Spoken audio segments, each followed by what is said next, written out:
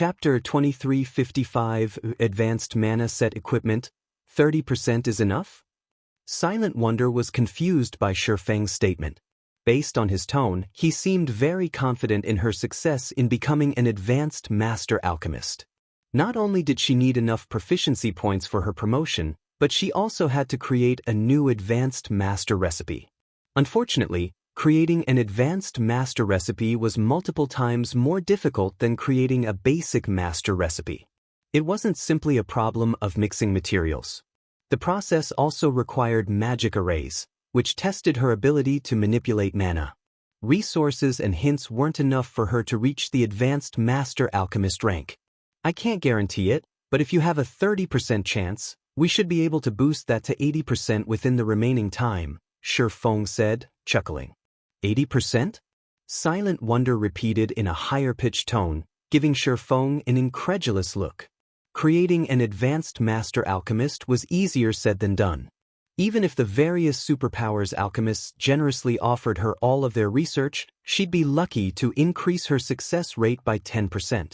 Yet, Shifeng insisted that he could help raise her success rate by a whopping 50%. If God's Domain's various master alchemists heard this, they'd laugh at Shifeng for being an ignorant fool and a layman. However, Shifeng was no noob when it came to lifestyle classes. He was a bona fide intermediate master forger, after all, an existence that stood at the apex of God's Domain's forging industry. He was also one of the first players to become a master lifestyle player in God's Domain. There were less than a handful of people who could claim they understood lifestyle classes better than Shifeng in the Candlelight trading firm. You'll understand when the time comes. For now, head to the research workshop and study the Droplet of Life recipe. If you can master that recipe, it'll definitely help you to create an advanced master recipe, Shifeng said, ending the conversation rather than elaborate. The secret regarding the Primal Void Stone was too important. If information about the stones leaked, it would cause a huge commotion in God's Domain.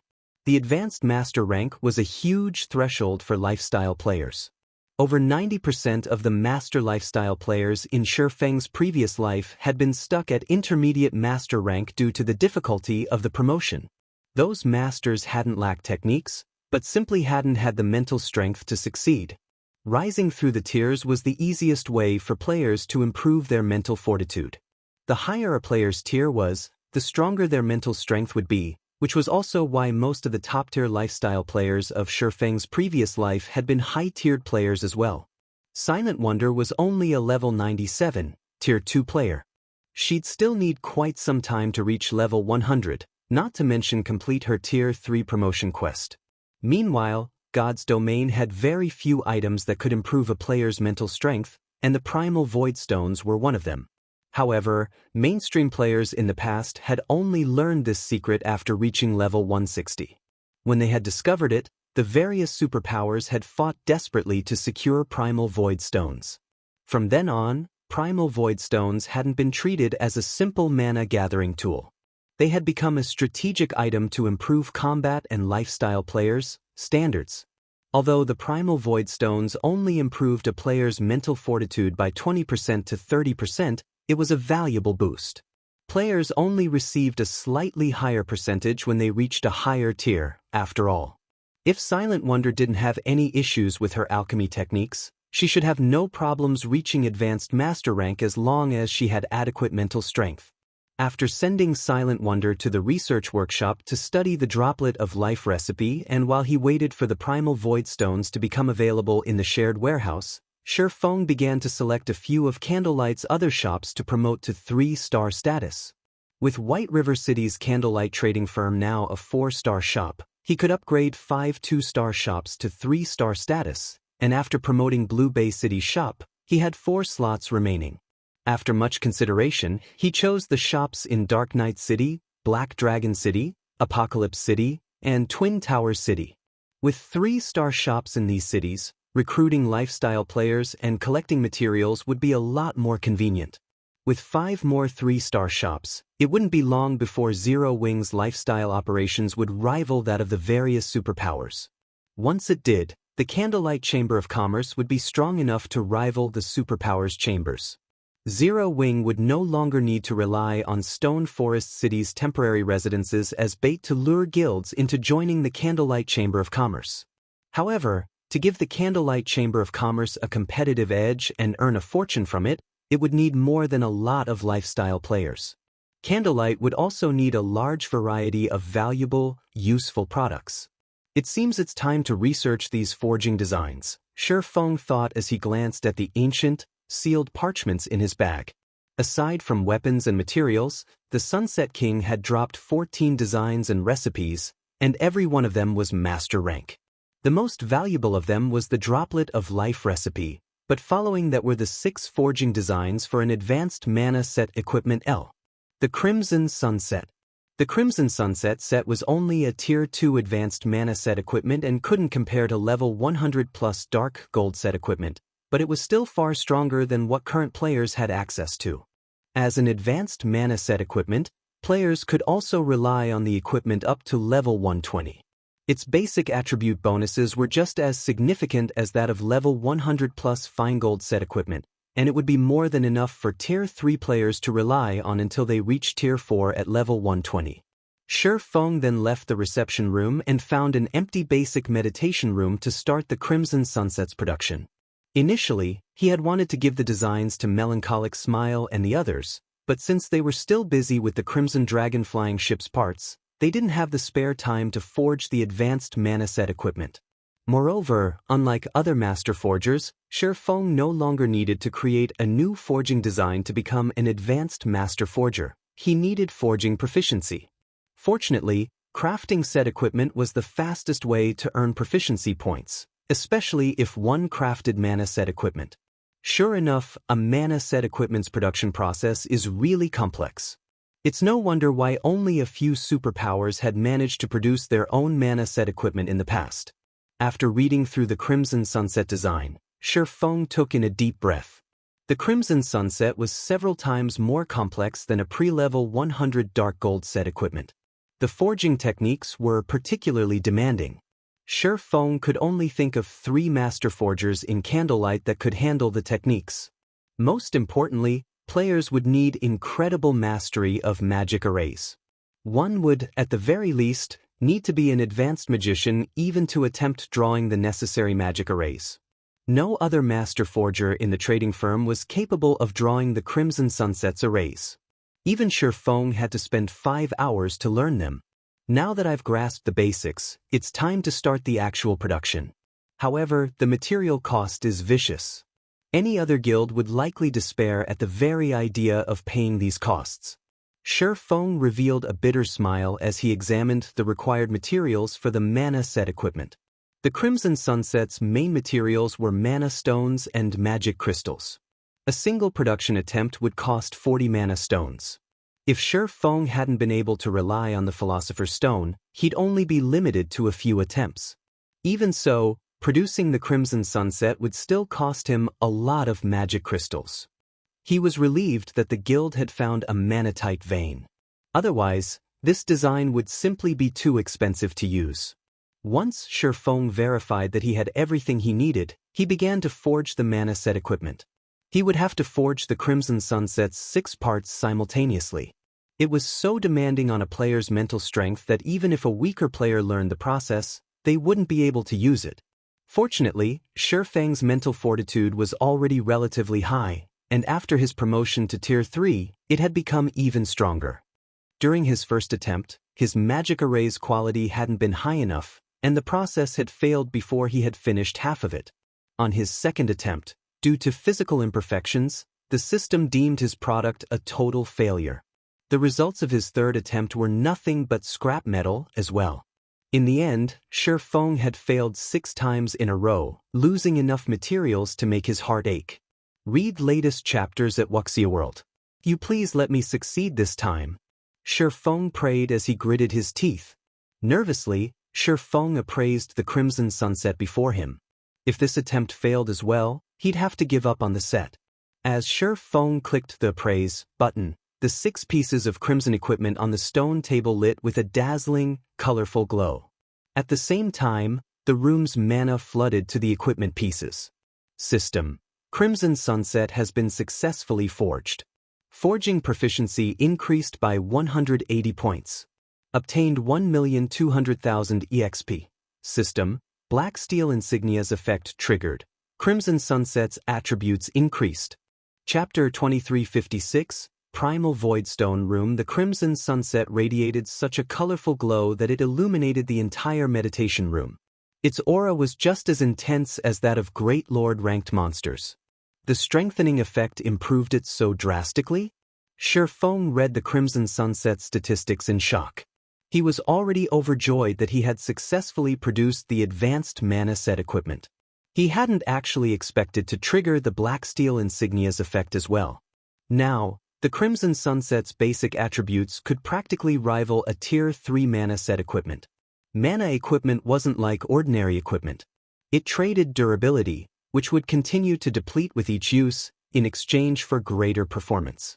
Because of this, players could exhibit extraordinary strength with mana equipment. If a level 100, Tier 2 Expert wore Tier 2 Advanced Mana Set equipment, they could solo a level 100 High Lord. Normally, a Tier 2 Expert couldn't even solo a level 100 Lord and would need a full party to take one down. This was why Shifeng was so determined to produce the Crimson Sunset. Zero Wing already had an adequate number of peak combatants, but when it came to lower-grade experts, the guild was no match for the various superpowers. If he could arm Zero Wing's core experts with the Crimson Sunset, their combat power would undergo a qualitative transformation, and they'd only be weaker than true Tier 3 experts. Now that he had the experience of producing the Crimson Sunset, Shifeng began to mass-produce the mana set equipment. His production success rate was still quite low, but one Crimson Sunset would instantly arm Zero Wing with a Tier 2 expert that had the combat power to rival peak experts. Not even the various superpowers were capable of accomplishing this feat. Furthermore, the Crimson Sunset would be immensely helpful to players when they challenged their Tier 3 promotion quests. Following which, Shifeng forged 22 Crimson Sunsets, only stopping when he received a message from Melancholic Smile. She had contacted him to inform him that the second batch of Primal Voidstones had been retrieved from the shared warehouse. Blue Bay City's members had also added the third batch to the shared warehouse. They're finally here. After reading Melancholic Smile's message, Shifeng decided to take a break from the Crimson Sunset's production for now. It took 24 hours to transfer items through the shared warehouse. Although the shared warehouse could only hold 200 Primal Voidstones at a time, it was the most convenient method for transferring non-bag space items that Zero Wing had right now. If he had to rely on the Crimson Dragon flying ship, it would take more than 24 hours to receive a shipment from Blue Bay City. With 2 transfer cycles, White River City's Candlelight trading firm had 400 Primal Voidstones in stock. Although 400 Primal Voidstones were far from enough to construct a building, they'd be more than enough to build a small room. A small room might not be useful for combat players, but it would be for lifestyle players. They didn't need a lot of workspace after all. Shifeng then contacted Melancholic Smile and had her deliver the Primal Voidstones to one of the small reception rooms on the top floor, and he began to modify the room. Shops in NPC cities had fixed layouts for their workshops, and players weren't allowed to modify them, but the reception rooms and offices were a different story. Since these rooms didn't have a specific function, players could modify them as they wished. To protect the Primal Voidstone's secret, Shifeng saw to the modifications himself. Fortunately, one didn't need to be an architect to complete the task. Finally, after more than a dozen hours of work, Shifeng had replaced the walls, ceiling, and floor with Primal Voidstones, spending 376 stones in total. If Sind Heart saw the room, he'd have a heart attack. If they had sold those stones, they would have earned nearly 20,000 gold. Even the various superpowers would find a 20,000 gold modification to a small reception room to be a stroke of madness. And yet, Shifeng wasn't satisfied. He also set up a mana-gathering magic array within the room, increasing the room's mana density even further. Combined with the Primal Voidstone's mana-gathering properties, the mana in the small reception room was only slightly less dense than in the research workshop. These Primal Voidstones are amazing. This is only a small room, yet it can improve a player's mental strength by 20%. If I construct an entire building, I can likely increase that boost to 30%, Feng thought as he sensed the improvement to his mental fortitude. If he could train in such an environment, he might even be able to execute a perfect lightning flash, even if he were still at Tier 2. The Primal Void Stones were far more effective than he had expected. Tools that could improve a player's mental strength by 10% in God's domain already sold for astronomical amounts of money. One might not even be able to exchange a fragmented legendary item for such a tool. However, a Primal Void Stone room could improve a player's mental strength by 20%. Feng finally realized why the various superpowers in the past had reserved their Primal Void Stone houses for their own use, refusing to rent them to outsiders. Once he was satisfied, Feng contacted Silent Wonder and requested her presence. Silent Wonder had a huge headache from trying to create her new potion, having reached a bottleneck. She wanted nothing more than to spend the 48-hour day in the research workshop, but upon receiving Feng's order, she had no choice but to set aside her research and begrudgingly visit the small reception room in question. Guild leader, this room. After a moment in the small reception room, she was stunned by the sensation of it. Silent Wonder hadn't felt anything in particular when she had first entered the room. She had merely felt a refreshing coolness spread throughout her body, but after 5 seconds, she noticed that her mind was far clearer than before. In addition, her physical control and mana had increased substantially. "It's not bad, right?" Feng asked, chuckling at Silent Wonder's shocked expression. "The research workshop can only provide a rough guideline. You'll have to figure out the details on your own. Meanwhile, this room will help improve your control. You can spend time here to learn the techniques and concepts you've struggled with. With this environment, your chances of creating a new recipe should rise to 70% or 80%, right? The room is simply magical. Forget 80%. I'm sure I can create a new recipe if I work in here for the next 4 or 5 days." Silent Wonder excitedly and confidently exclaimed. While in this room, she could finally understand some of the aspects of the droplet of life recipe that had confused her. Moreover, the advanced magic arrays she had struggled with no longer seemed difficult. She was 90% sure that she could draw the necessary arrays to produce the droplet of life now. "Good. I'll have Melancholic send some alchemy tools up in a moment. If you come across anything you can't figure out in the research workshop, you can come here to figure it out," Feng said, not surprised in the least by Silent Wonder's declaration. A room of Primal Void Stones would even be useful to Grandmaster Lifestyle players, not to mention Master Lifestyle players. With Silent Wonder's talents, it'd be a joke if she couldn't become an advanced Master Alchemist with the help of this room. Once she had everything she needed, Feng stopped bothering Silent Wonder and returned to his own basic meditation room to continue his work with the Crimson Sunset Mana set equipment. Read latest chapters at Wuxia World. EU. With access to the Primal Void Stone rooms, Silent Wonder completed her promotion to Advanced Master rank in 4 days, becoming the first Advanced Master Lifestyle player in the Candlelight trading firm. Meanwhile, Feng worked arduously for 5 straight days, leveling up from 103 to 104. His leveling speed was absurdly fast for someone of his level. He had also produced 86 Crimson Sunsets, although he had blown through all of Zero Wing's stockpiled magic crystals. While he'd been busy, Fire Dance, Gentle Snow, Violet Cloud, and Aqua Rose had returned from the Tower of 4 Gods, all 4 now at level 100. Feng instructed the 4 women to learn a bronze combat technique using the Ocean Barrier Stones before he sent them off to challenge their Tier 3 promotion quests. "Guild leader, Azure's people have arrived. They say they're here to take me to the competition venue." Silent Wonder suddenly contacted Feng to inform him. "They're here?" Feng set his tools down. Nodding, he continued, "I'll go with you." Chapter 2357_equipment upgraded. "You're coming too, Guild leader?" Silent Wonder asked, a hint of excitement in her voice. Feng was Zero Wing's guild leader. He had many things he needed to do every day. She had thought the guild would, at most, send a guild elder or vice guild leader as a show of support for the Azure Chamber of Commerce's competition. She had never thought Feng would want to make the trip himself. Azure has the ability to travel between God's domain's main continents. This is a good opportunity to investigate the situation on the Western continent, Shi Feng said, nodding. The planar passage's activation provided the major powers an opportunity to obtain more resources, but compared to what one could gain from another main continent, the other worlds offered scrap. This was especially true regarding the main continent's merchandise. Reselling such items could offer significant profits. This was also why so many superpowers were so desperate to join the Azure Chamber of Commerce. Azure was one of the few powers in God's domain with the ability to travel between the main continents.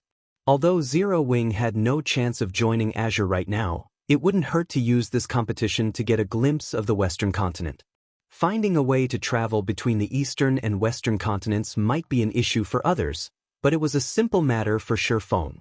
Zero Wing severely lacked funds for many of the guild's needs, especially the development of Zero Wing's territory in the Cold Spring Canyon. As soon as the guild began to develop the area, it would become a bottomless pit that endlessly devoured coins and resources. If Zero Wing relied on Candlelight's current income, it would take a very long time to develop the territory properly. The best solution Shi Feng could come up with was to resell Zero Wing's merchandise on the Western continent.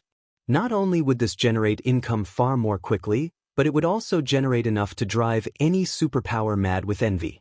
I'll take care of the necessary preparations, then. Naturally, Silent Wonder was overjoyed that Shi Feng wanted to attend the competition with her, and she immediately left to prepare what she'd need for the competition. "All right. Come see me later and collect some equipment," Shi Feng said.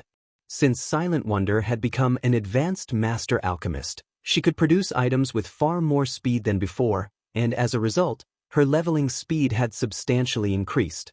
In fact, she had already reached level 99. However, her equipment was still average at best. She wasn't even wearing full level 95 equipment. Although Azure's internal competition was a personal affair, Silent Wonder was still a member of Zero Wing. If the Chamber's representatives saw her current equipment, Zero Wing would become a laughingstock. Equipment? When Silent Wonder took a look at her own equipment, she was a little ashamed. Her equipment was pretty shabby. More than half of the items she wore was level 90 equipment, and the few level 95 pieces she had were only secret silver rank. Her equipment might be excellent for ordinary expert players, but she was Candlelight's chief alchemist. For someone of her status, equipment of such quality was like wearing a pauper's rags. After all, the items in Zero Wing's guild warehouse were available to Candlelight's lifestyle players as well. However, to increase her development as an alchemist, she had spent almost all of her GCPs on rare materials. Once Silent Wonder collected her alchemy tools and materials, she promptly made her way to the basic meditation room Shi Feng occupied. As she entered the room, Shi Feng gestured to the strengthened crimson sunset on the stone table and said, "Here, give this a try." Since the crimson sunset was basically made of mana stones and magic crystals, it wasn't restricted to a particular class. Once equipped, the set's attributes would automatically adjust to its wearer. This was one of the benefits of mana set equipment. A Tier 2 advanced mana set equipment? Silent Wonder was stunned after inspecting the crimson sunset.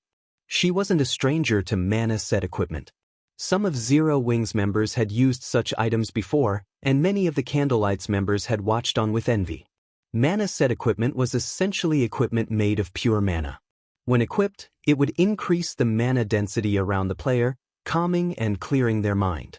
However, mana set equipment was incredibly rare. The guild didn't have enough to allow its members to purchase it with GCPs. And yet, Shi Feng was giving her own mana set equipment. Moreover, this wasn't any ordinary mana set equipment. It was a 6-piece, Tier 2 advanced mana set equipment. At this stage of the game, not even the various superpowers likely had such a set. Guild leader, this is too precious. I'm only an alchemist. Giving this crimson sunset to me would be a waste. It'd be better if someone else in the guild used it, Silent Wonder said, refusing Shi Feng's generosity. If Shi Feng had merely offered her level 95 dark gold equipment, it wouldn't be a major issue since it wouldn't be helpful for very long, but that wasn't the case for the Crimson Sunset. A player could rely on the Crimson Sunset until they reached level 120. A lifestyle player like her wouldn't be able to make full use of the set equipment. You're our guild's chief alchemist. I can afford to give you such equipment, Shi Feng said, chuckling. He then pointed to the pile of equipment in a corner of the room and continued, moreover, our guild has plenty of these sets. Plenty? At first, Silent Wonder was confused, but when she turned to look where Shi Feng had pointed, she gaped in shock. More than 20 sets of equipment sat in a pile on a massive stone table in the corner of the room. Every one of those sets looked just like the crimson sunset before her. Alright, hurry up and equip it. If we waste any more time, Azure's people will likely grow impatient, Shi Feng reminded her when he saw her in a daze. Suddenly, Silent Wonder realized that she didn't understand her guild as well as she had thought. First, he had handed her the droplet of life recipe, and then, Shi Feng had shown her that strange reception room. Now, she learned that the guild had a pile of Tier 2 advanced mana set equipment. However, Silent Wonder didn't give the matter much thought. Since Shi Feng insisted, she stopped hesitating and equipped the Crimson Sunset he offered. In seconds, Silent Wonder transformed from a cold, workaholic beauty into a charming, graceful which surrounded by a layer of dense mana. The crimson robes radiated a faint, bloody mist that gave Silent Wonder a wicked feeling. Wearing the Crimson Sunset, she looked like a completely different person. Once they were ready, Shi Feng and Silent Wonder quickly made their way to White River City's teleportation hall. After arriving at the teleportation hall, they headed toward one of the advanced restaurants located on the second floor. As they entered the restaurant, a level 100 Guardian Knight moved forward to greet Silent Wonder. He looked to be in his early 30s and wore 4 pieces of epic equipment. The Guardian Knight's weakest piece of equipment was even level 95 fine gold rank. Every one of the man's movements seemed natural and weightless. From what Shi Feng could tell, this Guardian Knight should only be slightly weaker than Yan Tianxing. Long time no see, Second Miss. The Guardian Knight respectfully greeted Silent Wonder. Cloud? Why are you here? Silent Wonder was a little surprised to see this Guardian Knight, Cloud Hunter. I thought you've been managing one of the branch guild on the Western continent. Has something happened to it? The family's branch guild is fine. The old master was simply worried that you might encounter some problems during your trip, so he sent me to escort you, Cloud Hunter said, shaking his head. He then turned to Shi Feng, who stood behind Silent Wonder, and said, however, it seems you would have been safe without me. Read latest chapters at Wuxia World. You grandpa is being too cautious. They wouldn't dare move against me during such a crucial time, Silent Wonder said, not feeling surprised by the arrangement in the least. In a slightly prideful tone, she continued, allow me to introduce you. This is my guild leader, Black Flame. Not only is he an intermediate master forger, but he's also Starmoon Kingdom's #1 expert. He's even slain Warblood's commander. If those people dare to attack, they'll find that they've only made a one-way trip. The old master simply wants to ensure your safety. After all, the boundary space we're heading to is the Dark Hills. Azure has stationed some people in the area, but it won't stop anyone with ill intentions, Cloud Hunter said. I understand. Let's set up. Silent Wonder nodded. She understood how special an area the Dark Hills was, but Shi Feng was a Tier 3 player. Anyone that tried to ambush them would be digging their own grave. Cloud Hunter said nothing more after witnessing Silent Wonder's nonchalant attitude. His task was simply to protect her. Following which, he led Silent Wonder and Shi Feng to the Fire Dragon Empire. Chapter 2358, Boundary Space Fire Dragon Empire, Fire Dragon City. 20 flashes illuminated in the city's teleportation hall. As these flashes faded, players in standardized equipment emerged from the array. The moment these players appeared, they attracted envious, odd looks from many of the building's other occupants. Even the lowest level player in the group was level 99 and wore standardized level 95 dark gold set equipment. Standardized dark gold set equipment couldn't compare to ordinary set equipment of the same level and rank, but its basic attributes were on par with level 95 dark gold equipment. At this stage of the game, most ordinary experts were stuck at level 95 and would be lucky if they had a full set of level 95 secret silver equipment. Not even large guilds' core experts dared to dream of wearing level 95 dark gold equipment.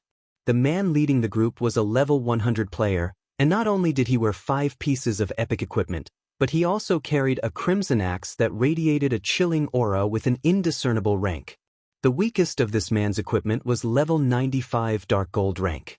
Even among such high-leveled and excellently geared players, he was conspicuous. While the crowd wondered who these players were, 2 level 99 players with dense life auras approached the group. These two were none other than Cold Memory and South Dream, whom Shifeng had met earlier. "Owl, you actually made a trip here?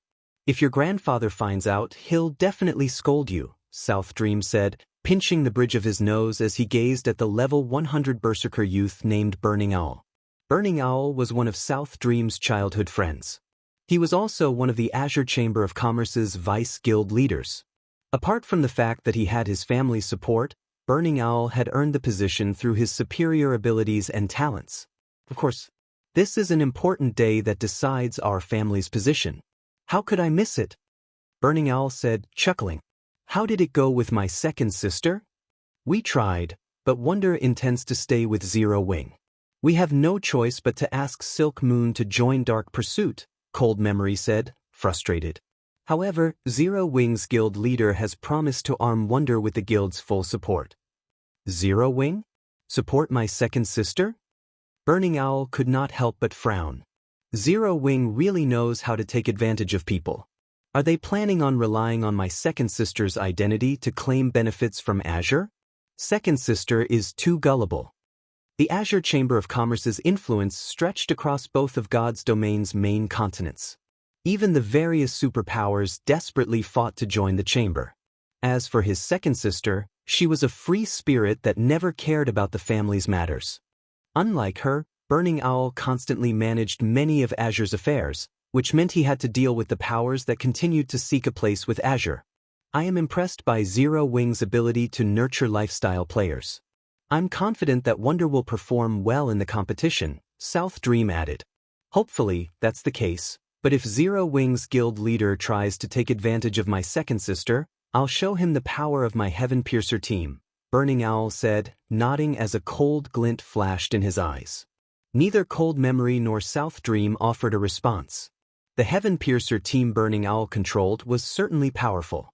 It might not have a lot of members, less than 50 in total, but every member was an expert among experts in the Azure Chamber of Commerce.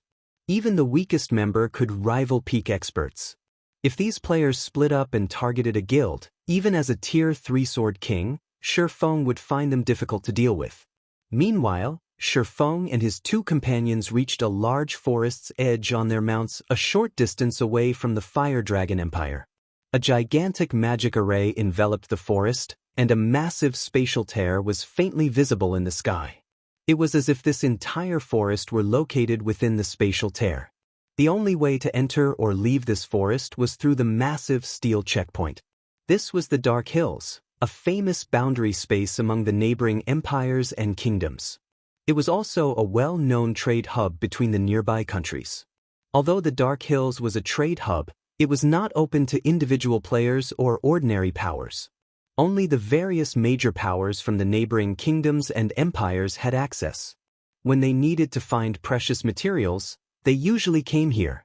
All trades in the Dark Hills were done through a bartering system. There were also large-scale player auctions from time to time, in which incomparably precious items would be sold. Most importantly, the Azure Chamber of Commerce controlled the Dark Hills. Occasionally, Azure would sell items that could only be found on the Western continent, which were very attractive to the various major powers. Azure's presence was the reason that the Dark Hills had become such a famous trade hub. A large number of players stood in line for the checkpoint, with many of them driving carriages filled with non-bag space items. They were all looking to trade their items in the Dark Hills. Due to Azure's forces at the checkpoint, none of these players dared to make a fuss as they waited. The Chamber of Commerce had stationed all sorts of war weapons and magic arrays at the checkpoint as well to secure its rule over the area, and a small army of experts had garrisoned in the Dark Hills. Not even an army of tens of thousands of experts could shake Azure's rule in the Dark Hills, much less a small team. After arriving, Shifeng's group quietly stood in line, waiting to enter the Dark Hills. It was a dozen minutes or so before they reached the steel gate, reinforced by a magic array. "Second Miss, Guild Leader Black Flame, please wait here for a moment. I'll handle the entry procedures," Cloud Hunter said before approaching the Azure members stationed at the gate. "You and Second Miss can go in," the robust man at the gate said after examining Cloud Hunter's proof of identity. He then pointed to Shifeng and said, "He must wait out here for now." "But my guild leader is coming with us," Silent Wonder explained. "This is a very important day. To maintain the peace, outsiders aren't allowed on the premises.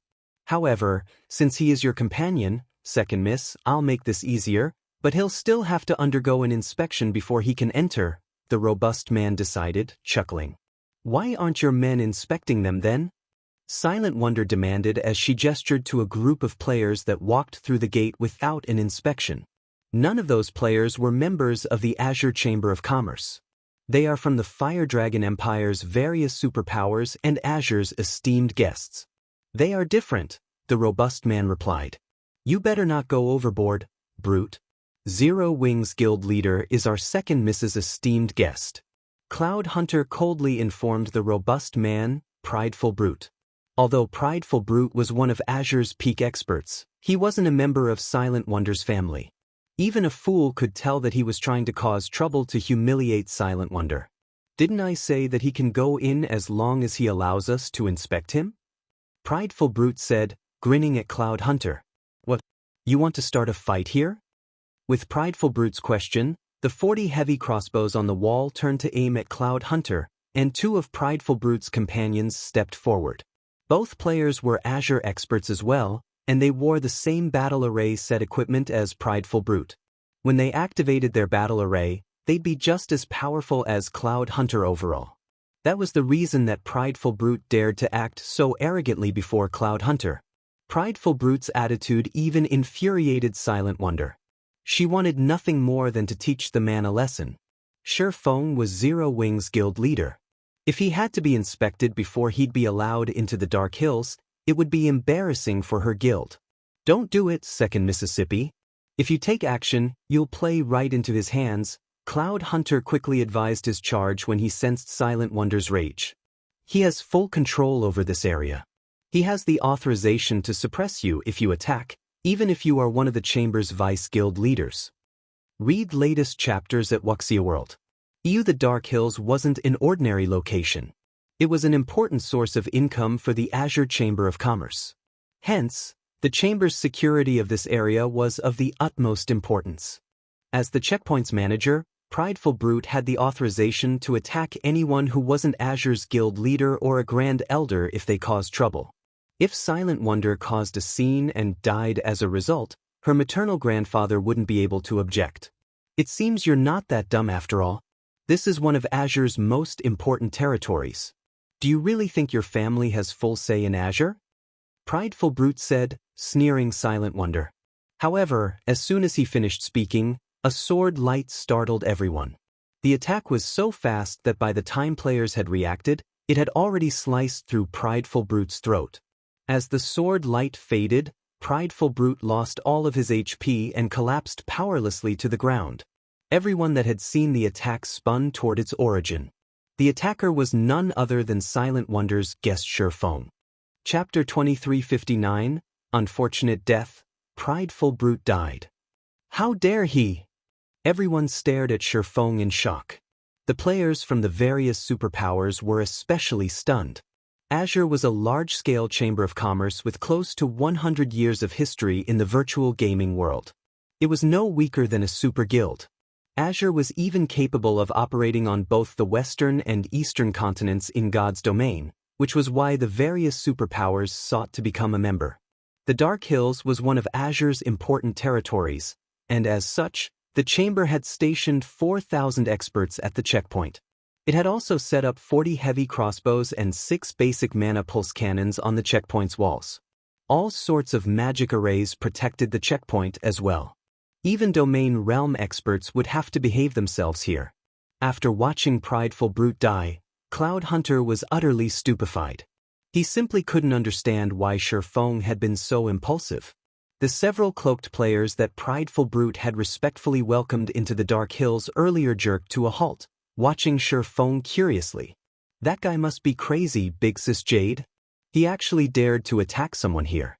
I doubt even the Long family's second miss can save him now, a blue-clad assassin youth said. Although the Long family was one of the Azure Chamber of Commerce's main shareholders, Silent Wonder didn't have a particular position or authority in the chamber. She could only rely on the Long family's old man for help. Prideful Brute, on the other hand, was one of Azure's upper echelons. Silent Wonder was lucky that he had shown her any respect. Now that the situation had devolved, Prideful Brute's faction wouldn't let this matter rest unless the Long family's old man made a personal appearance. Furthermore, magic arrays had been set up all over the Dark Hills checkpoint. Not only was all teleportation prohibited, but if Azure activated a magic barrier, Shifeng wouldn't have any hope of escaping physically. He wouldn't get away with a single death either. He's courageous, but it's a pity that his actions will only result in his death. He simply doesn't understand how strong superpowers are, the female berserker named Jade Bamboo said, a hint of admiration flashing in her eyes as she gazed at Shifeng. However, she quickly turned away from him to look at the refined middle-aged man above the checkpoint's gate. This middle-aged man was Hermit, one of the Azure Chamber of Commerce's old monsters and the Dark Hills protector. He ranked among the top of the Fire Dragon Empire's players. A domain realm expert wouldn't even have a chance to escape with their life from someone like Hermit, much less defeat the man. She suspected only the two Vice Alliance Masters or the Alliance Master from her Adventurer Alliance would have any hope of surviving a fight against Hermit. While Jade Bamboo watched, Hermit jumped down from the wall, landing before Shifeng's group. As he did, he earned horrified looks from the various superpowers experts. They looked as if they had seen a ghost. Even Cloud Hunter watched the older man seriously. "Elder Hermit, please don't misunderstand. This isn't what it looks like," Cloud Hunter hurriedly explained.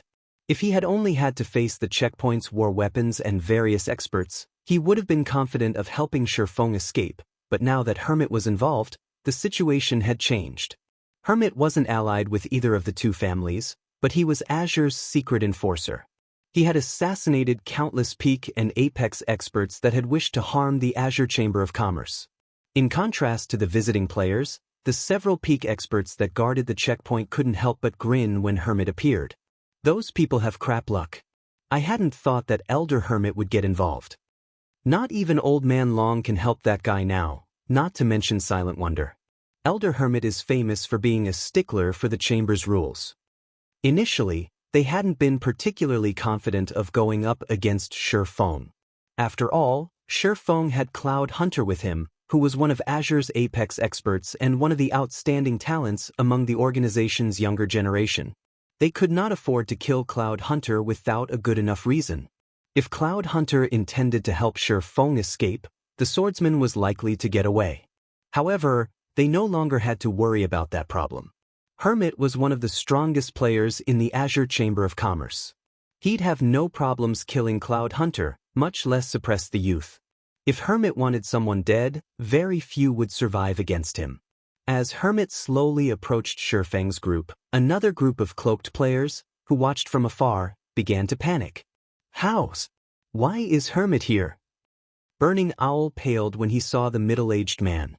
Doesn't he normally patrol inside the Dark Hills?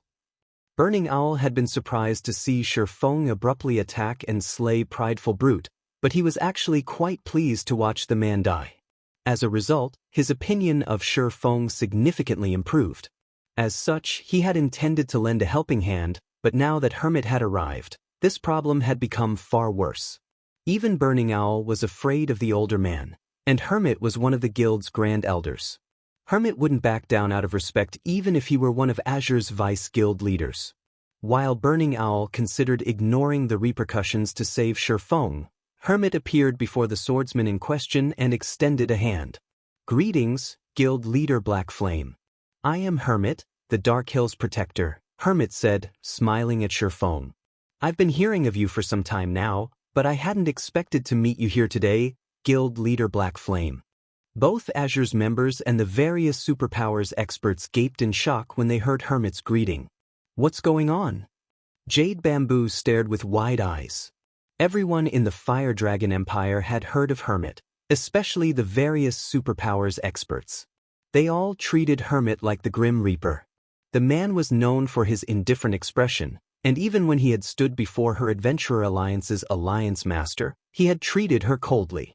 Now, however, Hermit welcomed Feng with a smile. It was unbelievable. Even Cloud Hunter and Burning Owl, who were both quite familiar with the middle-aged man, were utterly flabbergasted, their eyes nearly falling from their sockets. Was this really the Hermit they knew? Even stranger, Feng had just killed Prideful Brute in public. Prideful Brute had picked the fight, but he was still one of Azure's peak experts, and Feng had slain him as so many people watched. This would definitely damage Azure's reputation. Normally, Hermit wouldn't tolerate such an insult. Both Cloud Hunter and Burning Owl figured Feng would be lucky if Hermit decided to spare him. However, not only wasn't Hermit attacking the swordsman, but he had greeted Feng with a smile. You offer too much praise, Elder Hermit. I've heard a lot about you as well. I am here to accompany Silent Wonder and visit the Azure Chamber of Commerce, Feng politely responded. In reality, Hermit's behavior surprised even him. I see. The competition will begin soon. I'll have someone guide you and your group to the venue, Guild Leader Black Flame, Hermit said. He then instructed one of his subordinates to lead Feng's group through the gates. After watching the amicable conversation between Hermit and Feng, and Hermit's initiative to have someone lead Feng into the Dark Hills, everyone was utterly confused. Elder Hermit, that player hasn't been inspected. And he killed Prideful Brute. We cannot just let him get away with this. One of Azure's peak experts whispered to Hermit. Read latest chapters at Wuxia World. The other Azure experts nodded in agreement. However, they then felt an intense aura wash over them.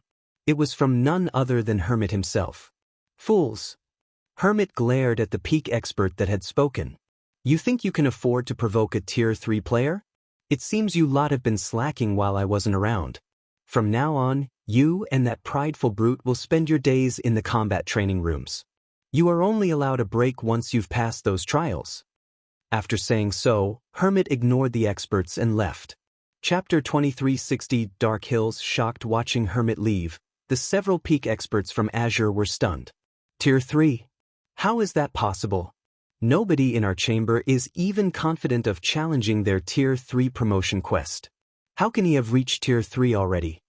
Tier 3 classes were no longer foreign to the various superpowers in God's domain, who knew very clearly how powerful a Tier 3 class was. It was not something that Tier 2 classes could go up against. Meanwhile, now that level 100 players had already appeared, the various superpowers had started researching the Tier 3 promotion quest. However, their findings indicated that the Tier 3 promotion quest was absurdly difficult. Ordinary experts could not hope to complete the quest as soon as they reached level 100. As for Peak and Apex experts, they faced an even greater challenge. After all, not only had they obtained excellent legacies, but they also had to challenge the highest difficulty promotion quest available in consideration of their future development. If they settled for a mediocre result, they would only be harming themselves in the long run.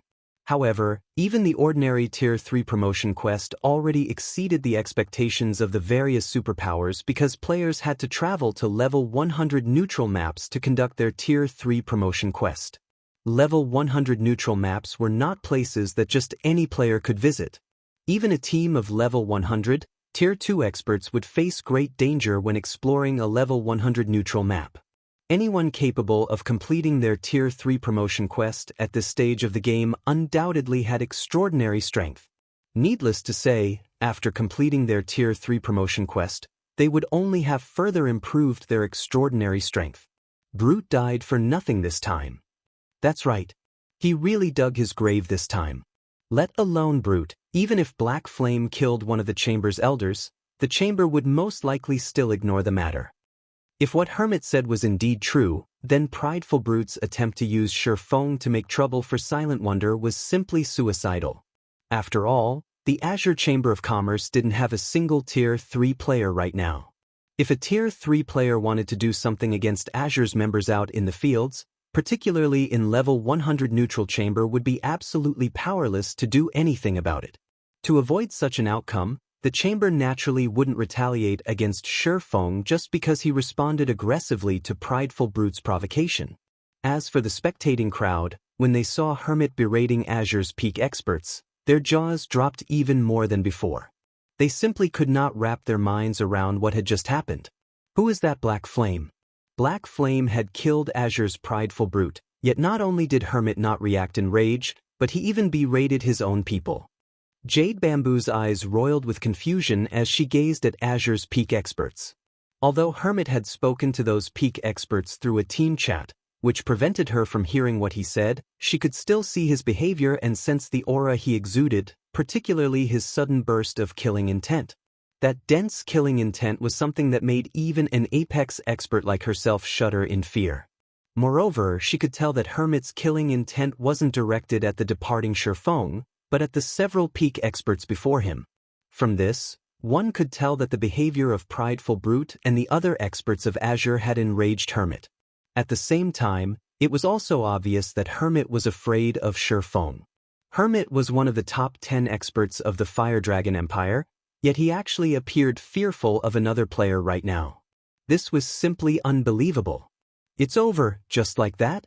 At this moment, Burning Owl, who stood a short distance away from the checkpoint, could not help his stupefaction when he saw Hermit walking away.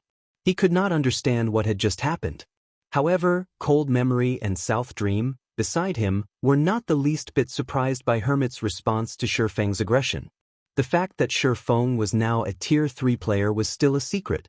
After the two of them found out about this, they had immediately reported the matter to their vice guild leader. Meanwhile, their vice guild leader had promptly issued a gag order on this secret. Although the two of them hadn't told anybody else, with Azure's discerning intelligence department, Hermit must have obtained word of it. Otherwise, he definitely wouldn't have let this matter rest so easily. After Shifeng and his companions entered the Dark Hills, they immediately felt a pleasant sensation enveloping their spirits. The Dark Hills was located within a sealed space. Not only was the mana density here considerably higher than that of the outside world, but there were also multiple teleportation gates to the cities of neutral races, which allowed human players to travel freely to those cities. Likewise, neutral players could teleport to the Dark Hills from their respective cities. Hence, the Dark Hills Demonstone Town became an excellent trade hub. The one downside was the ridiculously high cost of the teleportation gates. Each use cost 300 magic crystals, a price utterly beyond ordinary experts. Only major powers could tolerate it. Meanwhile, as Demonstone Town was only so large, in order to avoid overcrowding, Azure, the power that had captured it, had limited entry to members of the various major powers. However, even with this rule in place, Demonstone Town was still extremely crowded. One could see not only the experts of the Fire Dragon Empire's major powers but also many players belonging to various neutral races present. Many of these players were hawking their wares along the streets of the city. Some of the items were enough to tempt even Shifeng. The Demonstone Auction House, which was located at the town center, was the liveliest place in the entire town. It's no wonder so many powers were trying to enter this place back then. Shifeng sighed ruefully as he looked at the crowded auction house. Zero Wing City's auction house might be grand and majestic, but when comparing the quality of items available, Zero Wing City's auction house was leagues behind the Demonstone auction house. Every item sold in the Demonstone auction house was precious. One could buy even epic weapons and equipment here. Of course, as the Demonstone auction house only allowed bartering, it didn't matter even if players brought a ton of coins here.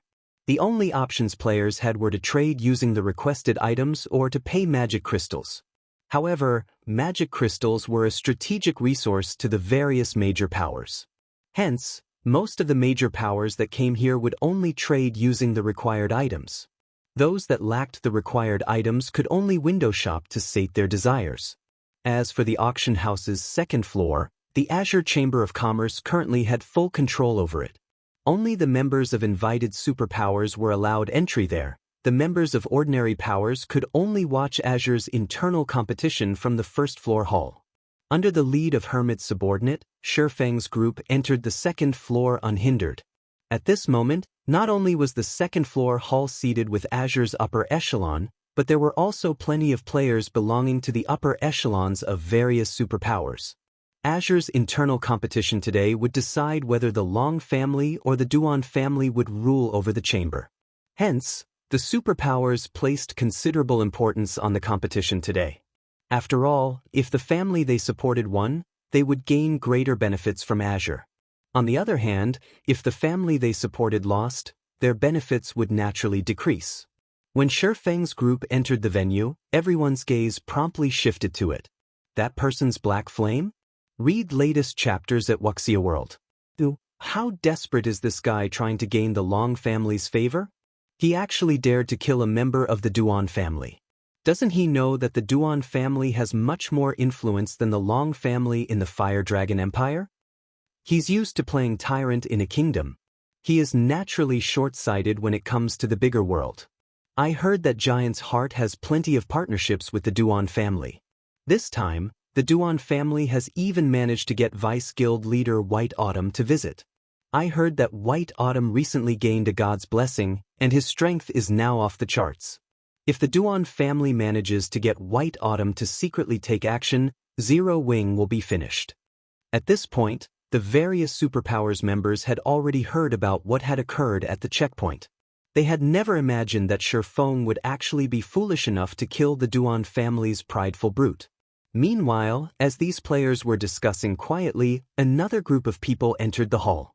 The moment these people arrived, everyone's attention immediately turned toward them. This was because the newcomers were none other than the Azure Chamber of Commerce's Duan family. Chapter 2361, Gathering of Bigshots. The Duan family had not sent a lot of people to this competition, only a dozen or so. Their number was far fewer than that of the various superpowers. However, when the attendees present saw the pale white, middle-aged man at the head of the group, they all revealed surprised expressions. The ice demon, Duan Hanshan. He actually came too. This is going to be interesting. The ice demon's combat standards are not the slightest bit inferior to Hermit's. In fact, he is even stronger than Hermit in a frontal confrontation. Moreover, unlike Hermit, who maintains a neutral stance in Azure, Duan Hanshan is famous for his partisanship. The faces of the various superpowers members shone with anticipation when they saw the man leading the Duan family's group. Duan Hanshan was the strongest person of the Duan family's second generation. His position in Azure rivaled that of the assassin Hermit. He had been fighting in the Western continent all this time, and his fame over there surpassed even Hermit's. Although Duan Hanshan was nicknamed the Ice Demon, his short temper was well known among the various superpowers. Meanwhile, after stepping into the hall, Duan Hanshan did not head toward the VIP seats. Instead, he walked up to Shifeng, the chilling aura he radiated making the various superpowers refinement realm experts shudder involuntarily. "You're that black flame that killed prideful brute at the checkpoint?" Duan Hanshan asked coldly as he glared at Shifeng. Upon hearing Duan Hanshan's question, everyone present revealed looks that suggested they had expected such a situation to arise. Although they were currently inside the auction house and within Azure's territory, Duan Hanshan would not care about etiquette. If Shifeng gave him an unsatisfactory reply, Duan Hanshan would definitely take action. "That's right. Do you have business with me?" Shifeng nodded, not evading Duan Hanshan's question at all. His nonchalant reply also made it seem as if the killing intent Duan Hanshan radiated was non-existent. Upon hearing Shifeng's words, everyone present gasped involuntarily. Is this guy nuts? He's still trying to act tough at this point? A blue-clad assassin youth, who was also in the second-floor hall, stared at Shifeng in shock. Duan Hanshan was known for being an unstoppable killing machine over in the Western continent. This was why he was nicknamed Ice Demon. Even the guild leaders of the various superpowers had to show respect when meeting him. Shifeng, however, behaved as if he had nothing to do with this matter. He probably doesn't know about the Ice Demon. After all, Zero Wing is developing in a small kingdom. It shouldn't know much about matters in the Western continent, said Jade Bamboo from beside the assassin youth. She, too, had been surprised at Shifeng's reply. However, now that he has spoken to Ice Demon that way, he's definitely doomed. Hermit maintained a neutral stance in the Azure Chamber of Commerce, so it was only normal for him to ignore the quarrels between the two main families and prioritize the chamber's benefits above all else. However, that was not the case for Duan Hanshan at all. Meanwhile, as soon as Shifeng finished speaking, Duan Hanshan's killing intent skyrocketed in intensity, putting a powerful pressure on the spectating crowd. Good. Young man, you're very brave. It seems that if I don't take some action in the Eastern continent, nobody will place the Azure Chamber of Commerce in their eyes in the future. Duan Hanshan exclaimed wrathfully. Mana started gathering around him, the ambient temperature plummeting. Black Flame is doomed now. At this moment, everyone understood that Duan Hanshan was thoroughly enraged. With this, even Silent Melody and Cloud Hunter would be powerless to save Black Flame. After all, quite a few of those standing behind Duan Hanshan were peak experts. They would have no problem holding Cloud Hunter back for a short period. However, just when everyone thought a battle would break out between Shifeng and Duan Hanshan, a deep and powerful voice echoed throughout the entire hall. Old Ice, are you planning on breaking the chamber's rules? When everyone turned to look at the origin of this voice, what they saw was a man in dark gray armor, who seemed to be in his early 50s. The aura this man radiated was not the slightest bit weaker than that of Duan Hanshan. It daunted the nearby refinement realm experts, deterring them from approaching him. Third uncle, why are you here? Silent Wonder asked in confusion when she saw this middle-aged man. This stalwart, middle-aged man was none other than Long Xianglong, one of the Long family's second-generation leaders. He was also one of Azure's Grand Elders and was Silent Wonder's third uncle. As Long Xianglong was addicted to improving his combat standards, he had not bothered himself with the chamber's matters in a very long time. Your father has some other matters to take care of and cannot attend this competition, so he asked me to come in his place, Long Xianglong said, a rare smile appearing on his face when he looked at Silent Wonder. He then turned to look at Duan Hanshan. Old Ice, Azure is holding an important competition here today. Are you still planning on taking action here? Or are you telling me that you've already forgotten about the chamber's rules? At Long Xianglong's words, Duan Hanshan's complexion darkened. Lunatic Long, I'll step back out of respect for you this time. However, if there is a next time, your people won't be as lucky, Duan Hanshan said. After glaring at Shifeng, he promptly turned around and left. Upon seeing this, Cloud Hunter breathed a deep sigh of relief. At the same time, he was also speechless at Shifeng's bravery. It was fortunate that Long Xianglong appeared.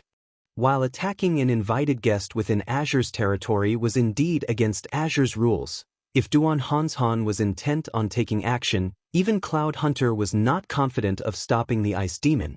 However, Long Xianglong was Duan Hanshan's equal in strength. Moreover, the rules were on Long Xianglong's side. If Duan Hanshan took action, he would definitely end up getting himself punished. After seeing Duan Hanshan leave, Long Xianglong turned his gaze away from the Ice Demon and walked up to Shifeng. Young man, you shouldn't act so impulsively next time. That old Ice Demon usually does whatever he wants, Long Xianglong admonished Shifeng slightly. Very quickly, however, he shifted his attention to Silent Wonder and said, Wonder, your grandfather has constantly been thinking about you. If not for the competition this time, he would have most likely called you back already. Once this competition is over, return with me. From the previous scene, Long Xianglong understood that Shifeng was a very impulsive person. If he allowed his niece to remain in Zero Wing, it would only be a matter of time before disaster befell her. Return? I wish to stay in Zero Wing and continue my development there. In any case, Owl and Big Sis Silk are more than enough to handle the chamber's affairs. It doesn't matter whether I return or not, Silent Wonder said, shaking her head. Moreover, I'm developing very well. Nonsense. Your talents are second only to Silk Moon's. It might be fine if it were before, but after this competition, the struggle between the two main families will come to an end. Regardless of today's outcome, you will receive the chamber's full support. At that time, your improvement speed will definitely exceed your current rate, Long Xianglong said as he glared in exasperation at Silent Wonder. The Azure Chamber of Commerce's resources far surpassed that of ordinary superpowers. The future Silent Wonder could have in Azure would be many times better than if she remained in Zero Wing. In fact, remaining in Zero Wing would be a complete and utter waste of her talents. Moreover, the Long family's third generation still needed some strong pillars to support it. Simply relying on Burning Owl and Silk Moon wouldn't be enough. Third uncle, I've already decided. Moreover, I feel that Zero Wing is quite good. Stop trying to persuade me, Silent Wonder said, shaking her head. She was determined to stick to her decision. Just as Long Xianglong was about to launch another round of persuasion, a fresh group of players arrived, inducing gasps throughout the hall. This was because these players were members of Giant's Heart, a superpower that had thoroughly shaken the foundations of the Fire Dragon Empire and was capable of contending against the Super Guild Pride Empire. In fact, when comparing them purely in terms of naval prowess, Giant's Heart was superior to Pride Empire. Read latest chapters at Wuxia World. EU nowadays, the various superpowers were placing extreme emphasis on their naval development. Since Giant's Heart possessed exceedingly great naval prowess, it had naturally become the target of partnership for many other superpowers. Meanwhile, the person leading Giant's Heart's group this time was none other than White Autumn, one of Giant's Heart's vice guild leaders, who was currently a megastar in the Fire Dragon Empire. At the same time, he was an existence that the various superpowers feared greatly because he had gained the sea god's blessing and possessed near unrivaled strength out at sea. During these past few days, White Autumn's existence alone had inflicted a lot of major losses on Pride Empire. When White Autumn entered the hall, the upper echelons of the various attending superpowers promptly surged forward to greet him. Azure's Duan Hanshan and Long Xianglong even took the initiative to greet White Autumn in an attempt to bridge the distance between Giant's Heart and the Azure Chamber of Commerce. However, after making small talk with the other attendees for a short time, White Autumn suddenly walked up to Shifeng. Greetings, Guild Leader Black Flame. I am White Autumn, one of Giant's Heart's vice guild leaders. I have heard a lot about you. I feel joyful that I finally get to meet you today. White Autumn greeted Shifeng in a very friendly manner. Chapter 2362, She's an advanced master alchemist too? Silence. For a time, everyone in the hall was stunned. White Autumn was one of Giant's Heart's vice guild leaders as well as one of the strongest individuals in the Fire Dragon Empire. After he obtained the sea god's blessing, his strength had further skyrocketed. Nowadays, he was an existence that even the guild leaders of the various superpowers wished to befriend. Now, however, White Autumn had actually taken the initiative to greet Shifeng. Let alone the various superpowers' upper echelons, even Long Xianglong and Duan Hanshan could not help looking confused at this scene. In their opinion, Shifeng was merely the guild leader of a pseudo-superpower. Even if Zero Wing had a lot of potential, it would still take a long time to become a superpower. Moreover, even if it eventually became a superpower, it still wouldn't warrant the attention of someone like White Autumn. Could that kid have some kind of relationship with Giant's Heart? Duan Hanshan guessed as he took in Shifeng's calm expression. White Autumn was an existence that even the Duan family fervently wished to befriend. After all, Giant's Heart possessed extraordinary strength out at sea. In the future, when the various powers of the two main continents interacted more frequently, maritime trade would be unavoidable. So, he still has such a backer. It's no wonder he paid no heed to Old Ice's questioning. Long Xianglong also started observing Shifeng. He had never thought that Shifeng would have such a connection. If Shifeng had Giant's Heart supporting him, with the Azure Chamber of Commerce's current attitude toward Giant's Heart, Duan Hanshan definitely wouldn't dare to casually take action against Shifeng. Although the ice demon was short-tempered, he was no fool. He knew when he should take action and when he should restrain himself. A short distance away, Jade Bamboo and the blue-clad assassin beside her were dazed for quite some time after seeing White Autumn greeting Shifeng. When they snapped out of their daze, however, realization immediately dawned upon them. Previously, they had been curious as to why Hermit had spared Shifeng so easily. Looking at it now, Hermit must have known about the relationship between Shifeng and Giant's Heart. Meanwhile, in response to White Autumn's greeting, Feng simply nodded and said, "Vice Guild Leader White, you're too courteous." In reality, Feng was also somewhat surprised that White Autumn had taken the initiative to greet him. After all, his current identity was Black Flame, not Yi Feng. Moreover, he had only helped White Autumn complete a quest and receive the Sea God's blessing. This amount of help should not warrant White Autumn's enthusiastic welcome. "Guild Leader Black Flame, I am not being courteous at all," White Autumn said, shaking his head. In a serious tone, he continued, "Currently, Giant's Heart has captured a relatively excellent town over at Dark Moon Lake, outside the Fire Dragon Empire. We wish to form a partnership with Zero Wing for this town. May I know if Guild Leader Black Flame is interested?" As soon as White Autumn finished speaking, gasps filled the hall once more. As for Long Xianglong and Duan Hanshan, they both gaped in shock at this scene, their minds blank with disbelief. The area around Dark Moon Lake was a fat piece of meat that many powers were eyeing. Not only was it a neutral map, but it was even connected to the sea, a location without many developmental restrictions. Dark Moon Town had the potential to become a large-scale port city. At that time, the income generated from the city would be several times higher than that from NPC port cities. Hence, many of the Fire Dragon Empire's superpowers had tried to capture Dark Moon Town. In the end, however, it was White Autumn who succeeded. Moreover, he had even served Pride Empire a huge loss while doing so. Now, however, White Autumn wanted to form a partnership with Feng. Dark Moon Town? Zero Wing is naturally very interested in this partnership, Feng said, although he, too, was very surprised by White Autumn's suggestion. Feng was relatively familiar with Dark Moon Town, or more precisely, with Dark Moon City. In his previous life, Dark Moon City had been the largest player-operated port city in the vicinity of the Fire Dragon Empire. It had practically been the lifeline linking the Fire Dragon Empire with the sea. The prices of the shops and lands inside Dark Moon City had rivaled even those of imperial capitals. Back then, Giant's Heart ruled over Dark Moon City as well, and countless powers wished to form a partnership with the guild. Unfortunately for them, very few powers actually succeeded. During the time Feng and White Autumn were hashing out the details of their partnership, everyone present was thoroughly stupefied, especially Duan Hanshan and Long Xianglong. Shock and confusion filled their hearts. They even wondered if they were dreaming. Who is he? The Fire Dragon Empire's various superpowers were desperately seeking to cooperate with Giant's Heart on Dark Moon Town. Now, however, White Autumn was proposing a partnership with Feng. This was simply absurd. Aside from Duan Hanshan and Long Xianglong, Burning Owl and Cold Memories Group were also astonished by this scene. "Big Sis, what kind of relationship does your guild have with Giant's Heart?" Burning Owl asked Silent Wonder.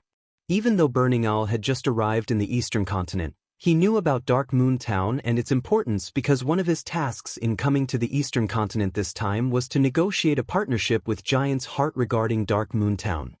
However, there were simply too many superpowers eyeing Dark Moon Town, so even with the Azure Chamber of Commerce's backing, he was not particularly confident in his chances.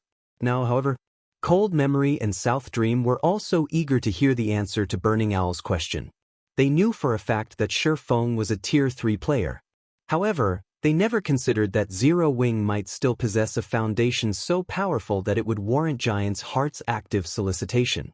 This was something even Dark Pursuit was incapable of accomplishing. I don't know either. Silent Wonder was also confused by this situation. Meanwhile, White Autumn himself paid no heed whatsoever to the shock everyone felt at his actions. He had personally witnessed Zero Wing's strength before, particularly its Crimson Dragon flying ship. The flying ship's performance exceeded his expectations entirely. Meanwhile, after seeing Feng now, he was even more certain that his decision to partner with Zero Wing was a wise one. Due to the Sea God's blessing, White Autumn's perception toward life aura and danger had improved significantly. When looking at Feng, he actually felt a deadly threat. Moreover, he could also tell that Feng's life aura was stronger than his own. The only explanation he could think of for this situation was that Feng was a Tier 3 player. In a period where none of the various superpowers possessed even one Tier 3 player, Zero Wing actually had two. He simply did not know what to say about this situation.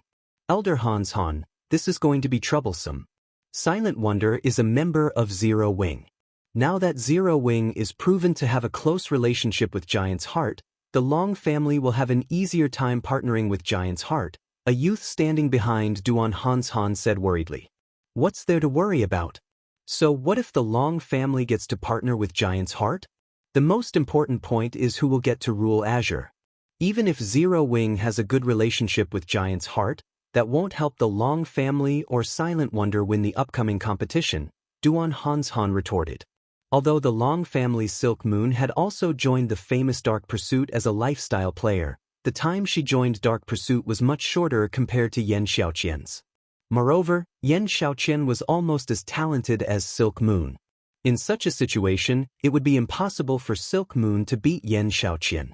While Duan Hans Han was saying so, another group of players arrived in the second-floor hall.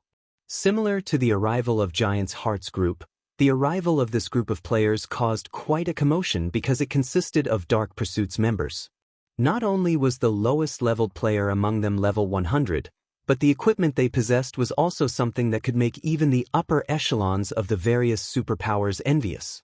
Of the dozen or so Dark Pursuit members that entered the hall, even the worst equipped among them had 3 pieces of epic equipment paired up with a 6-piece, level 95 Dark Gold set equipment. The most eye-catching among these players were undoubtedly the 2 heroic women walking in the lead. One of these women was Silk Moon, a cursemancer that possessed a mature and seductive charm. Silk Moon's appearance and figure were not the slightest bit inferior to Silent Wonder's. The other tall and graceful woman was Yan Xiaoqian. However, unlike Silk Moon's mature appearance, Yan Xiaoqian looked to be only 18 years old. Both women were actually geared in the Elven Light set, an 8-piece set of level 95 Dark Gold equipment, currently the best set equipment available for magical classes. The other pieces of equipment they wore were all epic rank. Amazing! Truly amazing! So, this is Dark Pursuit's foundations? The Elven Light set. Dark Pursuit is really going all out for the competition this time. It seems the winner of this competition is going to be one of these two. I know, right?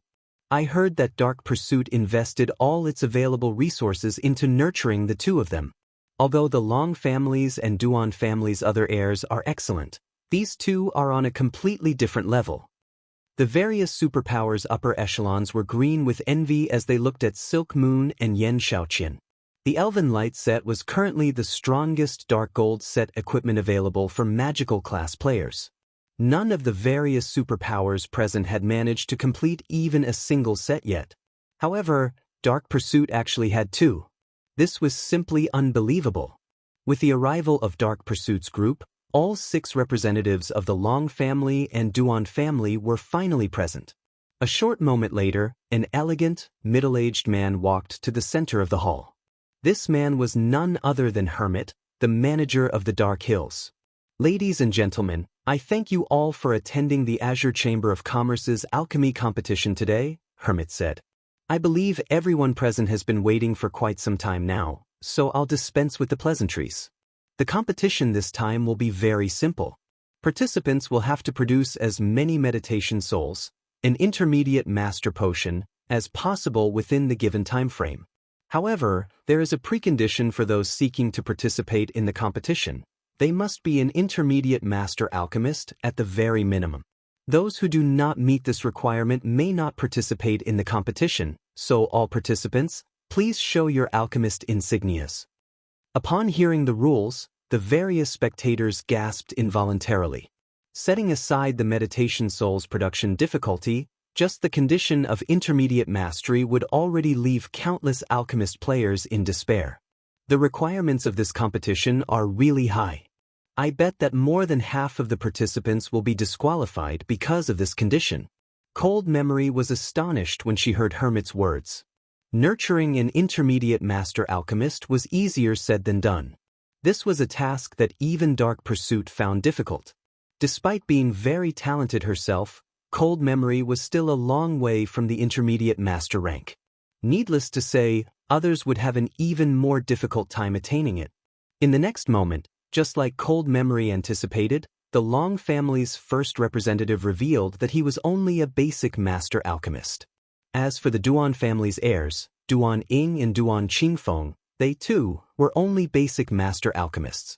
Although they would be extremely talented geniuses in the eyes of the various superpowers, they failed to meet the minimum requirement for participation in this competition. When it was Yan Xiaoqian's turn, she proudly took out an insignia with 3 silver moons. Upon seeing this insignia, the spectating crowd gasped in shock. Advanced Master rank. She's actually an advanced master alchemist. How is this possible?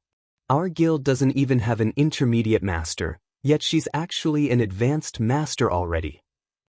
The various superpowers were filled with an indescribable sense of shock and envy at this scene. After all, the abilities an advanced master could exhibit were far greater than those of an intermediate master. Furthermore, an advanced master could produce advanced master potions, which would be extremely useful when exploring new maps in the future.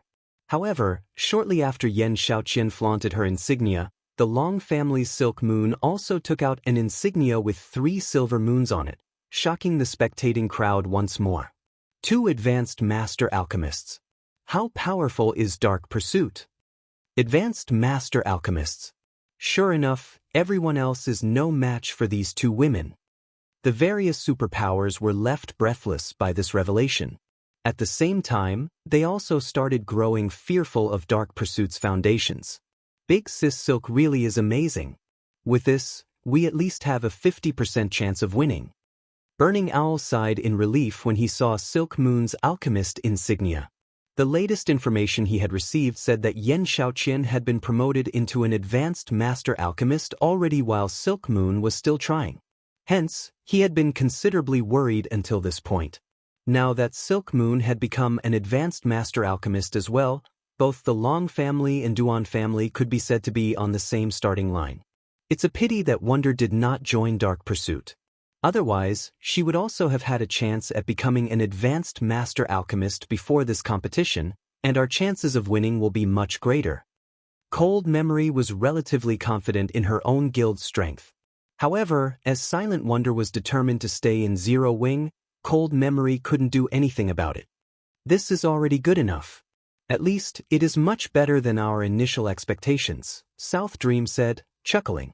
Read latest chapters at Wuxia World. You she caught up? Yan Xiaoqian reflexively took an extra glance at Silk Moon. She had never thought that Silk Moon would actually succeed in catching up with her. While everyone was wondering who between Yan Xiaoqian or Silk Moon would win this competition, Silent Wonder also took out an alchemist insignia with 3 silver moons on it from her bag. Impossible! She's an advanced master alchemist too? Chapter 2363. Shocking. The venue silence filled the competition venue as everyone stared at Silent Wonder's Triple Moon Alchemist insignia. They could all understand Silk Moon and Yan Xiaoqian becoming advanced master alchemists, but none of them could fathom out Silent Wonder had become one as well. It wasn't easy to reach advanced master rank. Even now, very few of God's domain's superpowers had successfully nurtured an advanced master alchemist, yet Zero Wing had. It was utterly unbelievable. How is this possible? Cold Memory was shocked to see Silent Wonder's advanced master alchemist insignia. How has she been promoted so quickly? Completing the requirements to become an advanced master alchemist was easier said than done. Aside from talent, the rare resources required for research and experimentation were more than enough to give any superpower a huge headache. Dark Pursuit had only been able to supply these resources due to its control in the Moon God's world and access to precious alchemical resources. This was why Cold Memory was so confident in Dark Pursuit's ability to nurture advanced master alchemists. Any other superpower would likely run out of materials before one of its alchemists could reach advanced master rank. Zero Wing had the research workshop, but that only provided guidelines to assist the guild's lifestyle players. In doing so, it would only slightly reduce the amount of materials one would need for their experiments. Moreover, Silent Wonder had been some time away from reaching advanced master rank during their last meeting. She hadn't progressed as far as Silk Moon and Yan Xiaoqian, who had stood before the threshold to advanced master rank. Even as talented as Silent Wonder was, she should have needed another fortnight to complete her promotion, yet she had caught up with Silk Moon and Yen Xiaoqian in less than a week. Cold memory couldn't imagine how Zero Wing had helped her accomplish the feat. Even Silk Moon and Yen Xiaoqian, who stood beside Silent Wonder, were astonished. Little sis actually succeeded? Silk Moon could not help but glance at Shifeng, who watched from the spectator stands, with a soft smile.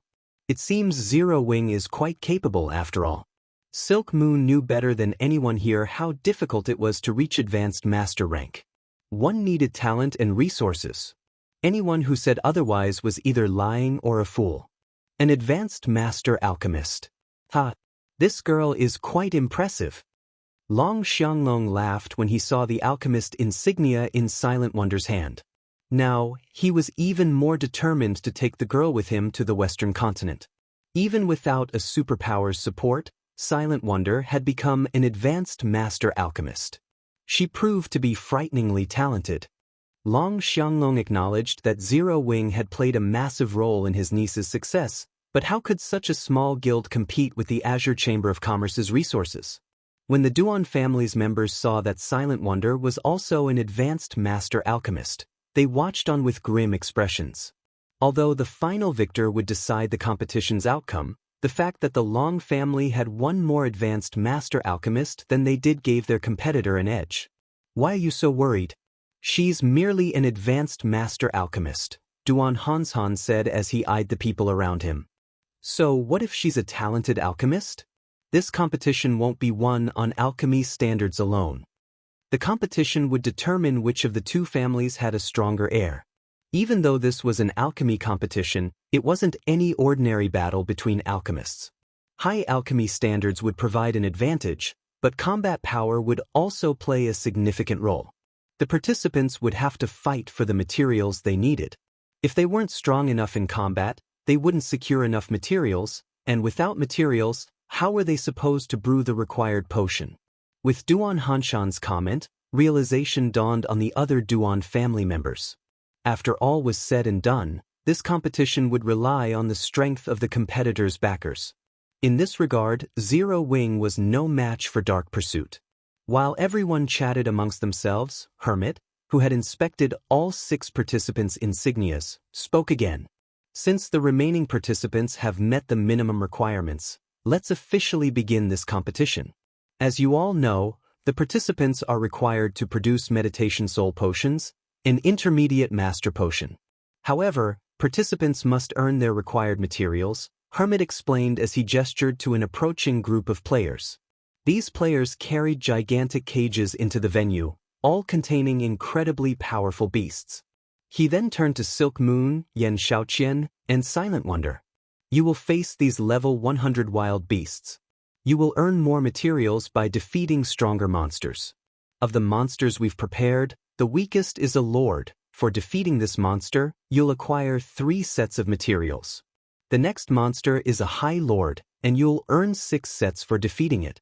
You will not be required to defeat the level 100 Great Lord, but if you survive against it for 10 minutes, you'll receive 10 sets of materials. If you survive for 10 minutes against the level 100 Grand Lord, you'll receive 20 sets of materials. However, you will only have one chance to challenge a monster, so choose wisely. As Hermit finished his explanation, a commotion erupted in the venue. The Azure Chamber of Commerce is so generous. It's captured so many level 100 wild beasts. Crap, isn't this challenge a little too difficult?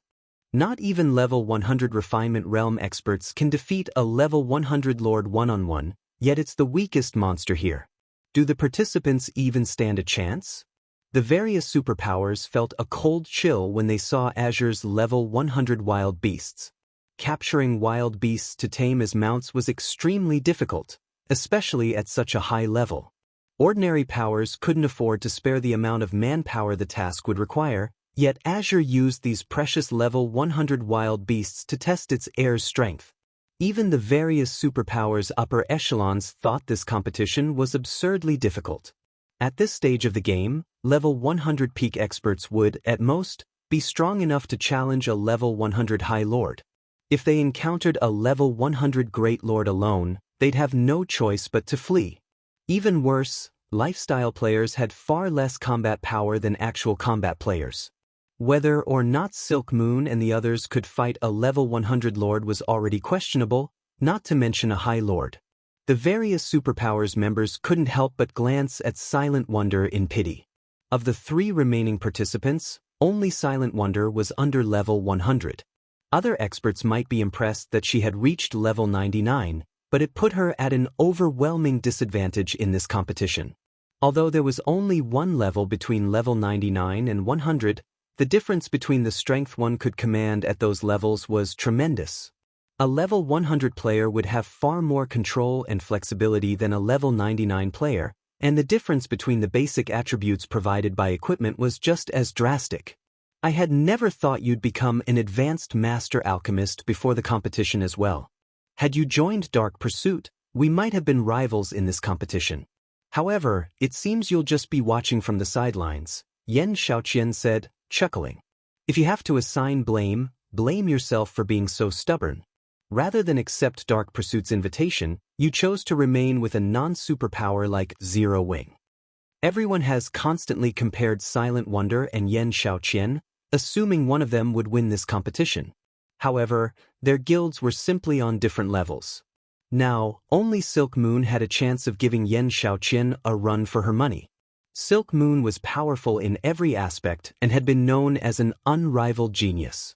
Unfortunately, she had become quite strange after surviving an illness a few years ago. Now, Yan Xiaoqian didn't even think of Silk Moon as a competitor. Cold Memory and South Dream watched the 3 participants, frustrated. They had thought Silent Wonder had a significantly higher chance of winning now that she had become an advanced master alchemist, but even they would struggle in this competition, not to mention Silent Wonder. Pick a difficulty. Remember, you only have one opportunity. You won't get a second chance, Hermit told the 3 young women before him. This trial wasn't a simple test of strength, it would also test the participants' understanding of their strength. I choose the High Lord, Silk Moon said after giving the matter some thought. I choose the High Lord as well, Yan Xiaoqian said without hesitation.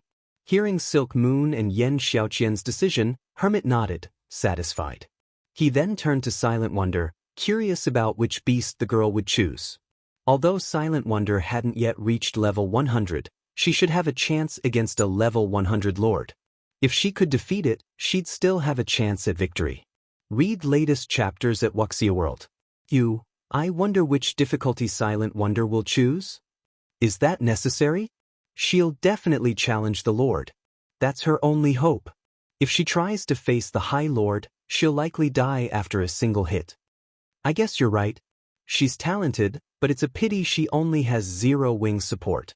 If she were backed by a superpower, even an ordinary one, she might have had a chance against Silk Moon and Yan Xiaoqian. Quietly, the audience discussed Silent Wonder's situation, glancing at Feng with mocking sneers. So what if Zero Wing were supported by Giant's Heart? In the end, Zero Wing's weakness would be exposed before them all. While everyone softly talked among themselves, Silent Wonder had made her decision and looked at Hermit, announcing, I choose the Grand Lord. Chapter 2364, Overwhelming Strength, a Grand Lord. She's lost her mind. That's a level 100 Grand Lord we're talking about. What arrogance! Has she never witnessed a level 100 Grand Lord strength before? Even Domain Realm experts would have to flee from such a monster. When they heard Silent Wonder's decision, everyone felt that she had gone mad and was hopelessly optimistic. Why else would she make such a foolish, insane choice? Even the various superpowers expert teams had trouble with level 100 monsters at this stage of the game. No player could solo a level 100 Great Lord, much less a Grand Lord. Wonder is being too impulsive. Long Xianglong could only shake his head and sigh at his niece's decision. Although Hermit had presented 4 choices for the competition, as someone who had fought in level 100 neutral maps, he knew that there were really only 2 viable difficulties. The bit about surviving for 10 minutes was a joke. Level 100 peak experts wouldn't even survive more than 3 minutes against a level 100 Great Lord, much less against a Grand Lord. Moreover, Silent Wonder and the others were lifestyle players, who rarely engaged in combat. What is Wonder thinking? Even if she's trying to improve Zero Wing's prestige, does she really need to choose a Grand Lord to do it? Cold Memory muttered, baffled. Cold Memory understood the reason behind Silent Wonder's decision. Many of the spectators here lamented over the fact that Zero Wing, not a superpower, backed her. She must have found these opinions offensive and chose to challenge a Grand Lord to prove Zero Wing's strength. However, Cold Memory was confused that Silent Wonder had chosen the Grand Lord instead of the Great Lord. She had better chances against the Great Lord, even if they were still quite slim, than she had against a Grand Lord. Now, she was simply making a fool of herself. Are you certain that you wish to challenge the Grand Lord, Wonder? Hermit, who was just as surprised by the girl's decision, asked for confirmation. Before the trial, Azure's Grand Elders had tested the challenge's viability. They had come to the conclusion that the highest difficulty challenge would be utterly impossible for current players. That's right. I choose to challenge a Grand Lord, Silent Wonder declared. Both Silk Moon and Yen Xiaoqian gave Silent Wonder strange looks. They had never thought that her choice was a serious one. It seems you'll never change, Wonder. It's a pity that you'll only find yourself in a dead end, Yen Xiaoqian said. She understood that Silent Wonder was attempting to save herself from a hopeless situation, but her opponent wasn't aware of how terrifying a level 100 Grand Lord really was. She, on the other hand, had encountered such a monster personally when she had accompanied her guild's main force on an expedition. Alright, since you three have chosen, we'll begin the competition according to the original order, Hermit said. He could see Silent Wonder's determination, so he didn't try to dissuade her. A group of players then brought a 4-meter-tall cage into the venue. As the cage opened, a 3-tailed flaming tiger burst forth. As it did, Azure's members activated the magic array they had set up earlier, trapping the flaming tiger within. Not only did this magic barrier prevent the flaming tiger from escaping, but it also suppressed the flaming tiger's recovery speed. It was considered a bonus to the challengers. 3-tailed flaming tiger. Wild Beast, High Lord, level 100 HP 42, 000, 000/42, 000, 000. The moment the flaming tiger emerged from its cage, every player in the venue felt an intense pressure bear down on them. Moreover, the temperature within the magic barrier rose due to the flaming tiger's body. It caused steam to rise, obscuring the space inside the barrier. However, Yen Xiaoqian, the competition's first challenger, was unfazed by the monster, and she slowly and steadily walked toward it. The instant Yen Xiaoqian entered the barrier, the flaming tiger roared and pounced, displaying such incredible speed that it made many of the Tier 2 experts in the venue nervous. The flaming tiger's movement speed was easily higher than that of a Tier 2 assassin.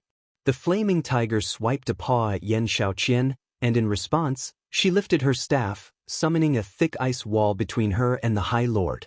Even when the flaming tiger struck the ice wall, it suffered hardly any damage. What powerful attributes! Is this the might of the Elven Light set? Everyone watched in astonishment as Yen Xiaoqian effortlessly blocked the flaming tiger's attack. They were all aware of how powerful a level 100 High Lord was. Even a level 100, Tier 2 metric tons would struggle to tank one. The task would usually require 2 MTs. Yen Xiaoqian, however, had stopped the flaming tiger's assault with a simple spell. What amazing Tier 2 silent casting! Yen Xiaoqian's ice wall even surprised Cold Memory. The young woman hadn't cast the ordinary Tier 1 ice wall. Rather, Yen Xiaoqian had cast the Tier 2 spell Enchanted Ice Wall, a magically enhanced version of the Tier 1 ice wall. Of course, due to how complex Tier 2 spells were, they were difficult to cast without a chant.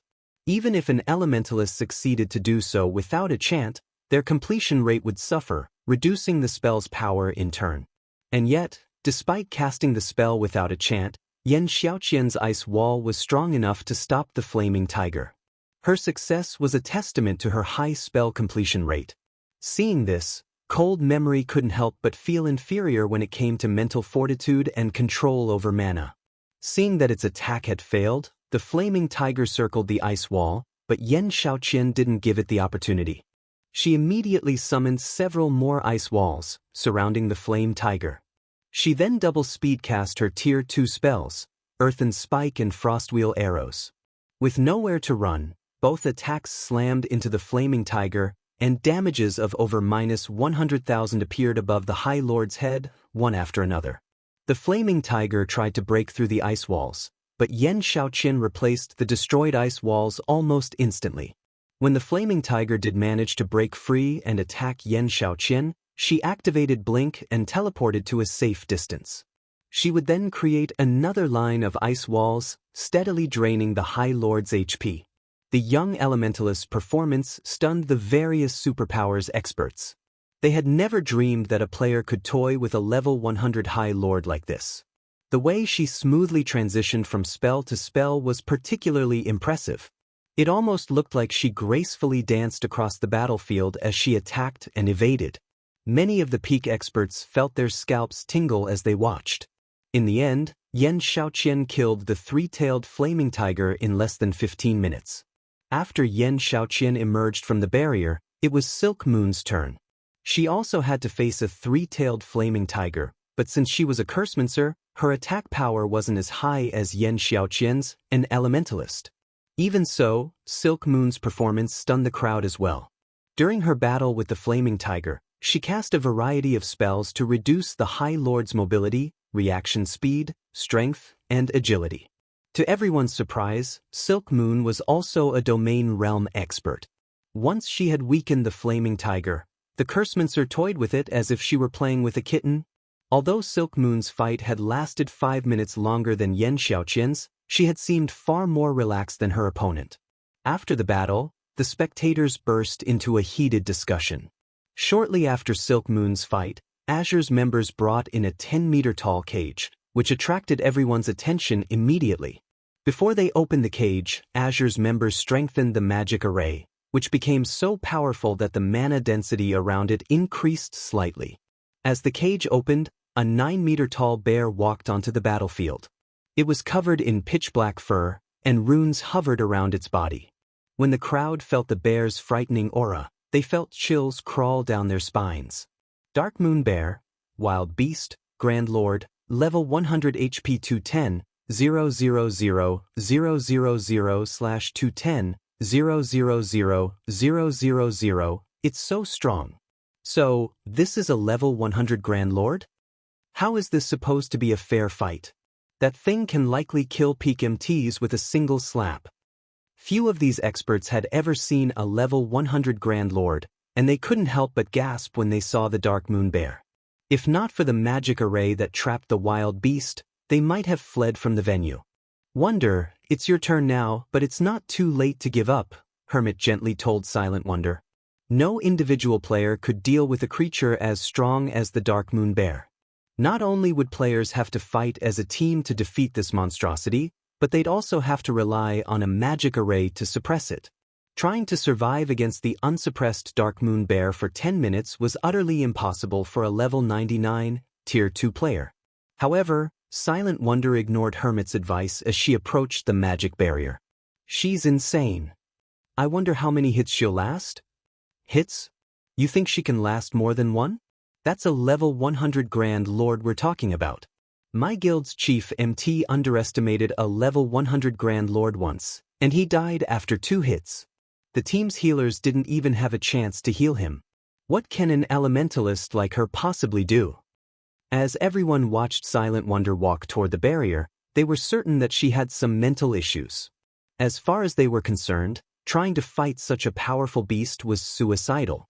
Guild leader Black Flame, will Miss Wonder really be all right against the Dark Moon Bear? White Autumn asked as he watched. He knew that Sure Feng was a Tier 3 player, but Silent Wonder wasn't. White Autumn wouldn't even be confident of lasting more than 10 minutes against the Grand Lord if he hadn't obtained the Sea God's blessing. Meanwhile, Silent Wonder's life aura wasn't particularly powerful, which proved that she only had an ordinary legacy. White Autumn doubted she'd even last 1 minute, much less 10. Relax. She knows what she's doing, Sure Feng said, chuckling. As soon as Sure Feng said that, Silent Wonder crossed the magic barrier. Almost simultaneously, the Dark Moon Bear charged at her, its frightening aura startling some of the Apex experts watching the fight. However, Silent Wonder held her composure. She simply removed her black cloak, revealing her crimson robes, and retrieved a resplendent staff from her bag, equipping it. As soon as she did, all of the mana within the barrier swarmed toward her as if she were this space's true queen. Read latest chapters at Wuxia World. EU. Before the Dark Moon Bear could reach Silent Wonder, she lightly swung her staff. Answering her call, mana surged toward the tip of her staff, transforming into a flaming spear that shot toward the Grand Lord. The fire spear was so fast that not even the Dark Moon Bear had time to react. Boom! As the fiery weapon and the pitch-black bear collided, a flaming pillar enveloped the Dark Moon Bear, its flames so powerful that it shook the magic barrier. When the flames subsided, the Dark Moon Bear slid to an abrupt halt. Chapter 2365. Humanoid Monster. Although the Dark Moon Bear had simply halted its charge as a result of Silent Wonder's attack, the spectating crowd gaped in shock. As if time had stopped, silence fell over the competition venue. How is that possible? What did she do? Even Duan Hanshan, Long Xianglong, and White Autumn were shocked, not to mention the various superpowers experts. Even a 100-man team of level 100, Tier 2 experts would be annihilated if they tried to challenge a level 100 Grand Lord without a magic array, yet Silent Wonder stood against such a beast alone. Despite being only level 99, Silent Wonder had stopped the Dark Moon Beast's charge with a single spell. It was unbelievable. Since when has Wonder been able to silent cast Tier 2 spells so proficiently? Cold Memory stared at the smoking Dark Moon Bear, confused. Although the power of Silent Wonder's spell had surprised Cold Memory, she was more surprised by the young elementalist's silent casting. When one cast a spell without chanting, they sacrificed a significant percentage of their spell completion rate. Achieving an 80% completion rate as Yen Shaoqian had was already impressive, yet Silent Wonder had gone a step further and cast her spell with more than a 90% completion rate. Cold Memory knew this because the Tier 2 spell, Flame Spear, only generated a fire pillar on impact if the caster achieved a 90% completion rate or better. Not even Silk Moon, a domain realm expert, could accomplish the feat. However, of everyone in the venue, Silent Wonder was the most shocked to see this outcome. So, this is the power of a fragmented legendary weapon? Silent Wonder's heart pounded as she glanced at the brilliant silver in her hand. Shi Feng had secretly passed her the weapon before she had walked onto the battlefield. She had nearly stumbled when she had seen the staff. A fragmented legendary weapon. The various superpowers constantly searched for such a weapon, and not even the Azure Chamber of Commerce had found one, yet Zero Wing had. She had seen many powerful epic weapons, but they weren't even in the same dimension as Brilliant Silver. Setting aside the staff's attributes, Brilliant Silver's passive skills made it far stronger than an epic weapon. Thanks to Soul Transition, she now possessed a Tier 3 soul, and as a result, her spells were much easier to cast. With the bonus to her mana body as well, she had more control over mana than ever before. Before the spectators could recover from their daze, the Dark Moon Beat charged at Silent Wonder again, giving the elementalist no time to prepare. The Grand Lord was clearly furious, and when it was only 30 yards from Silent Wonder, it jumped into the air and launched a mana-filled swipe at the young woman. A translucent paw of mana formed in the air, and many of the watching experts despaired. Not only was this paw incredibly fast, but it also covered a 20-yard radius. Dodging the attack would be utterly impossible. As the paw manifested, it contained enough power to rip apart space itself. If they were to receive such an attack, they'd be left without a body to bury. However, before the mana paw could land, Silent Wonder waved her staff and cast Enchanted Ice Wall, and a crystalline wall appeared before her immediately. Boom! The battlefield trembled for a moment after the Dark Moon Bear's attack struck the ice wall, shaking the venue with the sound of a massive explosion. Impossible! How high are her attributes? Is she a monster? Everyone was flabbergasted as they stared at the ice wall, which only bore a few minor cracks. When Silent Wonder had stopped the Dark Moon Bear's first charge, they had been able to chalk it up to her luck, assuming she had simply struck a weak spot. However, They had no excuses for her performance in stopping the Dark Moon Bear's mana paw attack with her enchanted ice wall. And yet, they still couldn't believe what they were seeing. It was absurd to think a level 99, Tier 2 Elementalist could have the basic attributes to rival a level 100 Grand Lord. Nobody would believe this story. I'm impossible. How are her basic attributes so high? Yan Xiaoqian, who watched from outside the barrier, couldn't believe her eyes.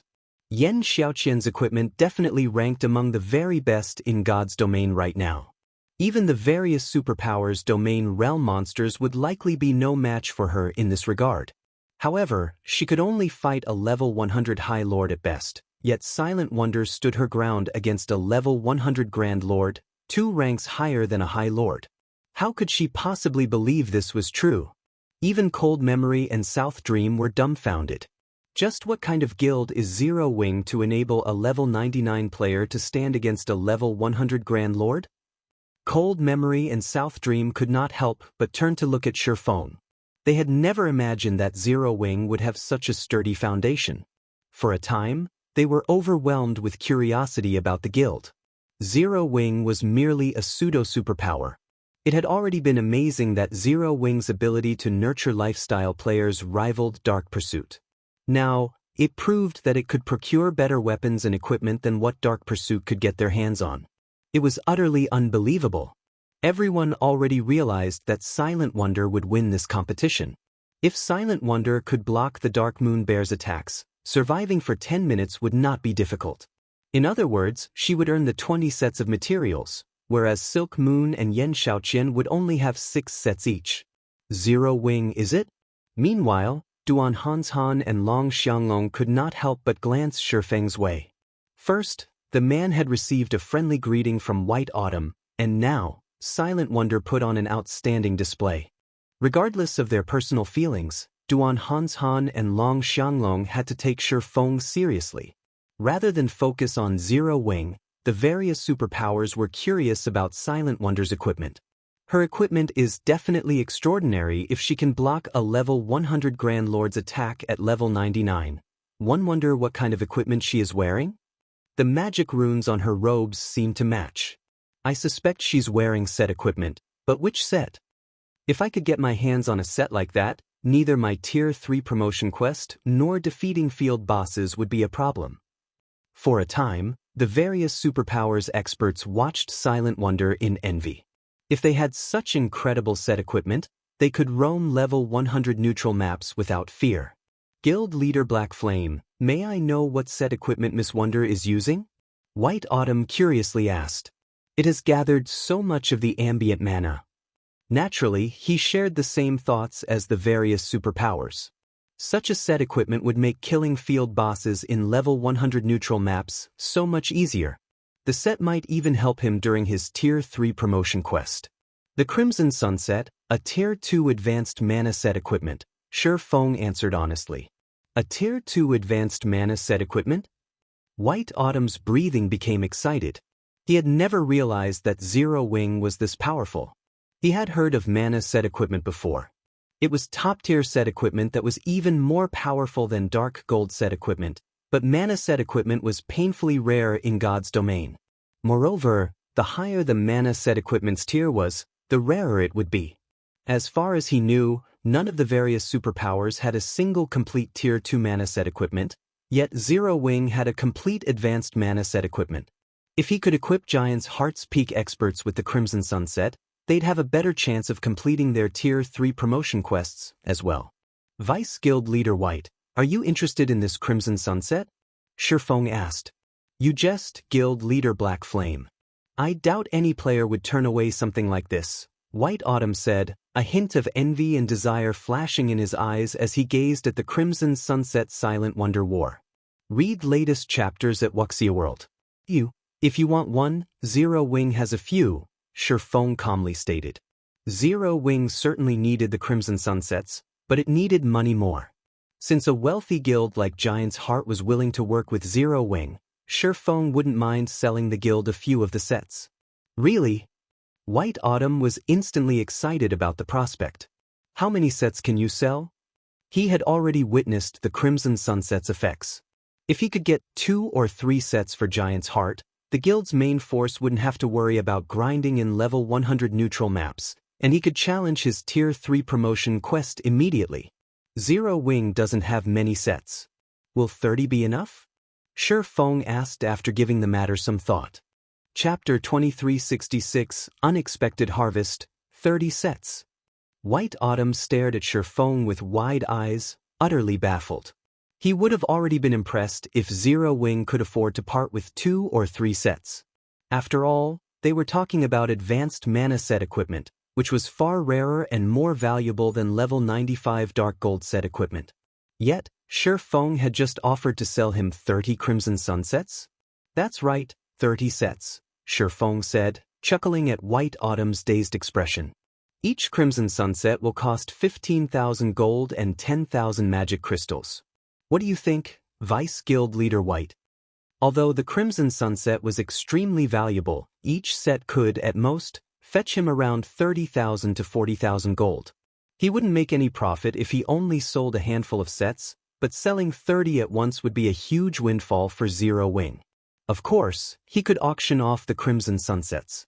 He'd definitely earn more money from each set if he did, but he didn't want too many powers to get their hands on the equipment, helping their experts complete their Tier 3 promotion quests much sooner. Ultimately, that wouldn't benefit Zero Wing. So, a total of 450,000 gold and 300,000 magic crystals? White Autumn realized what Shi Feng implied. Can I buy 100 sets, then? Even a fool could tell that Zero Wing had the ability to produce the Crimson Sunset. When White Autumn thought about the Crimson Sunset's potential mass production, he shuddered. Even if mass production wasn't possible, just being able to craft the sets was frightening. The fact that Zero Wing didn't want to share the Crimson Sunset with the various powers made this an excellent opportunity for him and Giant's Heart. If he could secure 100 Crimson Sunsets for Giant's Heart, not only could he satisfy his guild's experts who intended to challenge their Tier 3 promotion quests, but he could also arm the guild for exploring level 100 neutral maps. 100 sets? Shi Feng rolled his eyes. Secretly, however, Giant's Heart's wealth shocked him. He said, "Producing the Crimson Sunsets is incredibly difficult and requires precious materials. At most, I can sell up to 50 sets, but the price will be different for that many. A handful of Crimson Sunsets wouldn't be overly helpful to a guild, but dozens of sets would be a different story." This was especially true as players began to reach level 100. The benefits of several dozen Crimson Sunsets were unimaginable. "May I know how much you intend to charge?" White Autumn asked, smiling. The price change didn't surprise him in the least. "If you want 50 sets, it'll cost you a total of 900,000 gold and 600,000 magic crystals," Shi Feng said after giving the matter some thought. If he had 900,000 gold, he would have enough capital to develop his territory in the Cold Spring Canyon. Meanwhile, with the 600,000 magic crystals, he could forge a new batch of Crimson Sunsets. "All right, deal," White Autumn answered without hesitation.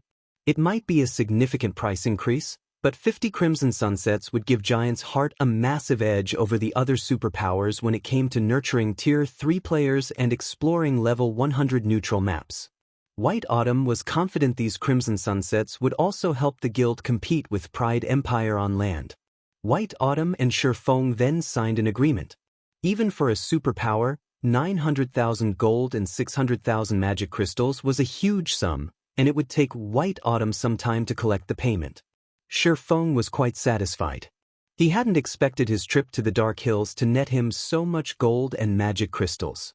After this competition, he could turn his focus to the Cold Spring Canyon's development. Once he solidified his hold on the Cold Spring Canyon, Zero Wing wouldn't have to worry about contending with the various other worlds' invading powers. The guild's development speed might even reach new highs thanks to the canyon's resources.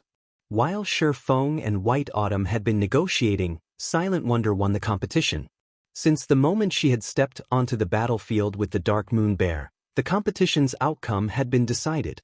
Yan Xiaoqian was a talented alchemist, but she had only earned 6 sets of materials to work with. In the end, she had only produced 3 bottles of Meditation Soul.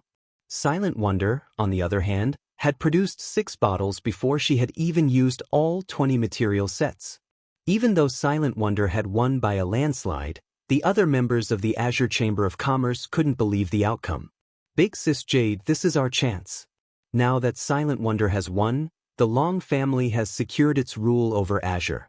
Naturally, Zero Wing will benefit from this, the blue-clad assassin beside Jade Bamboo said.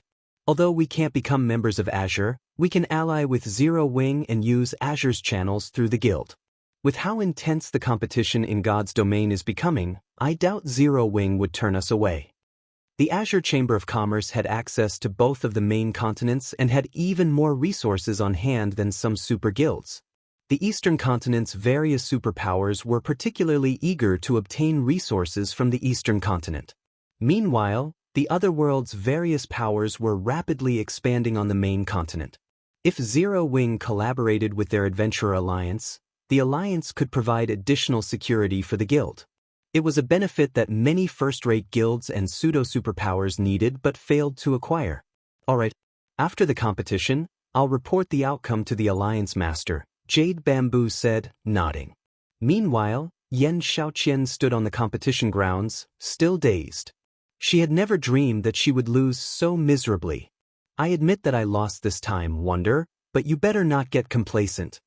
Dark Pursuit's foundations are far more powerful than you can imagine. I will not lose the next competition between our families. Yen Xiaoqian declared, glaring at Silent Wonder. She then turned and left. The competition for the rights to rule Azure had ended, but the shareholding families held this competition each year to determine the strength and potential of the younger generation. After all, the children held the future in their hands. Yen Xiaoqian intended to use the next competition to recover from today's humiliation.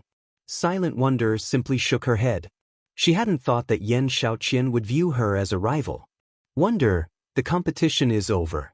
From now on, our Long family will be responsible for leading Azure in God's domain, Long Xianglong said as he approached Silent Wonder. Everyone has witnessed your talents. Return to the Western continent with me. You'll only be able to grow by training at the Chamber's main headquarters. The Eastern continent's legacies can't compare to those on the Western continent, and strength is everything in God's domain.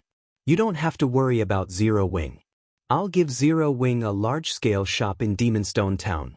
Not only will the guild be able to earn a significant amount of resources through the shop, but it will also have access to plenty of treasure from the Western continent. Silent Wonder's display had certainly shocked Long Xianglong. He hadn't realized that his niece was so powerful. She was just as talented in combat as Yen Xiaoqian. Although he had also been surprised to learn that Silk Moon had reached the domain realm, her health remained a problem. Unfortunately, Burning Owl couldn't lead the Long family to glory in the future alone. Hence, Silent Wonder's participation was absolutely necessary. Read latest chapters at Wuxia World. Third uncle. I already told you. I've decided to stay in Zero Wing. Silent Wonder insisted. Enough nonsense. With your talents, it won't be long before you become one of the Chamber's vice guild leaders. You'll have no issues becoming a Grand Elder in the future, either. You'll have a much better future with the Chamber than in a pseudo-superpower like Zero Wing, Long Xianglong argued. At this rate, you'll only ruin your prospects. As Silent Wonder tried to explain herself, everyone in the hall heard a deep voice. Elder Long, Silent Wonder is a genius, but I disagree that she'll ruin her future by staying in Zero Wing. Silence descended on the venue. No one had expected someone to be daring enough to refute Long Xianglong's statement, and everyone spun toward the speaker. The player that had interrupted the conversation between the Long family members was none other than Shi Feng, who slowly approached Long Xianglong. Chapter 2367, Sword King? How dare he? Everyone in the venue looked at Shi Feng as if he were a fool. Long Xianglong was the strongest member of the Long family's second generation. He was even capable of contending with Hermit, and now that the Long family had secured the right to rule Azure, his status in the chamber was even higher than Hermit's and Duan Hanshan's. The various superpowers would do anything they could to befriend Long Xianglong at this point, and yet, Shi Feng had done the exact opposite, destroying any goodwill he had earned from helping Silent Wonder achieve victory. There's definitely something mentally wrong with that guy, Big Sis Jade. After that outburst, Zero Wing had likely lost any access to Azure's resources, the blue-clad assassin beside Jade Bamboo said, frowning. Long Xianglong was the second most influential person from the Long family's second generation. He had the authority to decide much regarding the family's and Azure's future. Even if he decided against attacking Zero Wing after Shifeng's offense, it was almost certain that the guild wouldn't get anything from the Azure Chamber of Commerce. Everything Zero Wing had invested in this competition was for naught. What is he thinking? Jade Bamboo felt as if she were going mad as she watched Shifeng. Does he think that helping Silent Wonder win this competition is enough to stand on equal footing with Long Xianglong? Earlier, Duan Hanshan hadn't called Long Xianglong Lunatic Long because the man was a fighting maniac, but because of the way he conducted himself. Once Long Xianglong decided to do something, no one could dissuade him. He would try to achieve his goal at all costs. It was easy to imagine what outcome awaited Shifeng for offending the man. Shifeng had already secured Azure's bountiful resources for his guild, yet he had thrown that away just as quickly. Not even a fool would be so wasteful, yet Shifeng had done so without any hesitation. Jade Bamboo had just finished her report to her alliance master and proposed a partnership with Zero Wing, too. I knew this kid wouldn't play by the rules.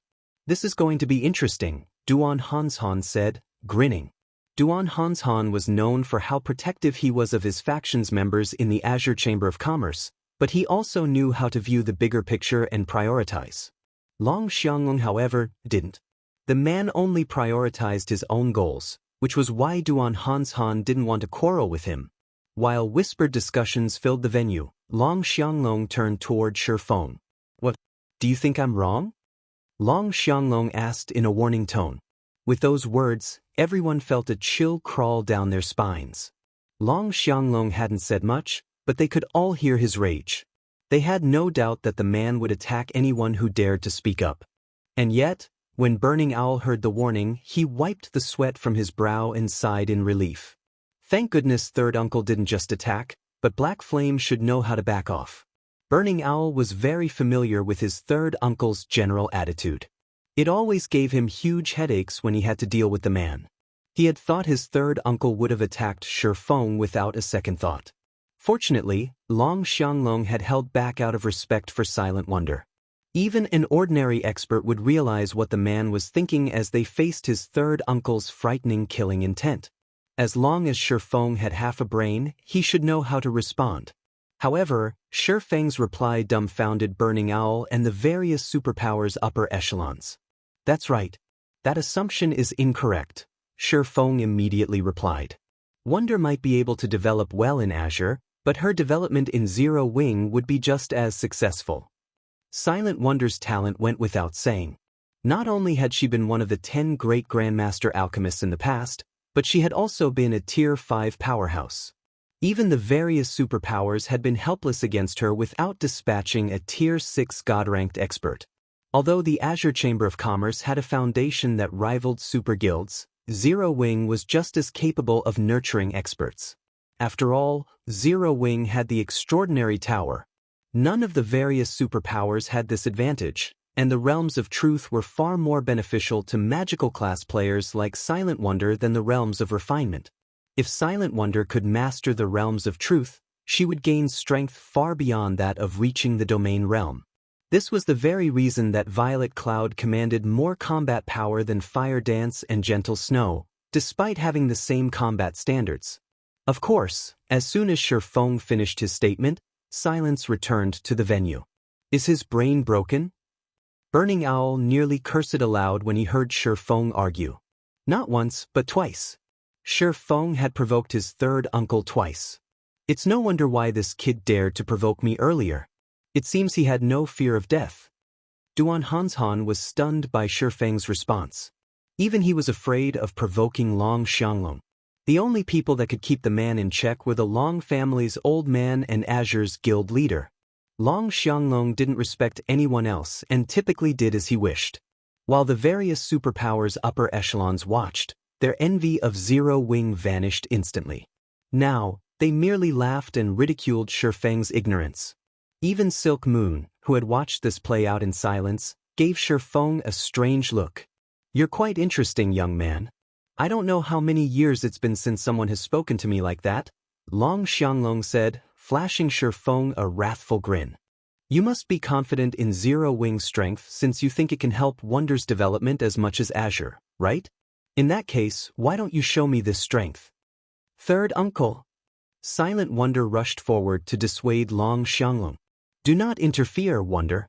I want to see the standards of the guild you so favor," Long Xianglong said as he raised his hand to stop Silent Wonder. He returned his attention to Shifeng and said, "My requirements of your guild aren't high. Since you're the guild leader, you should have satisfactory combat standards. If you can survive 10 moves against me, I'll stand aside. However, if you fail, Wonder will have to leave Zero Wing.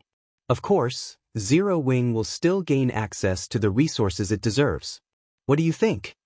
As far as Long Xianglong was concerned, Shifeng was an ignorant fool that had grown arrogant because he had obtained some good equipment for Silent Wonder, and Silent Wonder still viewed God's Domain as the same kind of virtual reality game of the past.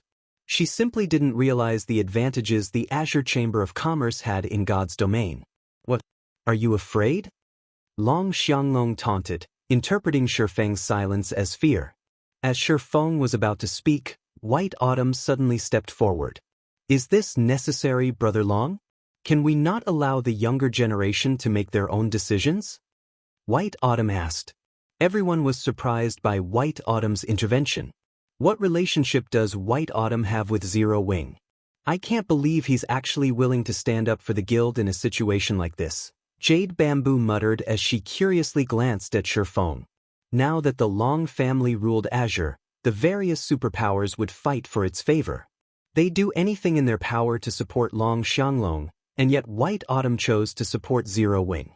This was simply unbelievable. "Please do not try to stop this, Vice Guild Leader White. This is between us," Long Xianglong said. Although he was just as surprised, he rejected White Autumn's advice. "Brother Long, you misunderstand. I'm not trying to stand against you.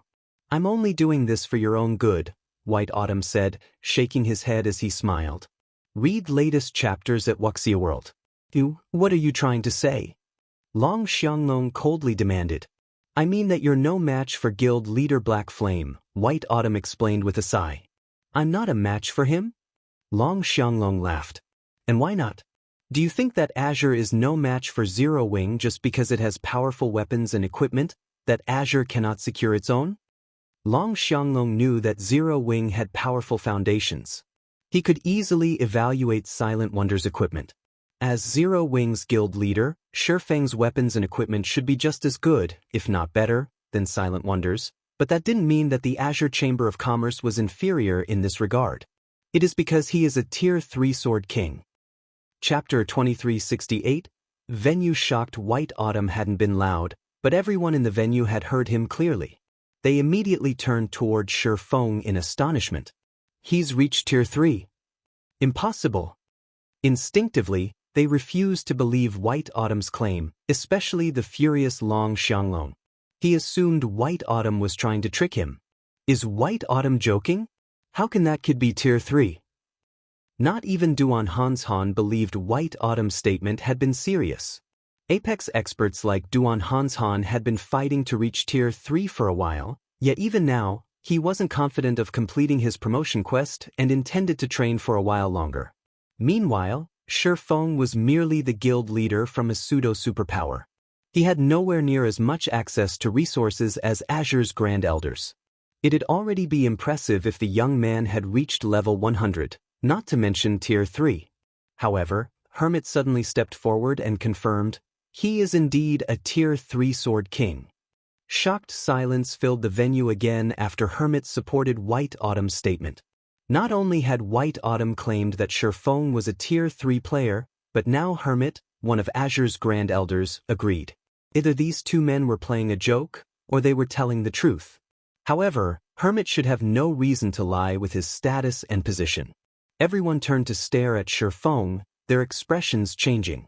Rather than seeing a simple pseudo-superpowers guild leader, they saw Shifeng as a Tier 3 powerhouse that could effortlessly slaughter Tier 2 players. It's no wonder why Hermit turned a blind eye to his earlier transgression. So, he's a Tier 3 Sword King? Realization dawned on Burning Owl. Hermit was famous for his strict nature in the Azure Chamber of Commerce. He wouldn't tolerate an outsider killing one of Azure's peak experts, yet he had done precisely that at the Dark Hills checkpoint. He had even admonished the surviving peak experts that guarded the checkpoint. Hermit wasn't trying to interfere with the two main families' affairs, he just wanted to prevent any friction between Azure and Shurfeng. Tier 3? He's certainly hidden his strength, Jade Bamboo muttered. Now, she watched Shurfeng with a more serious gaze. She hadn't thought that Zero Wing had such an incredible foundation. The Tier 3 promotion quest was an exceptionally difficult trial. Based on what she knew, none of God's domain's superpowers had successfully nurtured a Tier 3 player yet. If Shurfeng were truly a Tier 3 player, her Adventurer Alliance would need to re-evaluate the potential partnership with Zero Wing. Meanwhile, Long Xianglong's complexion shifted between red and white. He was silent for a long moment, but eventually he gritted his teeth and glared at Shurfeng. Excellent.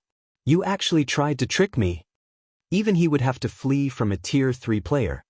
The difference between the tiers' power was simply too massive to overcome, which was how Tier 2 players so easily trampled over Tier 1 players. Meanwhile, Duan Hanshan was relieved that he hadn't attacked the man earlier. Otherwise, he would have been in this awkward position, rather than Long Xianglong. Elder Long, do you still desire a match? Shurfeng asked, smiling faintly. Shurfeng could understand Long Xianglong's desire to drag Silent Wonder to the Azure Chamber of Commerce, but he couldn't ignore the man's insult that Zero Wing would destroy her future. If Long Xianglong wanted a match, Shurfeng didn't mind showing off Zero Wing's foundations. No need. I admit that I am no match for you right now, Long Xianglong decided. However, the difference between our individual strengths doesn't prove anything. Nurturing experts require a massive amount of resources. Is Zero Wing better equipped than Azure to handle that requirement? How would we know if we don't try? Shurfeng nonchalantly replied. Azure had a lot of resources, but Zero Wing wasn't as unprepared to nurture experts as it had been in the past. This was especially true now that Zero Wing had accumulated a huge stockpile of Primal Void stones. Once the guild constructed a combat room with those stones, it would be just as capable of nurturing experts as current superpowers. Furthermore, Shurfeng had a better understanding of what awaited players after Tier 3 than anyone. Good. Very good. Azure holds this competition between the shareholder family's younger generation every year. Naturally, Wonder will participate in next year's competition as well. Show me how far she'll develop with Zero Wing without Azure's resources. Long Xianglong snarled before he turned and left. Third uncle. Silent Wonder felt anxious as she watched Long Xianglong storm off. Zero Wing had expended a lot of resources to help her improve. She had hoped to return the favor with resources from Azure once she had won the competition, but Long Xianglong's attitude made it clear that he had no intention of giving her guild a single cent. Don't bother, second sis. You know how third uncle is. We'll have to wait until he calms down to persuade him, Burning Owl advised, trying to ease Silent Wonder's nerves. She had no choice but to give up, despite how guilty she felt. Meanwhile, the various spectating powers joyfully grinned at Shurfeng, especially Duan Hanshan. Despite helping the Long family a great deal, Zero Wing would walk away with nothing. Why wouldn't Duan Hanshan be pleased? Black Flame is very strong, but he's foolish. He threw away such a golden opportunity. Yen Shaoqian looked at the man, a little disappointed. It seems Silent Wonder won't be a match for me in the next competition. Black Flame really is stubborn. If he hadn't provoked Long Xianglong, he would have secured precious resources from the Western continent. Not only would Zero Wing have grown stronger, but it would have had an easier time fending off the other world's invading powers. But he's lost everything. What can he possibly do by himself? The blue-clad assassin beside Jade Bamboo surmised, just as stunned by Shurfeng's performance as the rest of the crowd. Read latest chapters at Wuxia World.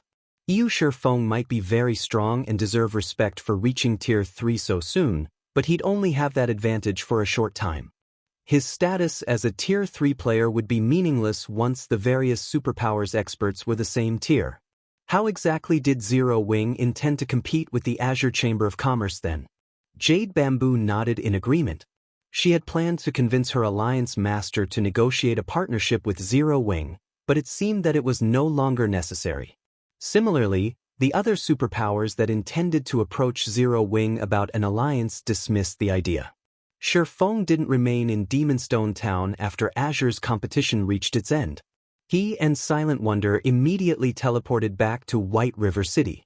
Since the very beginning, he had never viewed Demonstone Town's resources as important. He had only one thing on his mind: his territory in the Cold Spring Canyon. Once he developed the area, the resources Azure could offer would pale in comparison.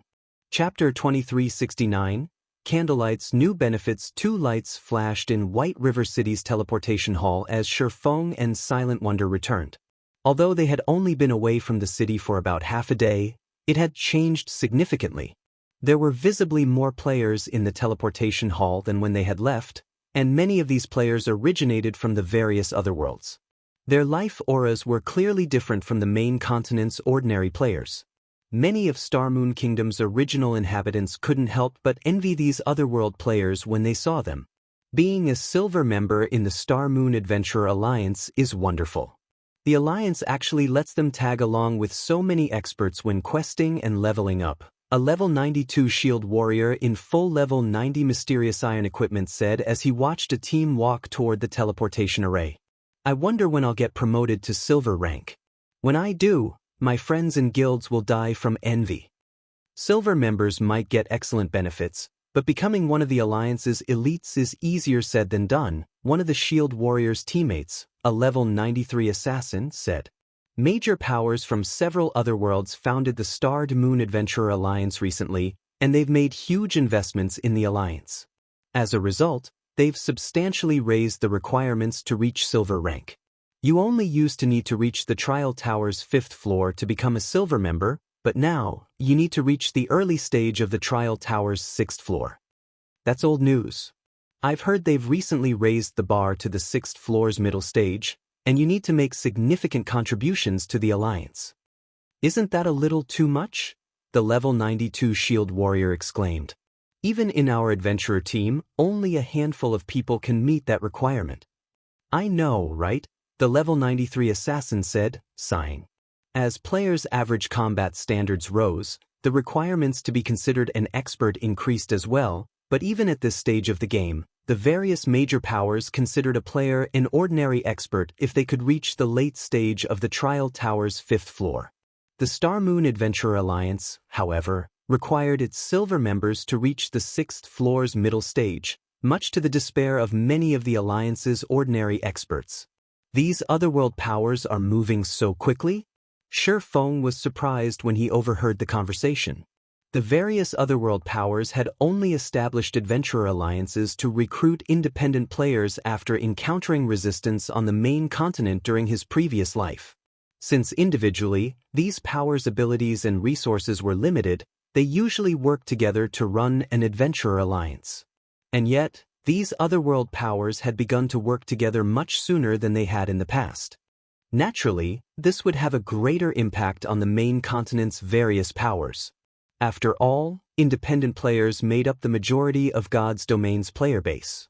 With this thought in mind, Shifeng hurried toward the Candlelight trading firm. The Otherworld Powers partnership would even have a massive impact on Super Guild's development, not to mention Zero Wing. If Zero Wing wanted to survive this invasion, not only would it have to grow its members' overall strength, but it would also have to recruit far more capable players. While they walked, Shifeng instructed Silent Wonder to level up so she could complete her Tier 3 promotion quest sooner than later. Her combat standards weren't low, and she was just a step away from the Void Realm. She shouldn't have any issues completing her promotion quest as soon as she reached level 100 with the help of the enhanced Crimson Sunset. She'd likely have an even easier time completing it than Cola and the others. The first thing Shifeng did upon returning to the Candlelight trading firm was to contact Melancholic Smile and have her prioritize the Crimson Dragon flying ship's production and material collection. He also told her to recruit more lifestyle players with high potential. After players reached level 100, lifestyle players would become a guild's main source of weapons, equipment, tools, and potions. The power that commanded the most lifestyle players would gain control over weapon and equipment supply after level 100. Fortunately, the various major powers would only figure this out once they began to explore level 100 neutral maps.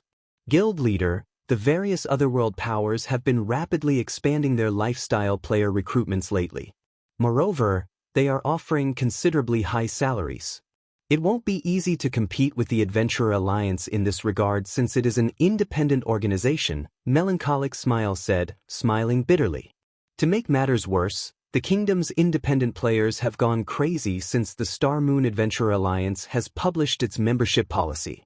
Some lifestyle players have even begun to withdraw from their large guilds to join the alliance. Although Candlelight had a massive competitive edge thanks to its 4-star shop in White River City, that edge was only effective against the various large guilds. Independent organizations like the Star Moon Adventurer Alliance were a different story. As long as the alliance offered some benefits, both lifestyle players and combat players would be more than willing to join. The alliance's rules weren't particularly strict, after all.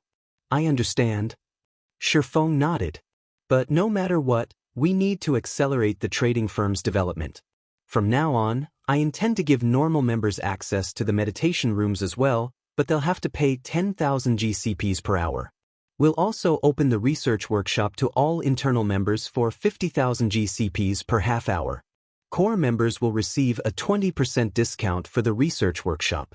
These conditions should be enough to lure in quite a few capable lifestyle players, Melancholic Smile said, her eyes glowing with excitement.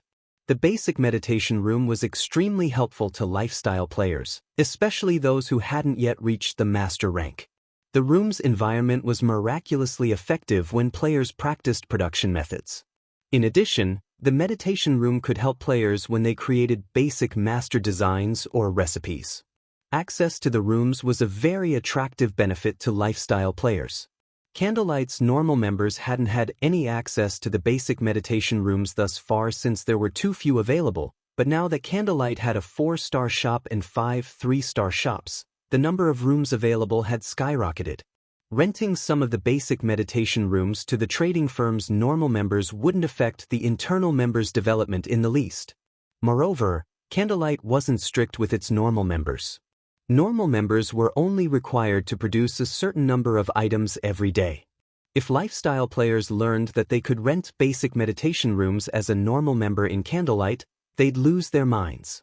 Only 3-star shops and greater had basic meditation rooms, and at this stage of the game, very few powers had 3-star shops, most of which were superpowers. Generally, these superpowers reserved the basic meditation rooms for their master lifestyle players. Normal members had no hope of using them. Read latest chapters at Wuxia World. However, Candlelight's players, regardless of lifestyle rank, would be able to rent a basic meditation room in the Candlelight trading firm. Furthermore, based on the value of Candlelight's GCPs, 10,000 GCPs were only equal to 30 gold. Renting a basic meditation room for 30 gold an hour was a bargain that lifestyle players wouldn't find anywhere else in God's domain. The various adventurer alliances might be able to offer more resources and freedom, but these factors wouldn't be nearly as helpful to a lifestyle player's development as a basic meditation room. Shifeng left Melancholic Smile to oversee the adjustments and recruitment. He then resumed the Crimson Sunset's production to help the guild's core members prepare for their Tier 3 promotion quests. After half a day of work, White Autumn's Secret visited the Candlelight trading firm to fulfill his transaction with Shifeng. In exchange for 50 Crimson Sunsets, Shifeng instantly obtained 900,000 gold and 600,000 magic crystals. I finally have enough money. Time to visit the Adventurers Association. Shifeng brimmed with confidence as he gazed at the astronomical sum of coins in his bag. He left the Candlelight trading firm immediately, heading toward the Adventurers Association. Chapter 2370, Night Division takes shape. White River City, Adventurers Association. Due to the new Star Moon Adventurer Alliance in Star Moon Kingdom, White River City's Adventurers Association had become extraordinarily lively. When Shifeng arrived, he spotted teams entering and leaving the building. Nearly half of these players were from otherworlds. There were now many times more otherworld players than there had been several days ago. Moreover, every one of these otherworld players was impressively strong, with the lowest level among them level 98, while many had already reached level 99. These otherworld players' average level was far higher than the local players. There are so many people here. Has it started already? Shi Feng was a little surprised as he watched the teams flow in and out of the association. The otherworld powers weren't the main continent's various powers' true opponent. Rather, it was the otherworld's general populace. When the planar passages had first opened, only the otherworld's asterisk major powers had been able to cross to the main continent since they had monopolized their respective passages. However, as the passages activated fully, not even those major powers could control them completely, and as a result, players surged toward the main continent. Competition on the main continent had already been intense, and now, as powerful otherworld players joined the fray, it was easy to imagine the impact they had on the main continent's various powers. Players would especially fight over the resources in the various NPC cities. Take the Adventurers Association, for example. There were only so many high-ranked quests available, and with an increase in player population, it was natural that players would have fewer quests to complete. If resources became less available, the various large guilds' development would slow significantly. The guilds that hadn't bothered to focus on neutral maps, in particular, would suffer. This lack of resources would be fatal to them. This was why even superpowers had fallen prey to the otherworld powers in Shi Feng's previous life. Even if the main continent's ordinary powers hadn't been directly affected by the invasion, the aftereffects had been more than enough to stagnate their development. Currently, Zero Wing had a wide sphere of development. The guild even had territory in neutral maps. Zero Wing shouldn't have any issues enduring the initial otherworld invasion. However, the guild still needed to be very careful with its operations. Otherwise, Zero Wing would suffer a severe developmental blow since multiple hostile superpowers were keeping an eye on it. Thinking up to this point, Shi Feng entered the Adventurers Association. Administrator Lorraine, I wish to check the status of the night draft. Shi Feng addressed the elven beauty that entered the VIP reception room he occupied. The 5,000 knights were crucial to his management of the Cold Spring Canyon. Although he had spent a lot of money to draft these knights, he hadn't bothered to visit the Adventurers Association since he hadn't had enough money. Finding willing and powerful NPCs wouldn't matter if he couldn't afford to hire them. Hiring NPCs for a knight division wasn't like hiring NPCs as soldiers to protect a guild town. He would not receive any subsidies from the kingdom. It was like nurturing 5,000 personal guards. Without sufficient capital, he couldn't support the knight division. Now, however, he had 900,000 gold on him, which should be, more or less, enough to establish his knight division. This is the current status of your draft, Lorraine said, smiling as she handed Shi Feng a thick stack of papers. He was dumbfounded when he saw the listed numbers on the summary sheet. Aren't these results a little too amazing? Shi Feng couldn't believe his eyes. His draft had attracted 20,164 NPCs in total. Among them, 13,664 were Tier 2 Common Knights, 4,814 were Tier 2 Bronze Knights, 1,669 were Tier 2 Mysterious Iron Knights, 15 were Tier 2 Secret Silver Knights, and 2 were Tier 2 Fine Gold Knights. Shi Feng had assumed he'd be fortunate to gain the interest of 5,000 NPCs with his draft. Recruiting NPCs wasn't easy, after all. Players that weren't one-star lords would have to spend 2 or 3 months to find enough interested NPCs. And yet, he had over 20,000 NPCs apply for the draft, and they were frighteningly high quality. Based on what Shi Feng knew, most of the NPCs in a Superpowers Knight division would be Bronze Knights, with very few Mysterious Iron Knights. Mysterious Iron Knights were just as rare as Mysterious Iron Personal Guards. Only the Knight divisions that had been in place for a while had attracted Secret Silver Knights in the past, and one would have to be very lucky to find treasured Fine Gold Knights. Shi Feng had never imagined that his simple draft would lure 15 Secret Silver and 2 Fine Gold Knights. If the various superpowers of the past knew about this, they'd go mad with envy. As for Tier 3 NPCs, Recruiting such a being was painfully difficult in God's domain because they were considered powerhouses in the game. They qualified to rule over a small city. Naturally, they wouldn't be willing to lower themselves to becoming someone's knight. However, when Shifeng saw the prices to recruit these NPCs, his excitement vanished. The Bronze Knights only requested a weekly salary of 30 gold, with a 20 gold per week nurturing fee, but the Knights of higher ranks cost far more.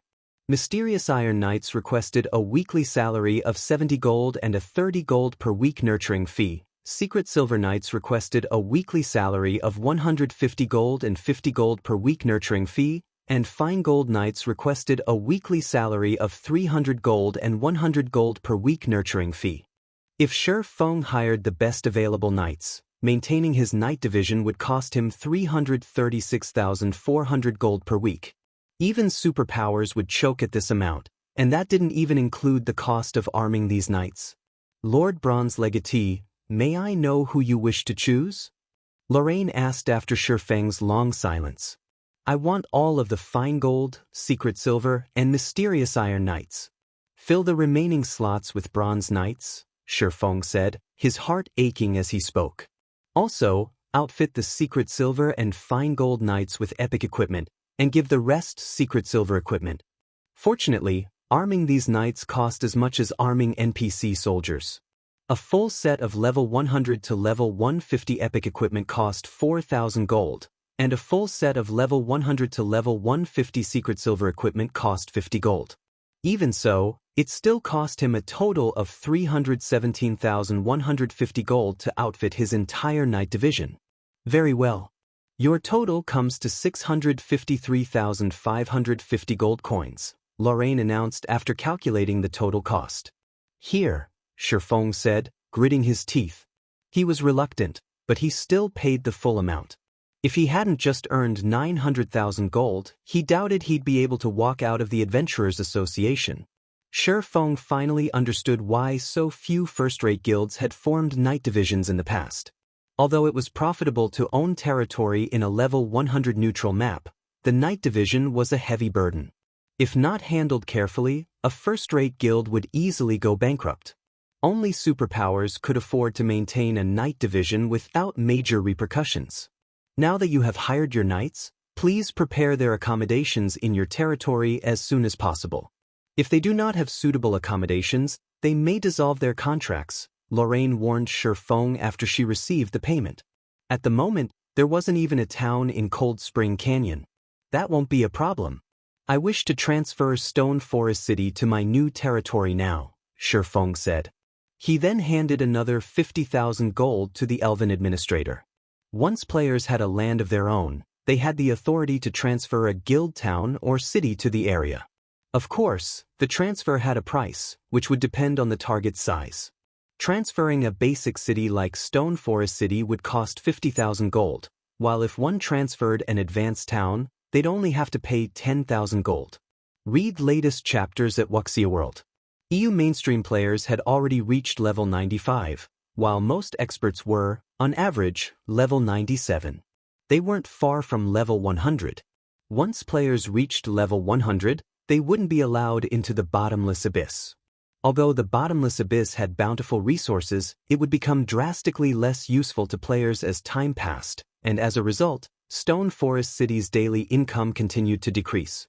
Rather than let the city rot in the bottomless abyss, Shifeng would benefit from transferring it to a level 100 neutral map as soon as possible. That won't be a problem. We'll send people to transfer your city immediately, Lorraine said as she accepted the 50,000 gold. She retrieved a map of the Cold Spring Canyon, smoothing it down on the table. Where do you wish to place the, I want to transfer it here, beside Cold Spring Lake, Shifeng said as he pointed at one of the mountaintops near the lake. Very well. The transfer will be completed in 1 hour, Lorraine informed him once she had confirmed the destination. Once Shifeng had settled his affairs with the Adventurers Association, he promptly returned to the Candlelight trading firm to wait. At the same time, Stone Forest Town abruptly disappeared from the bottomless abyss, leaving a bunch of confused players in an empty plot of land. Chapter 2371, Abyss Shaken, what happened? Why am I outside? Where's the city? Crap. I just got here and it just disappears? The players forced out of Stone Forest City looked around them in confusion. Stone Forest City was the most prosperous city in the bottomless abyss. Even though the various superpowers had established their own guild towns in the regional dungeon, these guild towns were nothing compared to Stone Forest City, especially when it came to training. Stone Forest City provided enough mana density that it was a holy land for training. Moreover, players could recover their exhausted stamina and concentration far faster in Stone Forest City than in the superpowers guild towns. Many teams that explored the bottomless abyss relied on the city as their resting point, including teams from the superpowers that had their own guild towns. This made Stone Forest City the most popular resting area in the bottomless abyss. And yet, the city had just disappeared. Even players from the Dark Knight Empire's various major powers were stunned, not to mention the independent players. None of them had expected Stone Forest City, the closest resting area to the bottomless abyss's second floor, to suddenly vanish. Has something happened to Stone Forest City? Since the city disappeared once everyone was teleported out of it, Zero Wing must have transferred the city elsewhere. Transferred Stone Forest City elsewhere? Is Zero Wing insane? Does the guild want the bottomless abyss's resources? All of the various major powers members had their guesses regarding the city's abrupt disappearance, and they all reported back to their superiors. For a time, the various powers in the bottomless abyss were in an uproar. Stone Forest City had become irreplaceable in the bottomless abyss. Almost every power that wanted to explore the regional dungeon had to use the city, or their progress would fall behind their competition. Naturally, as one of the city's shareholders, the secret pavilion immediately received the news. What is Zero Wing doing? They moved Stone Forest City without mentioning it to us? Don't they know that this is a crucial moment for conquering the bottomless abyss? Yuan Tiexin's expression darkened as he read the latest report. Currently, the various superpowers were frantically trying to explore the bottomless abyss's third floor. The loot in that area was incredibly important. Not only did the third floor's monsters drop plenty of top-tier, level 95+ weapons and equipment, but they also dropped a ton of magic crystals. There was even a higher chance to obtain 7 Luminaries crystals on that floor. Very few maps in God's domain could offer as abundant loot as the bottomless abyss's third floor.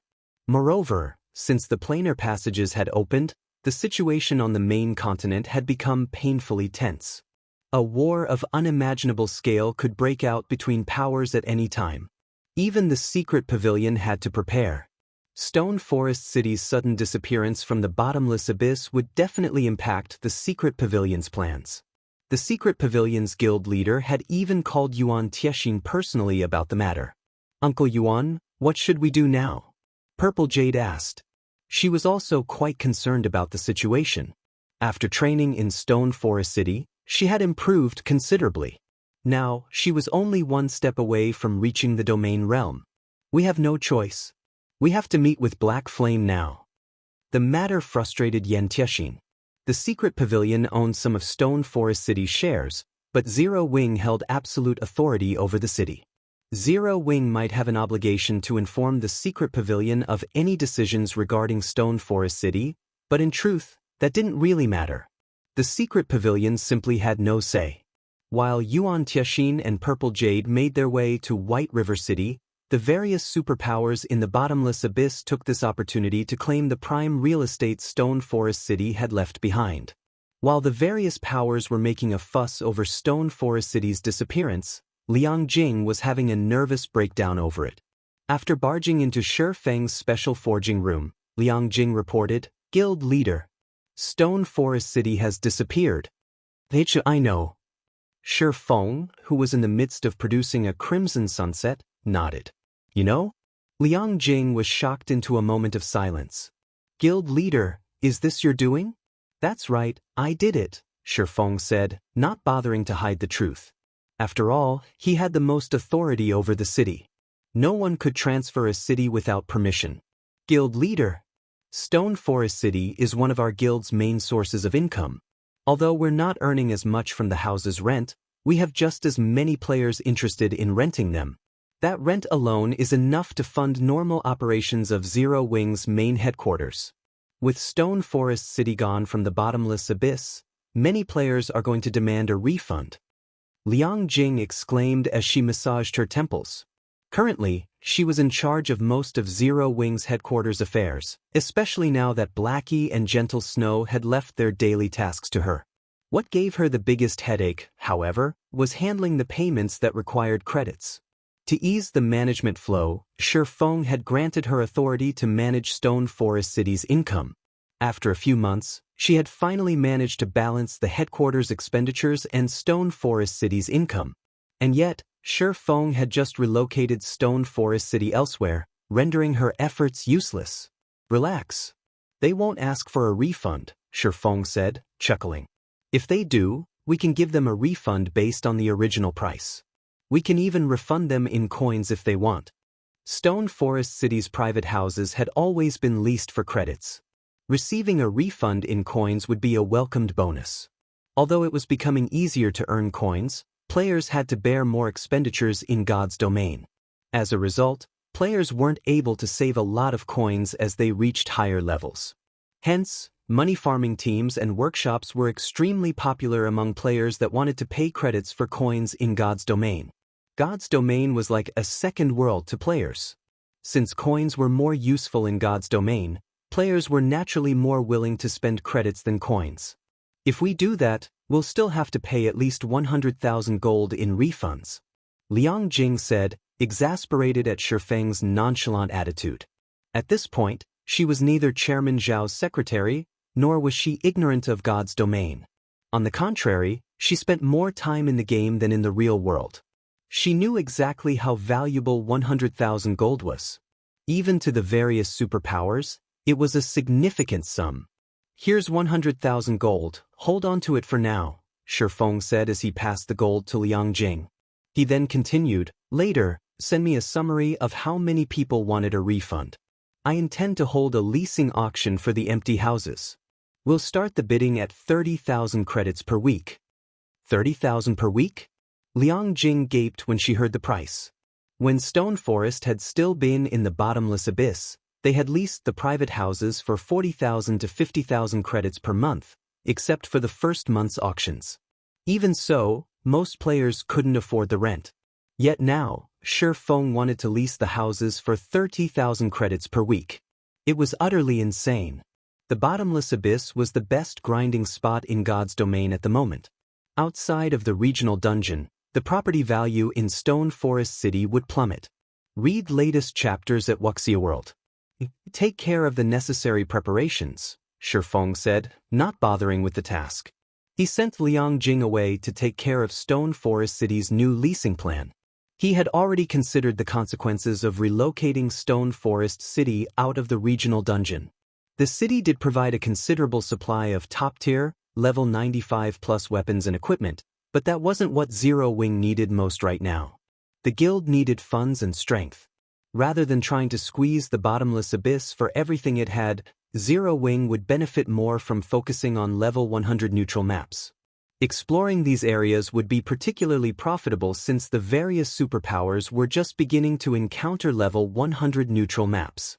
It was an opportunity for Zero Wing to make a killing, and there wouldn't be another in the future. Shortly after Liang Jing left, Shi Feng heard the sound of a system notification. System: Stone Forest City's transfer is complete. You may open Stone Forest City at any time. Chapter 2372, Territory Strengthened. The transfer's finally complete. Shi Feng stopped working when he heard the system notification. Hurriedly, he called up Stone Forest City's system interface to inspect the city's current status. In God's domain, not only did a territory's lord have the authority to transfer a guild town or city to their land once, but their town or city would also gain a random bonus once the transfer completed. Of the potential bonuses, one was increased defensive capabilities, which would strengthen the town against monster assaults. Another potential bonus was increased size, allowing the town or city to accommodate more players. Shi Feng knew it was possible for the system to increase the town or city's mana density as well. Based on what he knew of this bonus, the town or city's mana density would undergo a qualitative transformation. Naturally, this bonus was particularly valuable in level 100+ maps. These maps had harsh environments, and the mana density in the town or city would determine players' stamina and concentration recovery rates. In the past, any town or city that had received the mana density bonus had become instantly popular among players exploring level 100+ neutral maps. The powers that had owned these towns or cities had no lack of customers. After calling up Stone Forest City's system interface, Shifeng browsed through the lines of data until he found what he was looking for. Stone Forest City, current location, Cold Spring Canyon current rank, basic city bonus acquired, magic array enhancement. Shifeng's face lit with excitement when he saw the bonus Stone Forest City had acquired. Of the many bonuses a territorial town or city could acquire, the two best were mana density enhancement and magic array enhancement. Every player desired the former, of course. However, the powers that ruled these towns or cities hoped for the latter more than any other potential bonus. Not only would the magic array enhancement fortify the city's defensive magic array, allowing it to endure stronger attacks, but it would also reinforce the magic array's spatial isolation effect. Level 100+ neutral maps environments were particularly severe, plagued with a chaotic energy that invaded players' bodies and lowered their stamina and concentration recovery rates. When players returned to a town or city, they had to rest for quite a while to recover fully. However, a town with an enhanced magic array could lessen the effects of the chaotic energy, accelerating players' recovery. This greatly increased the amount of time they could spend grinding in the fields. Magic array enhancement was just as effective as enhanced mana density. With this, I won't have to worry about the guild members' leveling speed in the Cold Spring Canyon. Shifeng felt as if he had just won the lottery. The 50,000 gold he had spent to relocate Stone Forest City could be considered the random bonuses fee. Had he been unlucky, Stone Forest City would have merely gained a popularity bonus, which was only slightly useful. However, since the city had gained the magic array enhancement bonus, even Tier 2 players could grind in the Cold Spring Canyon without any concerns. Moreover, with the leveling resources available in a level 100 neutral map, the guild members' leveling speed in the Cold Spring Canyon would likely rival their leveling speed in the Bottomless Abyss. In addition, they could grind for level 100 weapons and equipment much sooner than others, which would definitely increase Zero Wing's overall strength by a large margin. While Shifeng planned to send Zero Wing's core members to Stone Forest City as soon as possible, Liang Jing contacted him. Guild leader, the secret pavilion's people have arrived and wish to speak with you.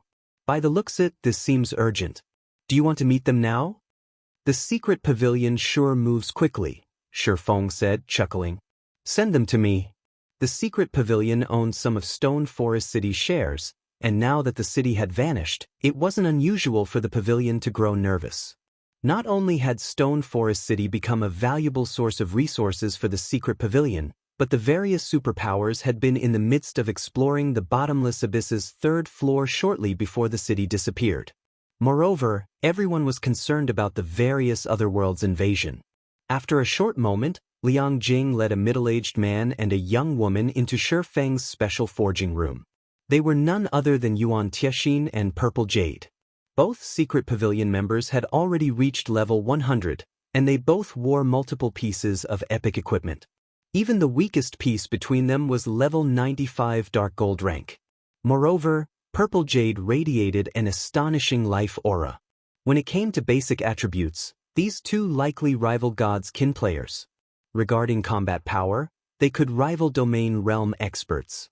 Purple Jade might even be stronger than a domain realm expert. If Yuan Tiexin and Purple Jade worked together, even the various superpowers would have to be cautious. However, they showed no sign of the arrogance experts of their caliber usually possessed as they entered the room. On the contrary, they looked upon Shifeng with awe and admiration. They had already learned that Shifeng had been promoted to Tier 3, and they knew his strength transcended that of Tier 2 players. Now, he was a powerhouse that even the various superpowers would have to be careful of.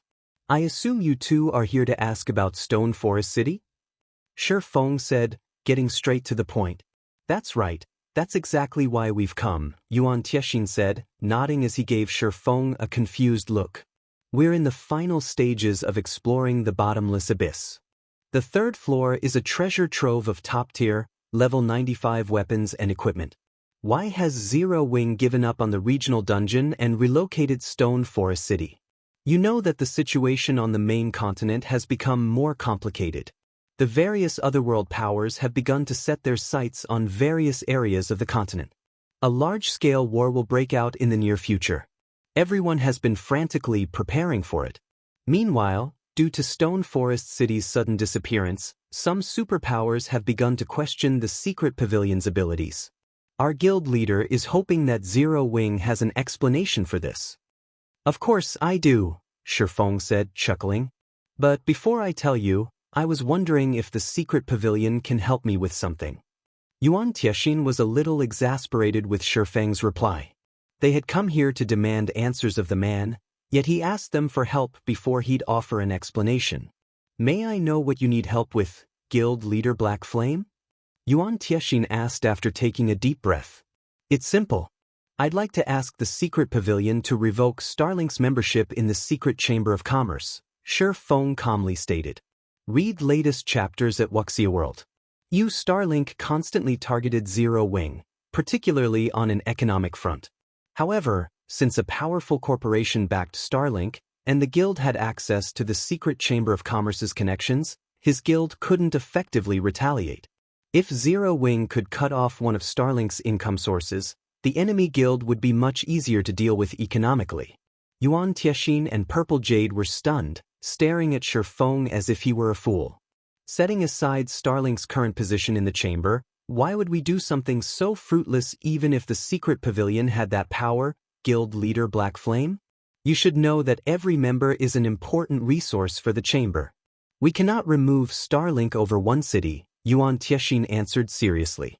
As far as Yuan Tiexin was concerned, Shifeng must have lost his mind.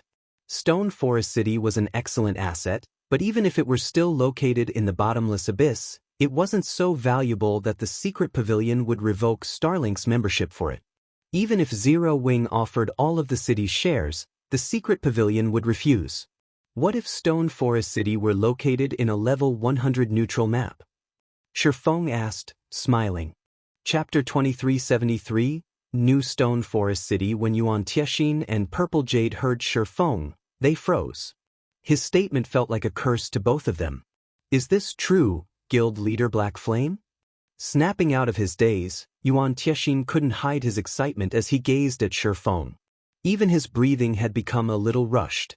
He showed none of the composure someone of his status should possess. The various superpowers were doing all they could to explore level 100 neutral maps. These areas would help prepare their players for their Tier 3 promotion quests, which made them desperate. However, these maps' environments were incredibly harsh, and the effects these environments had on players couldn't be mitigated with simple potions. Most importantly, the monsters in level 100 neutral maps were far too dangerous. These problems were giving the various superpowers huge headaches and preventing them from making any considerable progress. Although the various superpowers had considered transferring their guild towns to a level 100 neutral map, doing so required a town transfer token that was specific to level 100 neutral maps. Based on the superpowers' reports, obtaining such a token was impossible at the moment. Only super large-scale team dungeons in level 100+ neutral maps dropped the item. Exploring level 100 neutral maps was currently a huge problem. Raiding a large-scale team dungeon in these maps was nothing but a dream at this stage of the game. And yet, Shifeng had just told him that he had relocated Stone Forest City to a level 100 neutral map. Why wouldn't Yuan Tiexin be astonished? If what Shifeng said were true, the secret pavilion would have a much greater advantage when it came to developing level 100+ players. Of course, Shifeng said, smiling. Is the secret pavilion interested in my condition now? Yuan Tiexin hesitated, but after a moment he shook his head. Guild Leader Black Flame, you know how important that matter is. If we revoke Starlink's membership, we'll essentially be cutting off all relations with the guild. Meanwhile, Starlink had increased the scale of its operations. In fact, it now had influence across both main continents. Many superpowers are fighting to ally with the guild. Even if you offer more of Stone Forest City's shares, I doubt our guild leader will agree to the condition. Please reconsider, guild leader Black Flame. Demoting Starlink from an advanced member to a normal member and revoking Starlink's membership were two very different things. Starlink's demotion had only reduced the amount of resources and connections the pavilion received from the guild, but if the secret pavilion revoked Starlink's membership, it would lose all access to those resources and connections. Zero Wing had absolute authority over Stone Forest City and could refuse to open the city to the public, which would prevent the city from earning income, and the secret pavilion would lose access to the city's benefits. Unfortunately, the secret pavilion found those losses more acceptable than losing access to the resources and connections Starlink could provide. In the long run, Starlink's resources and connections would benefit the secret pavilion far more than some convenience when exploring a level 100 neutral map. That's a pity. Yuan Tiexin's answer didn't particularly surprise Shifeng. He then calmly asked, I intend to make a trip to Stone Forest City. Would you like to accompany me, Elder Yuan? We'd love to, Yuan Tiexin said, nodding enthusiastically. Since Yuan Tiexin accepted his offer, Shifeng gave his two guests temporary access to teleport to Stone Forest City. Meanwhile, Purple Jade started a private conversation with her companion. Uncle Yuan, are we really going to the city? She asked. She could tell what Shifeng was trying to do right now. He likely wanted to show off the city before they'd officially make a decision, but in her opinion, the act was futile. The benefits a guild city could provide and those from an alliance with a superpower were on entirely different levels. There was no need to consider Shifeng's request. Of course, we're going, Yuan Tiexin said, smiling. Black Flame may be immature, but he has relocated Stone Forest City to a level 100 neutral map. It is best if we go and inspect the situation for ourselves. As long as we stand firm, he'll understand that his condition is impossible. Purple Jade understood Yuan Tiexin's reasoning, but she couldn't help but pity Shifeng. Shifeng must believe that Yuan Tiexin would have a change of heart once they arrived in Stone Forest City, but he didn't realize that the older man was using his own trick against him, allowing Shifeng time to realize how useless the struggle was. While Yuan Tiexin and Purple Jade privately conversed, Shifeng finished granting them temporary teleportation rights. Alright, it's done. Let's head over, Shifeng said as he retrieved a guild transfer scroll for the city and activated it. Seeing this, Yuan Tiexin and Purple Jade did the same for the secret pavilion's temporary residence in Stone Forest City. After a moment, the three players transformed into streaks of light and vanished from the special forging room. Cold Spring Canyon, Stone Forest City. Two flashes of light appeared above the teleportation array in the secret pavilion's temporary residence as Yuan Tiexin and Purple Jade arrived. The moment their bodies manifested, however, Yuan Tiexin and Purple Jade were stunned. How is this possible? Yuan Tiexin nearly gasped. The mana in Stone Forest City wasn't as dense as it had been, but the instant they had arrived, Yuan Tiexin felt far more relaxed. Moreover, his five senses had become sharper. He had been exploring a level 100 neutral map with Purple Jade for quite some time, and the environment's chaotic energy had made them both feel exhausted, which had a considerable effect on their combat power. Even when they had plenty of stamina and concentration remaining, they had been forced to return to a city to recover from the exhaustion. However, even when they had fully recovered their stamina and concentration, the chaotic energy hadn't faded from their bodies completely. And yet, as he stood in Stone Forest City, Yuan Tiexin rapidly recovered from that exhaustion. At this rate, he'd be free from the chaotic energy within a few hours. Uncle Yuan, my recovery rate is at least twice as fast as before. If we could rest here, we'd be at least 30% more efficient when exploring a level 100 neutral map. Purple Jade exclaimed, unable to hide her shock. The chaotic energy within level 100 neutral maps was the biggest issue the various superpowers, including the secret pavilion, faced when exploring these areas. This chaotic energy forced players to rest in cities for long periods. However, if they could rest in Stone Forest City, they could explore 30% more of a level 100 neutral map in the same amount of time. In addition, Stone Forest City was now located within a level 100 neutral map, which would save them plenty of travel time. Overall, If the Secret Pavilion's members could set up a base in Stone Forest City, they could spend at least twice as much time exploring level 100 neutral maps as other players. With this much additional time, the Secret Pavilion's members would have a massive lead over the various superpowers members. After taking a moment to inspect the city's unique environment, Yuan Tiexin and Purple Jade headed toward the Stone Forest City's central plaza. The city was mostly the same as they remembered. The only difference was the neutral race NPCs that filled the city streets. Many of these NPCs had set up stalls and hawked their wares. When Yuan Tiexin took a peek at a stall's goods, he felt a little faint for a moment. These neutral NPCs were actually selling level 100 weapons and equipment and of considerably high quality. He had even spotted level 100 secret silver weapons for sale. Of course, these items weren't cheap, and some cost special materials. Fortunately, a driven Tier 2 expert could gather the necessary funds and materials for the items. Level 100 weapons and equipment. Players that hadn't yet begun to explore level 100 neutral maps might not find anything special about these items, but it was a different story for players like Yuan Tiexin, who constantly grinded in level 100 neutral maps nowadays. When exploring level 100 neutral maps, acquiring a single piece of level 100 bronze equipment was already a challenge, not to mention obtaining level 100 secret silver weapons and equipment. And yet, the NPCs in Stone Forest City were publicly selling such items. What should we do now, Uncle Yuan? We've already rejected Black Flame's offer, Purple Jade asked nervously. She was also surprised to see the weapons and equipment for sale in the various NPC stalls. She had never expected Stone Forest City to become this amazing.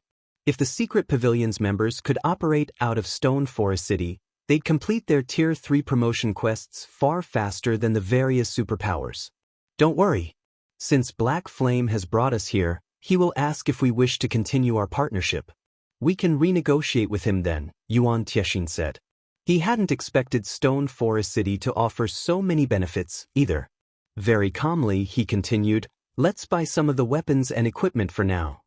While Yuan Tiexin and Purple Jade systematically cleaned out the stalls in the central plaza, Shi Feng finished organizing his night division. He then left to check on his guests and told Yuan Tiexin, I've finished my business in the city and have other matters I need to attend to, so I'll part with you two here. Since he had settled his affairs in Stone Forest City, he'd have to begin transferring Zero Wing's experts to the city. Once they had settled and could get to work, Zero Wing's development would reach new heights. Shi Feng then pulled a return scroll for White River City from his bag and began to activate it. Yuan Tiexin was stunned. He hadn't thought that Shi Feng would be so indifferent, not even bothering to ask how they felt about the city. He certainly hadn't expected Shi Feng to act as he did. Please wait, Guild Leader Black Flame. Yuan Tiexin shouted as Shi Feng unfurled his return scroll. Is there something else you need, Elder Yuan? Shi Feng asked, giving the older man a strange look. It's about the condition you mentioned earlier, Yuan Tiexin said, exasperated. We'd like to renegotiate. If Zero Wing can offer more of Stone Forest City shares, we might be able to agree to the condition. I'm afraid that won't be possible. Zero Wing will not hand over any more of Stone Forest City shares. If the Secret Pavilion must still reject my condition, I'll have to accept the unfortunate answer, Shi Feng said, instantly rejecting Yuan Tiexin's offer. With the enhanced magic array in Stone Forest City, Zero Wing's development speed would skyrocket. Even if Zero Wing couldn't cut off one of Starlink's main sources of income, it wouldn't be long before his guild could strike back at Starlink. Hence, he had no reason to give away more of Stone Forest City's profits. Read latest chapters at Wuxia World. Alright, you win. The Secret Pavilion will revoke Starlink's membership, Yuan Tiexin said, sighing. Shi Feng's immediate rejection made it clear that the Secret Pavilion wouldn't gain any more from the transaction. He continued, however, our guild leader asks that you can open the city to the Secret Pavilion's members within 2 days. That won't be a problem. Shi Feng nodded. Stone Forest City was a basic city and required a lot of players to fortify it. In the bottomless abyss, Shi Feng had been able to rely on NPC soldiers, but now he could only rely on players and his knight division. However, his knights would guard his entire territory, not just Stone Forest City, and unfortunately, if he relied solely on Zero Wing's experts to defend the city wouldn't be able to operate at full capacity. Hence, the Secret Pavilion's experts were essential. Shortly after Shi Feng and the Secret Pavilion agreed on their deal's terms, the shocking information spread throughout the Secret Chamber of Commerce. The Secret Chamber of Commerce had officially revoked Starlink's membership. Chapter 2374 God's Domain. Shocked as news of Starlink's revoked membership spread, a commotion erupted among God's Domain's various superpowers. What's going on? Starlink got kicked out of Secret? Is the Secret Pavilion crazy? Maybe they sent the revocation letter to the wrong guild? That's Starlink we're talking about. Not only has it recently annexed a bunch of top adventurer teams and workshops, but it's also recruited many retired peak experts. It's the strongest among the up-and-coming superpowers, and Starlink had influence on both main continents. Why would the Secret Pavilion even think of revoking Starlink's membership? The various superpowers fell into heated discussions about the Secret Chamber of Commerce's sudden internal announcement. They all felt as if the Secret Pavilion were playing some kind of prank. Many of God's Domain's chambers of commerce were trying to recruit Starlink to obtain the resources and connections it had to offer. By revoking Starlink's membership, not only would Secret grow weaker, but it would also strengthen its competitors. This would only harm both the Secret Chamber of Commerce and the Secret Pavilion. Dark Knight Empire, Dark Knight City. The Dark Knight Empire's various powers were in an uproar over Starlink's revoked membership, particularly Crimson Emperor and Unyielding Soul. Starlink's departure from the Secret Chamber of Commerce was a huge loss for both Starlink and the Secret Pavilion, but particularly for Starlink. The Secret Pavilion's influence spanned across the main continent, and few could rival its sales connections and resources. Otherwise, the Secret Pavilion wouldn't have been a publicly acknowledged transcendental power in God's domain. Without the Secret Pavilion's support, Starlink's development speed would slow considerably. It wouldn't be surprising if this incident reduced Starlink's income by over 30%. This was a huge blow to Starlink. Hart, do you know what exactly happened between the Secret Pavilion and Starlink? Illusory Words, one of Crimson Emperor's vice guild leaders, asked as she privately contacted Unyielding Heart. No one in my guild has a clue. What about your side? Unyielding Heart said, shaking his head. The situation made him restless and curious. The Starline Corporation supported Starlink, and the guild had partnered with quite a few superpowers. Most importantly, Starlink was developing on both the eastern and western continents, which gave the guild unimaginable status and influence in the Dark Knight Empire. And yet, the Secret Pavilion had removed Starlink from the Secret Chamber of Commerce. It was unbelievable. The fact that the Secret Pavilion had done this meant that something must have happened between it and Starlink, but Unyielding Soul hadn't been able to learn any details about the situation. We don't know anything either. Not even our spies in Starlink have a clue, Illusory Words said, frowning. The Secret Pavilion has always maintained a neutral stance regarding the Secret Chamber of Commerce. I have never heard of Starlink provoking the Secret Pavilion either, yet it abruptly revoked Starlink's membership. It's possible that Starlink has provoked some transcendental existence, and the Secret Pavilion was forced to make this move. If we don't get to the bottom of this, the Dark Knight Empire will become a very dangerous place to develop. The various otherworld powers had been rapidly spreading across the continent, and it was only a matter of time before a massive war erupted between the main continent's powers and those from the various otherworlds. The main continent's resources were limited, after all, and some people were destined to be eliminated. Seeing a superpower like Starlink in such a situation, if Unyielding Soul and Crimson Emperors, lesser superpowers, were not careful, their names could be permanently removed from God's domain. I know. That's why I've already tasked people to poke around in the Secret Pavilion. It shouldn't be long before we have an answer, Unyielding Heart said, nodding. He too understood how severe the matter was. Since some mysterious power which was strong enough to force the Secret Pavilion to abandon Starlink had arrived, ordinary superpowers like them wouldn't have a place in the Dark Knight Empire if they weren't careful and accidentally provoked this mysterious newcomer. Unyielding Heart wasn't overly surprised that a new, mysterious power had arrived. The planar passages were open now, and although he didn't understand much about God's domain's multiple other worlds, those he was familiar with were strong enough to make him shudder.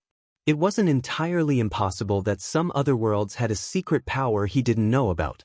While Crimson Emperor and Unyielding Soul fervently investigated the matter, other empires and kingdoms' superpowers did the same. This incident had sparked a passionate discussion in the Fire Dragon Empire, one of the continent's 4 great empires. The empire's various superpowers thought it best to take greater precautions during their important operations. The superpowers that had planned to declare a guild war, in particular, put their plans on hold, afraid of unexpected complications. Who actually has the strength to force the secret pavilion to abandon Starlink? Long Xianglong stared at the report in his hands in astonishment. Even on the Western continent, Starlink was famous. Because of the guild's powerful background, even the Azure Gamber of Commerce H&D to show the superpower some respect.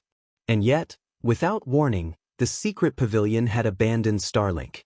Even Long Xianglong found the situation a little unsettling. Should we warn Second Sis about this, Third Uncle? Burning Owl asked with a serious expression. If a power could force the secret pavilion to revoke Starlink's membership, it was an even greater threat to the Azure Chamber of Commerce. Yes, notify her, Long Xianglong said after giving the matter some thought. The situation on the Eastern continent is more complex than we assumed. For the foreseeable future, you and your team should continue to grind in the level 100 neutral maps here. If anything happens to Wonder, I want you to lend her a hand, so her development doesn't stagnate. Don't bother to help Zero Wing, however. Since that kid dared to make such a boastful declaration before me, I want to see his guild struggle on the Eastern continent. Not only had the planar passages fully opened, but some mysterious power with such strength had also arrived on the Eastern continent. In Long Xianglong's opinion, as long as Burning Owl didn't secretly help it, a pseudo-superpower like Zero Wing would soon fall. Burning Owl had no choice but to nod in agreement, although he couldn't help but pity Zero Wing. Zero Wing had gone to great lengths to help Silent Wonder win Azure's internal competition, yet in the end, it failed to gain any benefits from Azure. Now, a major threat shook the Eastern continent. If Zero Wing weren't careful, it would be removed from God's domain. Elsewhere, Shifeng had returned to White River City's Candlelight trading firm. To prepare for Stone Forest City's grand opening, he wanted to produce as many Crimson Sunsets as possible to ensure that the guild's core members could roam the Cold Spring Canyon without issues. Otherwise, they wouldn't be able to do anything, even with Stone Forest City's support. Zero Wing wasn't like the various superpowers. It didn't have a lot of experts that could fight level 100+ monsters. If Zero Wing wanted to develop quickly by relying on the Cold Spring Canyon, it would need to nurture a group of experts that could survive in the area. Without enough strength, Zero Wing could only helplessly stare at the canyon's abundant resources. Read latest chapters at Wuxia World. Just as Shifeng was about to enter a basic meditation room and resume the Crimson Sunsets production, Silent Wonder contacted him. Guild leader, something major has happened. Silent Wonder anxiously announced.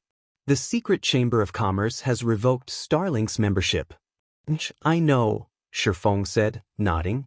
You know already, guild leader? Shifeng's reply surprised her.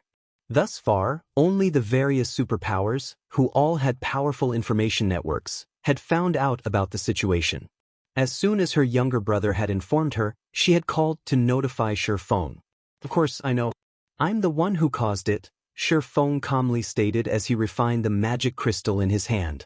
Chapter 2375, New Stone Forest City opens. You're the one who caused this? Silent Wonder was stunned. For a moment, she even assumed Shifeng was joking. Starlink's removal from the Secret Chamber of Commerce had already caused a commotion among God's domain's various superpowers. It made them all insecure, and they used everything at their disposal to look into the matter. They all wanted to know what kind of power could force the secret pavilion to make such a decision.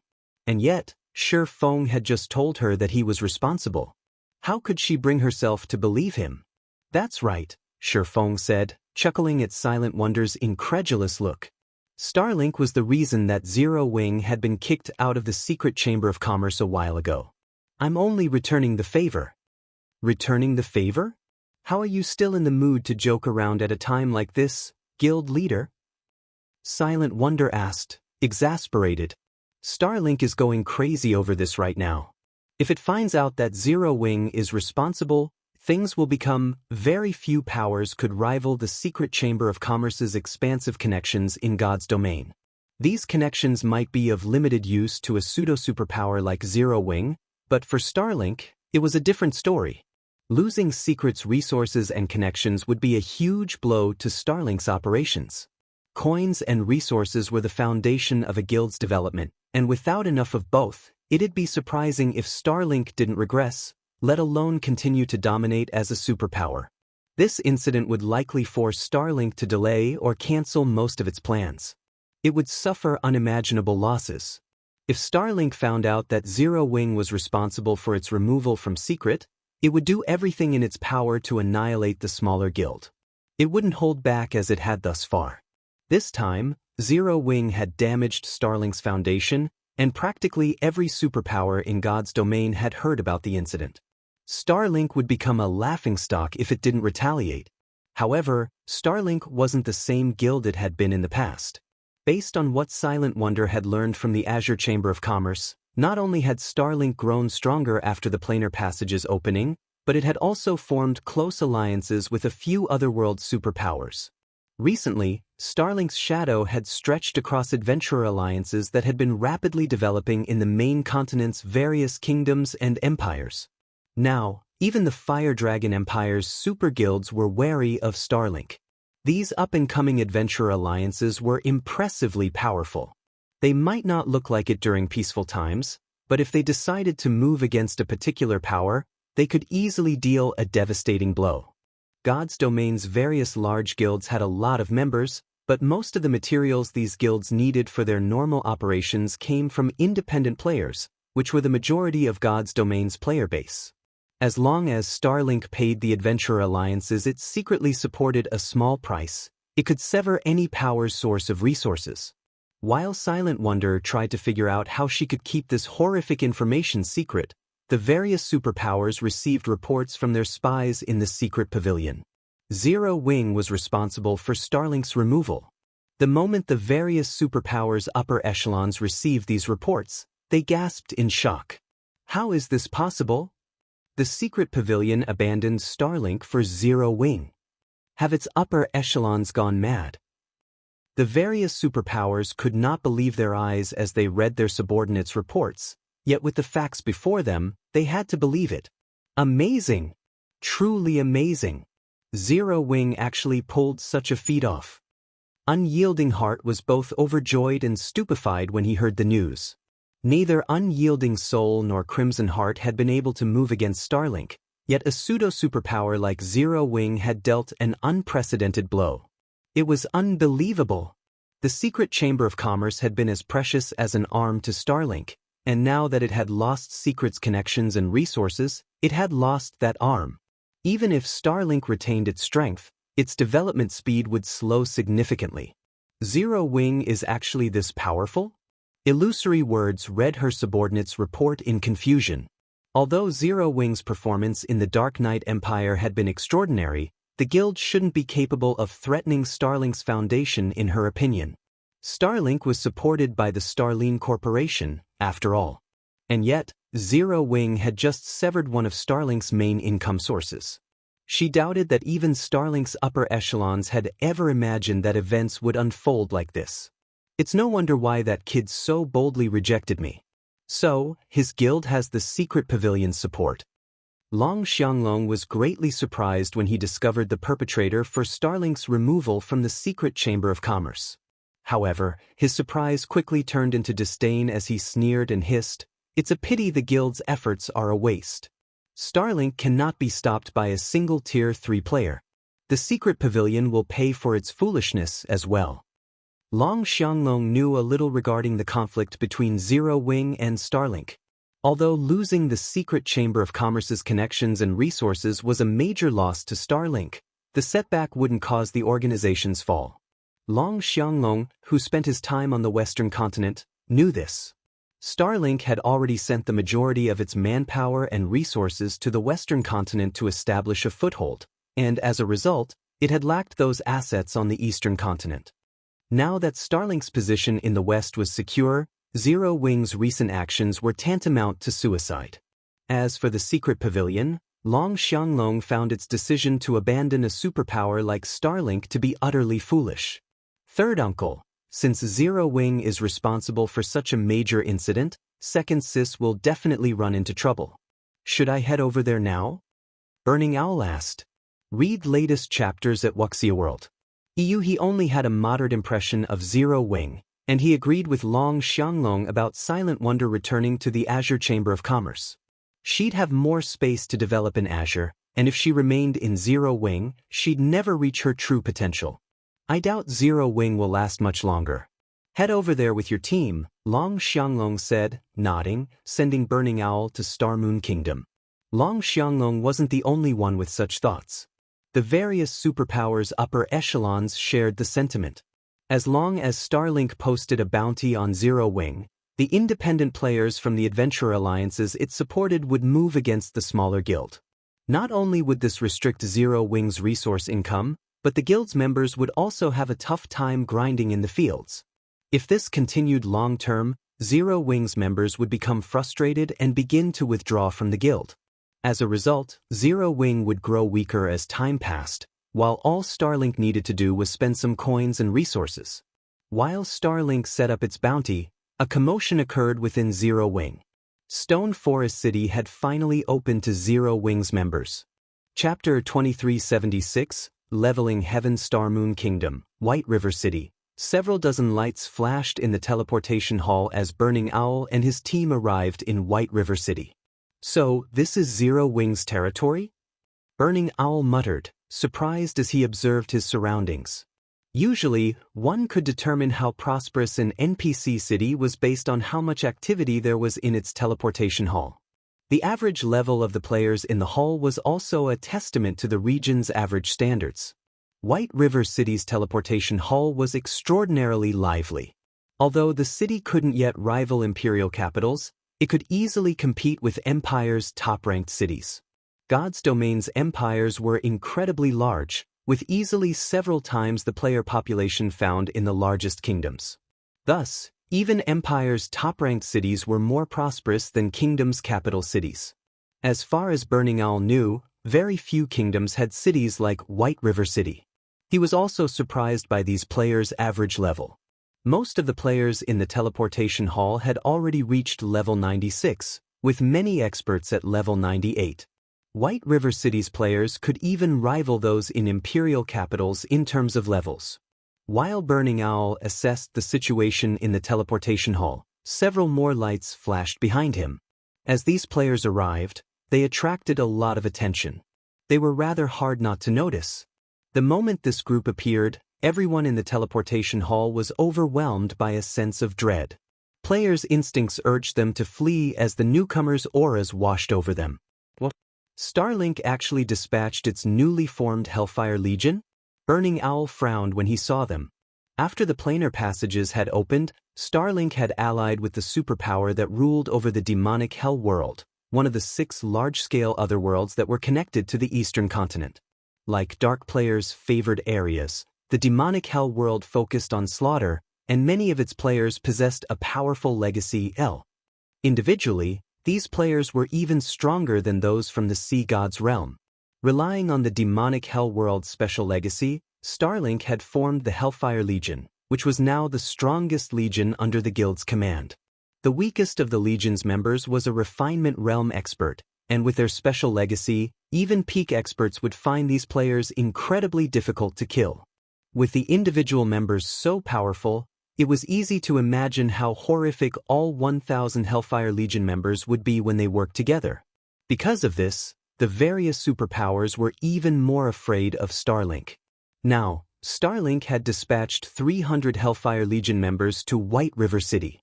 If they had to fight those players, even Burning Owl's Heaven Piercer team would be annihilated. Vice Guild Leader, Elder Long has contacted me to inform us to avoid conflict with Starlink as much as possible, a level 100, black-clad assassin quietly reported. Aside from sending in the Hellfire Legion, Starlink has posted a bounty on Zero Wing through the adventure alliances it supports. Starlink is offering 100 CPs for Zero Wing's elite members and 1,000 CPs for core members. The guild is even offering half of the posted bounty to players who can prove they've assisted with the kills. Moreover, Starlink has declared that this bounty will remain in effect until Zero Wing has been removed from God's domain. What a high price. Even I find it tempting. It seems that Starlink truly intends to go all out. The bounty astonished Burning Owl. He hadn't expected Starlink to be so vicious. Many independent players had joined the adventurer alliances Starlink had established with the various otherworld powers, and among them, many were powerful experts that could even rival superpowers' peak experts. The adventurer alliances' contribution points were quite valuable. Players could use them to purchase combat techniques, weapons, equipment, rare materials, and even legacies. Members could even spend the points to hire a team of experts to assist with quests and dungeons. But those uses paled in comparison to their true value. Once members had accumulated enough CPs, they'd earn a promotion within the alliance, rising from bronze to silver, or silver to gold rank. As one rose through the ranks, not only would they receive a discount on any CP purchases, but at gold rank, they'd also earn a fixed credit salary each month. To top it all off, there were almost no restrictions on these benefits. The policy had lured many independent peak experts and top adventurer teams to join these adventurer alliances. A CP in Starlink's adventurer alliances was worth 3 silver, but players couldn't exchange CPs for coins. Hence, the CP reward for Starlink's bounty on Zero Wing was powerfully attractive to the adventurer alliance's members. It was even enough to motivate peak experts. Even a superpower would suffer against this strategy, not to mention Zero Wing. Not even God's domain's various superpowers had thought Starlink would to go such great lengths to destroy Zero Wing. Meanwhile, when Xuanwu Chisa, who was raiding a level 95, super large-scale team dungeon in the Or Empire, heard of Starlink's bounty, it surprised her a little. Vice Guild Leader, I doubt Zero Wing will last much longer now that Starlink is relying on its full strength. Should we take advantage of this opportunity? The elementalist Jing Yang suggested. That won't be necessary. All we need to do right now is capture the Or capital city as soon as possible. Everything else is secondary, Xuanwu Chisa said, shaking her head. However, after giving the matter some thought, she smiled faintly and said, that being said, send someone to keep an eye on Zero Wing. The guild has grown strong enough that its members should force Starlink to reveal its current strength. Understood, Jing Yang replied. Although he was a little disappointed that he wouldn't have a hand in Zero Wing's downfall, he didn't dare disobey Xuanwu Chisa. He immediately notified some of his subordinates to watch Zero Wing. In Zero Wing's White River City residence, tension had risen among the guild's members due to the news of Starlink's bounty. Everyone was worried about the situation. They wouldn't only have to face Starlink's experts this time. Independent experts from multiple kingdoms and empires were joining this fight. If they were not careful in the fields, they could easily be surrounded and slain. Zero Wing was exceptionally strong and had absolute control over a few maps, but as they reached higher levels, they'd have to explore areas outside of the guild's influence. Leveling up would almost certainly become far more difficult.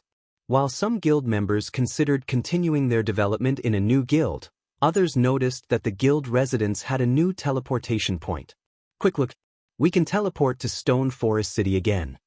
Crap, there's a level 98 requirement, and the guild transfer scrolls cost 500 GCPs each. Wait, something's not right. Stone Forest City has been moved to the Cold Spring Forest? Cold Spring Forest's a level 100 neutral map. What?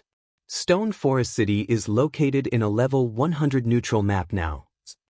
When they saw the residents' new teleportation point, everyone was dumbfounded. They had never thought the guild would transfer Stone Forest City to a level 100 neutral map. Even the various superpowers only dreamed of accomplishing such a feat. Read latest chapters at Wuxi Some of the level 98 guild members gritted their teeth as they purchased a guild transfer scroll for Stone Forest City. Curious, they activated the scrolls the moment they received them. As soon as these level 98 members arrived in the city's residence, they were stunned by what Stone Forest City had to offer. Not only were their five senses sharper within the city, but they also spotted plenty of neutral NPCs selling level 100 weapons and equipment. Most importantly, they sensed the chaotic energy that corroded their bodies dissipating twice as fast as normal. With Stone Forest City's unique environment, it was a leveling haven. Shortly after Zero Wing's members arrived in Stone Forest City, they spread the news throughout the guild, causing an uproar. Naturally, the spies within Zero Wing reported to their respective superiors immediately. Chapter 2377 Enviable Stone Forest City. When they received the reports about Stone Forest City's new location, the various superpowers nearly went mad. Impossible! I thought we needed to raid team dungeons in level 100 neutral maps before we could obtain a town transfer token for those maps. Damn it! Zero Wing was actually able to do it. I want this investigated. We need to find out how Zero Wing accomplished this feat. When the various superpowers discovered Stone Forest Town's new location, the joy they had felt over Zero Wing's misfortune vanished instantly. Now, only envy and admiration remained. The various superpowers were desperate for means to accelerate their exploration in level 100 neutral maps. Unfortunately, they had found nothing and their teams were helpless against these maps' environments and monsters, yet the areas were the future of God's domain. Players could earn significantly more EXP from the monsters in those maps than monsters in lower-level maps.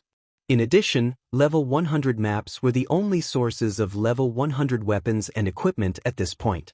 The various superpowers could only afford to send a large number of players to challenge their Tier 3 promotion quests once they had a sufficient amount of level 100 weapons and equipment.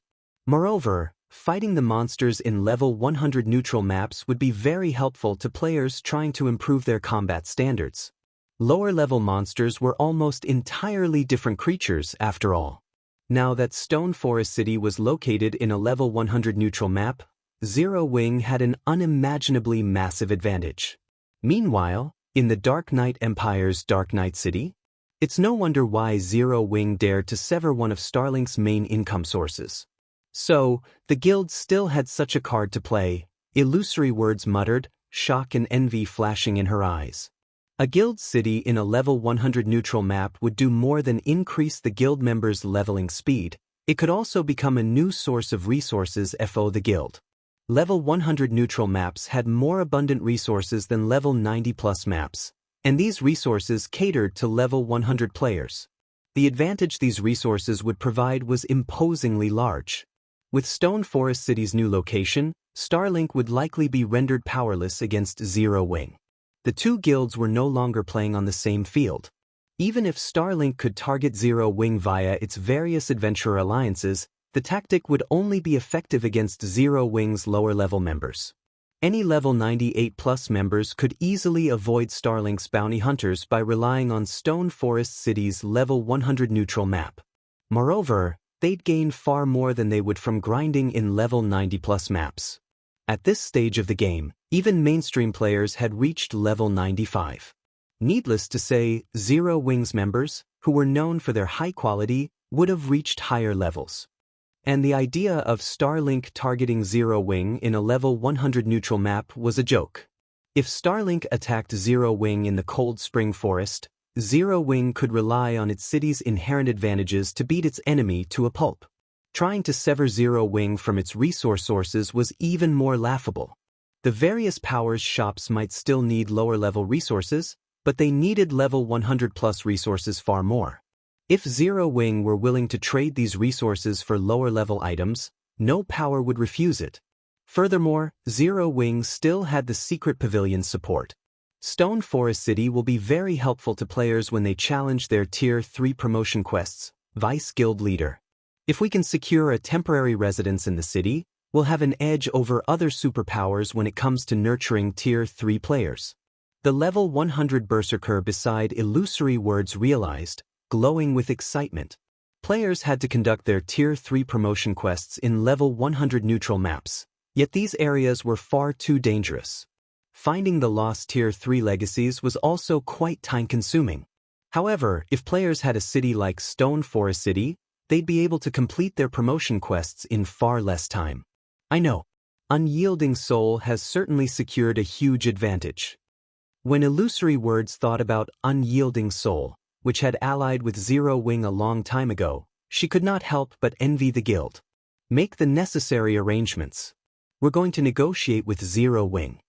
I'll get it done immediately, the level 100 Berserker answered.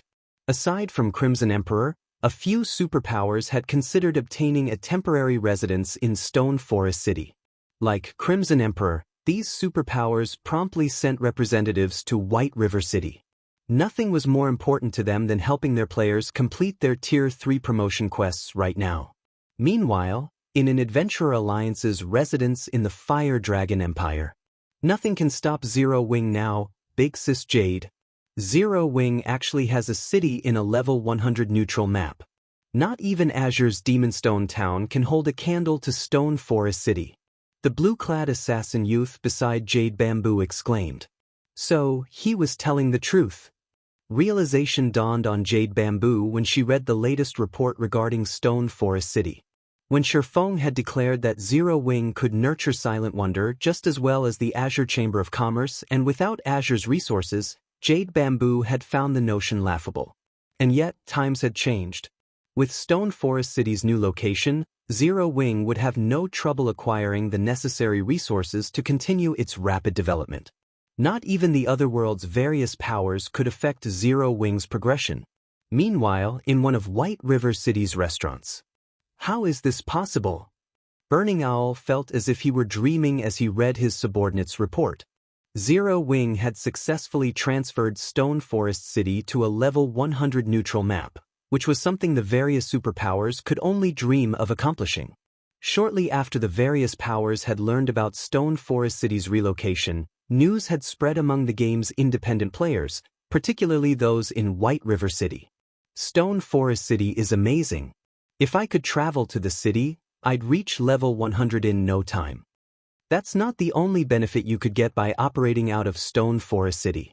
One of my close friends is a core member in Zero Wing, and he told me that the city even enhances players' senses. If you train in the city's battle arena, your progress will be miraculous. This won't do. I'm going to take the test to join Zero Wing. The latest news about Stone Forest City inspired many independent experts to join Zero Wing. Aside from the help the city could provide as players challenged their Tier 3 promotion quests, the fact that the city could help players gain more progress when training made it impossible to reject. Read latest chapters at Wuxia World.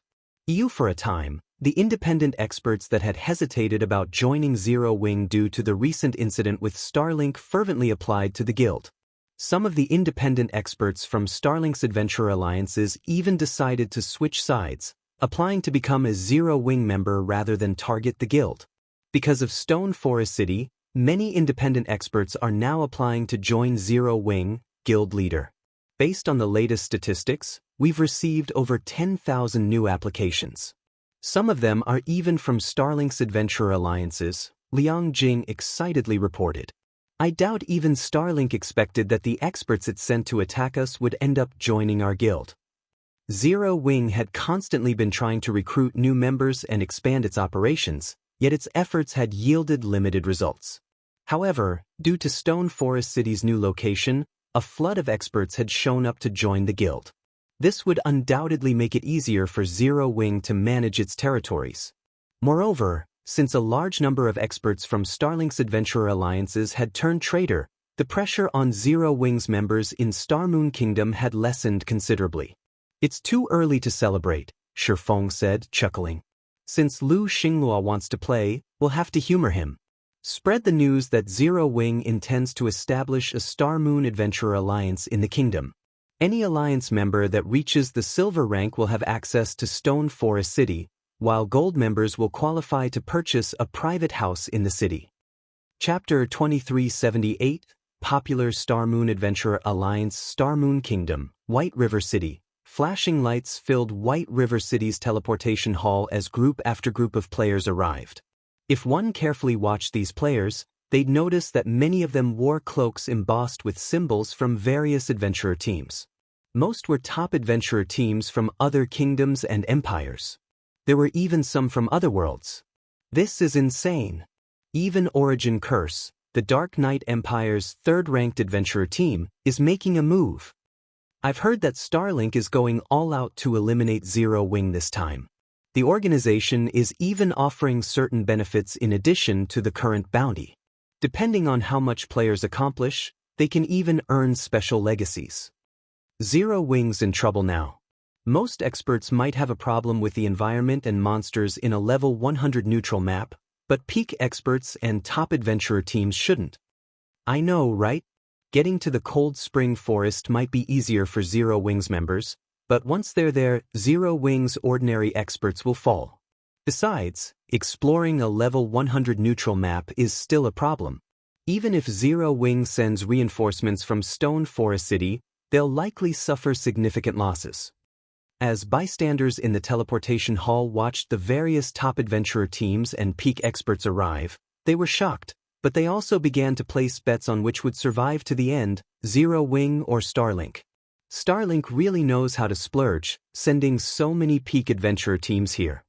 Shi Feng, who was still working in the Candlelight trading firm, was similarly surprised when he heard the news. Hiring a top adventurer team to attack a guild in a level 100 neutral map was incredibly expensive, yet Starlink had dispatched so many of them. It had likely paid a high enough price that even super guilds would wince. Guild leader, I just received news that Starlink's Hellfire Legion members are starting to move toward the Cold Spring Forest. By the looks of it, they intend to attack our teams grinding in the area, Silent Wonder, who was grinding for EXP, worriedly reported. Why don't I negotiate with my family to borrow some of their experts? Zero Wing's members had Stone Forest City to fall back to, but they still had to leave the city to level up. Unfortunately, Zero Wing's foundations were still unsteady. Although an expert could rival a peak expert with the Crimson Sunset, Zero Wing didn't have enough of the sets to match the number of peak experts Starlink had dispatched. Of course, Starlink would suffer tremendously for taking such drastic action, but the organization was supported by the Starline Corporation. It had far more funds and resources than its opponent. Most importantly, several adventure alliances worked for Starlink. If this persisted, Zero Wing's position would become even more disadvantaged. That won't be necessary. You should just focus on leveling up, Shi Feng said, chuckling. Starlink's foundations might be vast, but Zero Wing's no weakling. Shi Feng wouldn't have dared consider clashing with Starlink directly before he had transferred Stone Forest City to the Cold Spring Canyon, but things had changed. Alright, my team and I will try to reach level 100 as quickly as possible, Silent Wonder said, nodding. She knew that she could only display the Crimson Sunset's full strength by reaching level 100. After Shi Feng disconnected his call with Silent Wonder, Liang Jing entered the basic meditation room. Guild leader, I've planned the basic organization and benefits for the Adventurer Alliance. The Alliance's residence is ready, as well. We now have residences in White River City, Starmoon City, Zero Wing City, and Stone Forest City. We can begin to recruit members at any time, Liang Jing proudly announced. She brimmed with anticipation and confidence about the new Adventurer Alliance Zero Wing was about to establish. Independent players might consider the benefits the other Adventurer Alliances offered outstanding, but those benefits were nothing compared to what Zero Wing's Adventurer Alliance had to offer. Alright, make the announcement to the public now then. Shi Feng nodded. He had wanted to wait until the Azura adventurer team had grown powerful enough before he established an adventurer alliance on the main continent with Azura's help, but since Starlink had bared its fangs, he had no choice but to move his plans forward. With Shi Feng's go-ahead, Liang Jing published the news on Starmoon Kingdom's official forums. She also sent her subordinates to manage the recruitment at the newly established Starmoon Adventurer Alliance's residences. In no time, the kingdom was in an uproar. What? Zero Wing's establishing an adventurer alliance? Maybe it's a move to counter Starlink's assault, but Starlink's adventurer alliances offer incredibly generous benefits. I doubt many people will be interested in Zero Wings. Wait, you're wrong. Look at what benefits the Starmoon Adventurer Alliance is offering. Any silver member will have access to Stone Forest City, and gold members will qualify to purchase private houses in the city. A private house? Isn't that a little too generous? So far, Zero Wing has only leased Stone Forest City's houses, yet countless people fought over them. If we could buy one of our own, our leveling speed would skyrocket. That's not all. The Star Moon Adventure Alliance has quite a few residences as well. There's even one in Stone Forest City and Zero Wing City, and members can rest in the residences for free. When the kingdom's independent players saw the benefits the Star Moon Adventure Alliance offered, they were ecstatic. Many even dropped what they were doing and ran toward the recruitment venues. Stone Forest City was the only city in God's domain located in a level 100 neutral map. Countless experts dreamed of entering the city, not to mention purchasing one of Stone Forest City's private houses. Not even the various superpowers peak experts had that privilege. And yet, as long as they became a silver member in the Star Moon Adventure Alliance, they could visit Stone Forest City whenever they wished. For a time, independent players crowded the entrances to the Star Moon Adventure Alliance's residences. These players easily outnumbered those applying to join Zero Wing by more than a dozen times. There were even some peak experts among the crowds. Read latest chapters at Wuxia World. EU. Meanwhile, the adventurer teams that had come to White River City to target Zero Wing's members began to jump ship, one after another, applying to join the Star Moon Adventure Alliance. The kingdom's various major powers were stupefied. However, they found these results reasonable. How could Starlink's meager resources possibly compare to the benefits Zero Wing offered, after all? Just being able to enter Stone Forest City would give players a massive lead in levels, not to mention the ability to purchase a private house in the city. Who would willingly miss out on the opportunity? Even independent experts from other kingdoms and empires made their way to Star Moon Kingdom when they had the news. The Adventurer Alliances, the various otherworld powers, controlled rapidly lost members. While the Star Moon Adventure Alliance's member count ballooned, Shifeng received a message from Kola. Guild Leader, we've completed our promotions. Chapter 2379, Overestimating Oneself, they're finally done? Joy blossomed in Shifeng's heart when he read Kola's message. Any player that successfully completed their Tier 3 promotion quest at this stage of the game instantly became an apex combatant. Their combat power would be leagues ahead of Tier 2 players. Not even Tier 2 domain realm experts were a match for Tier 3 players. Now that Kola and the others had completed their Tier 3 promotion quests as well, they could be the guild's spearhead, quelling any troubles that plagued their guildmates. Shifeng would no longer have to spend all day running around and putting out fires, having more time to invest in his own affairs. He still had many important, unfinished quests, but since Zero Wing had been at risk and lacked enough powerful experts to protect it from the various superpowers, Shifeng had been forced to put his quests on hold. Now that Kola and the others had returned, he could return to his quests without worry. Suddenly, Liang Jing contacted Shifeng, nervously informing him, Guild Leader, a group of people from Demon Palace wish to discuss business with you. The Demon Palace? Shifeng was confused when he heard the name. What business do they have with me? Demon Palace had been extremely famous during his previous life. Not only had the guild taken over the entire demonic hell world early on, but it had also been one of the few up-and-coming superpowers in God's domains. After years of development, it had grown into one of the few existences that had the power to contend with the 5 great super guilds of God's domain. However, the demonic hell world's planar passage was connected to the Ten Saints Empire, one of the 4 great empires. The Ten Saints Empire was also quite far from Star Moon Kingdom. Teleporting between the empire and the kingdom cost roughly 9 gold per person. Do you wish to meet them? Liang Jing asked. Let them wait in the reception room for now. I'll head that way, Shifeng said. After giving the matter some thought, he agreed to meet with the Demon Palace's representatives. Demon Palace was no ordinary superpower. Although it had yet to reveal its fangs, no superpower would dare underestimate it. The Demon Palace had the support of 2 international corporations and was the demonic hell world's absolute overlord. The demonic hell world was only slightly smaller than an empire, and due to its environment, the players from the demonic hell world were far stronger than those on the main continent. In addition, Demon Palace had developed relatively smoothly since it had no competitors in its homeworld. Even the strongest super guild on the main continent struggled with roadblocks and setbacks, yet Demon Palace had faced no such issues. It was easy to imagine how powerful the guild had become. Most importantly, the easiest way for players to travel to the Western continent was through the Ten Saints Empire. The Empire had a dimensional passage, which was the largest and most stable in God's domain, that connected the two main continents. This passage also had the least restrictions. Naturally, the Ten Saints Empire's various superpowers had taken control of the dimensional passage after its activation. One of those superpowers was Demon Palace. Because of this, many superpowers petitioned the Demon Palace for partnerships, which allowed the guild to build its strength and influence. At this point, it was only slightly weaker than the 5 great super guilds.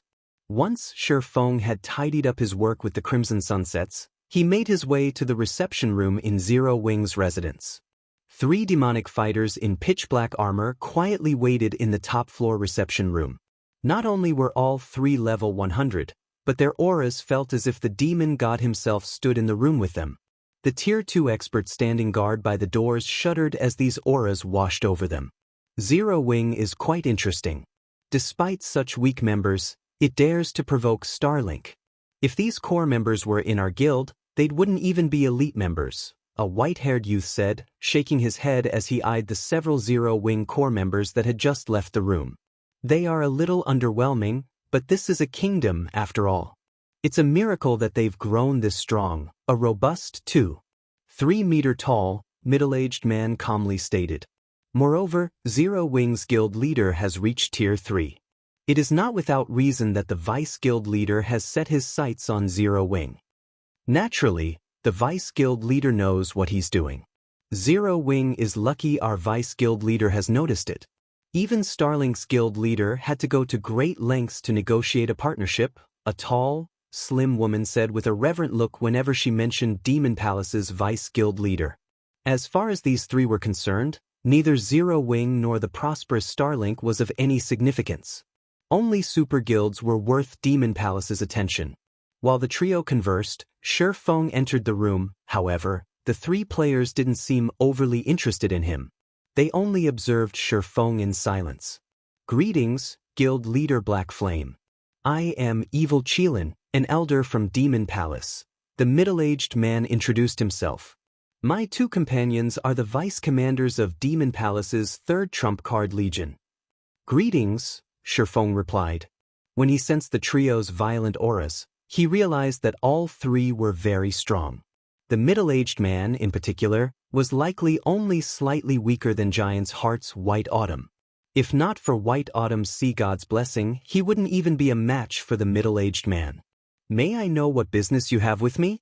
Our Vice Guild leader values the Star Moon Adventurer Alliance and desires a cut of the action. We aren't asking for much of the Alliance's shares, 30% will be enough. In return, Demon Palace will supply Zero Wing with the demonic Hellworld's rare materials and special legacies, Evil Qilin said. In addition, we would like a temporary residence in Stone Forest City and 30% of the city's shares. In exchange, Demon Palace will step in to resolve the Zero Wing's trouble with Starlink. I'm sure Starlink will back away out of respect for Demon Palace. With our members garrisoned in Stone Forest City, I'm sure we can provide a sufficient deterrent to the other superpowers if they have ideas of trying to steal the city. Zero Wing will be able to develop in peace and join the ranks of God's domain's superpowers. Naturally, Zero Wing welcomes a partnership between Demon Palace and the Star Moon Adventurer Alliance. However, we can handle Starlink on our own. There is no need for Demon Palace to get involved, Shi Feng said, chuckling. Shi Feng had no intention of parting with a single % of Stone Forest City's shares right now, let alone handing over 30% in exchange for protection. Although you are quite formidable, Guild Leader Black Flame, you are only one person. Meanwhile, thanks to some of the demonic Hellworld special legacies, Starlink has established the Hellfire Legion, its strongest force. If you encounter 5 or 6 members of the Hellfire Legion, you might be fine, but even as a Tier 3 player, a 100-man team may overtake you. You should reconsider, Evil Qilin said, sneering disdainfully when he heard that Shi Feng had no intention of sharing Stone Forest City. He assumed Shi Feng must think himself invincible now that he had reached Tier 3, but even Tier 3 players would have to flee from a 100-man team from the Hellfire Legion, not to mention Zero Wing's other experts. Demon Palace had already shown a lot of respect by offering to help Zero Wing.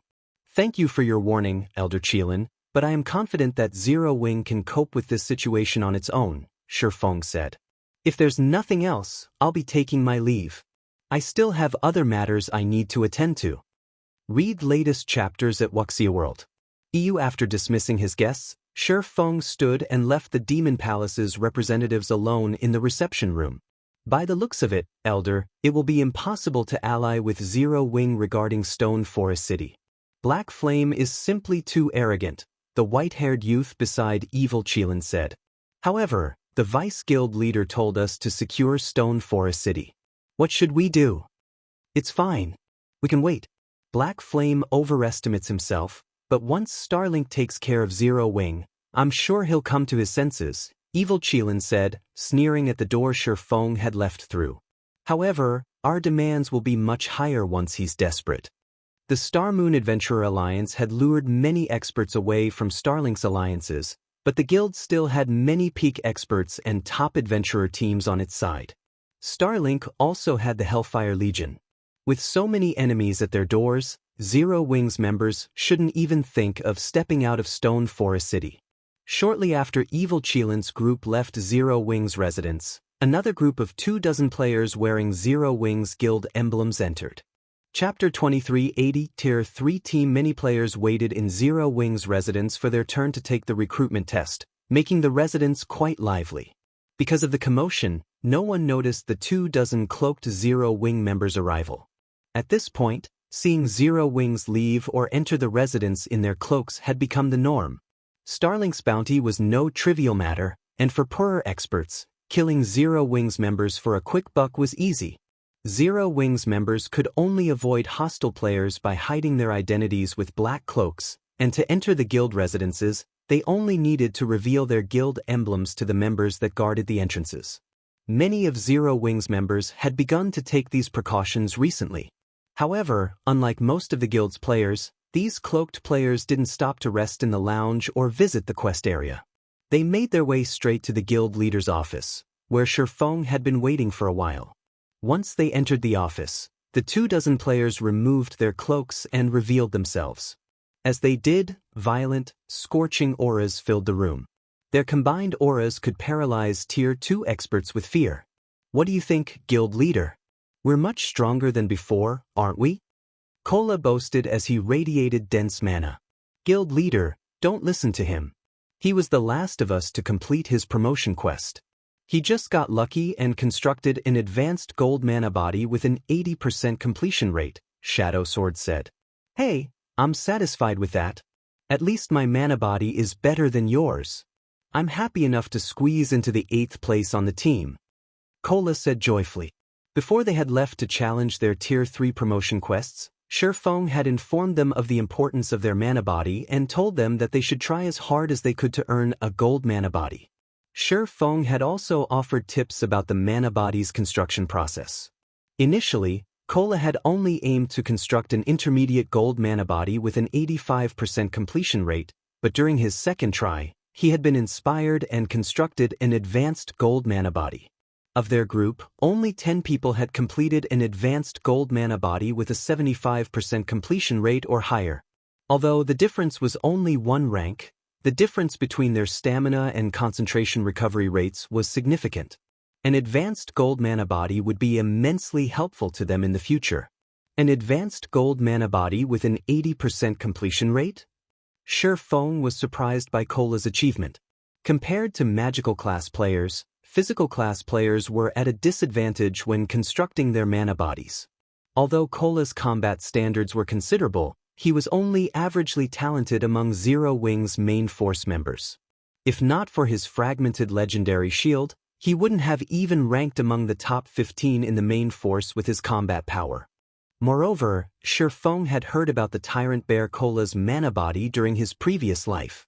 At the time, Kola had only had a basic gold mana body with a 78% completion rate, yet he had still managed to shake Star Moon Kingdom, becoming one of its top-ranked MTs.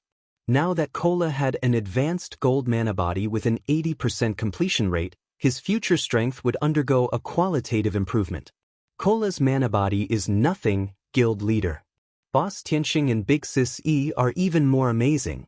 Boss Tianxing constructed a 93% peak gold mana body, and Big Sis E constructed a 95% peak gold mana body.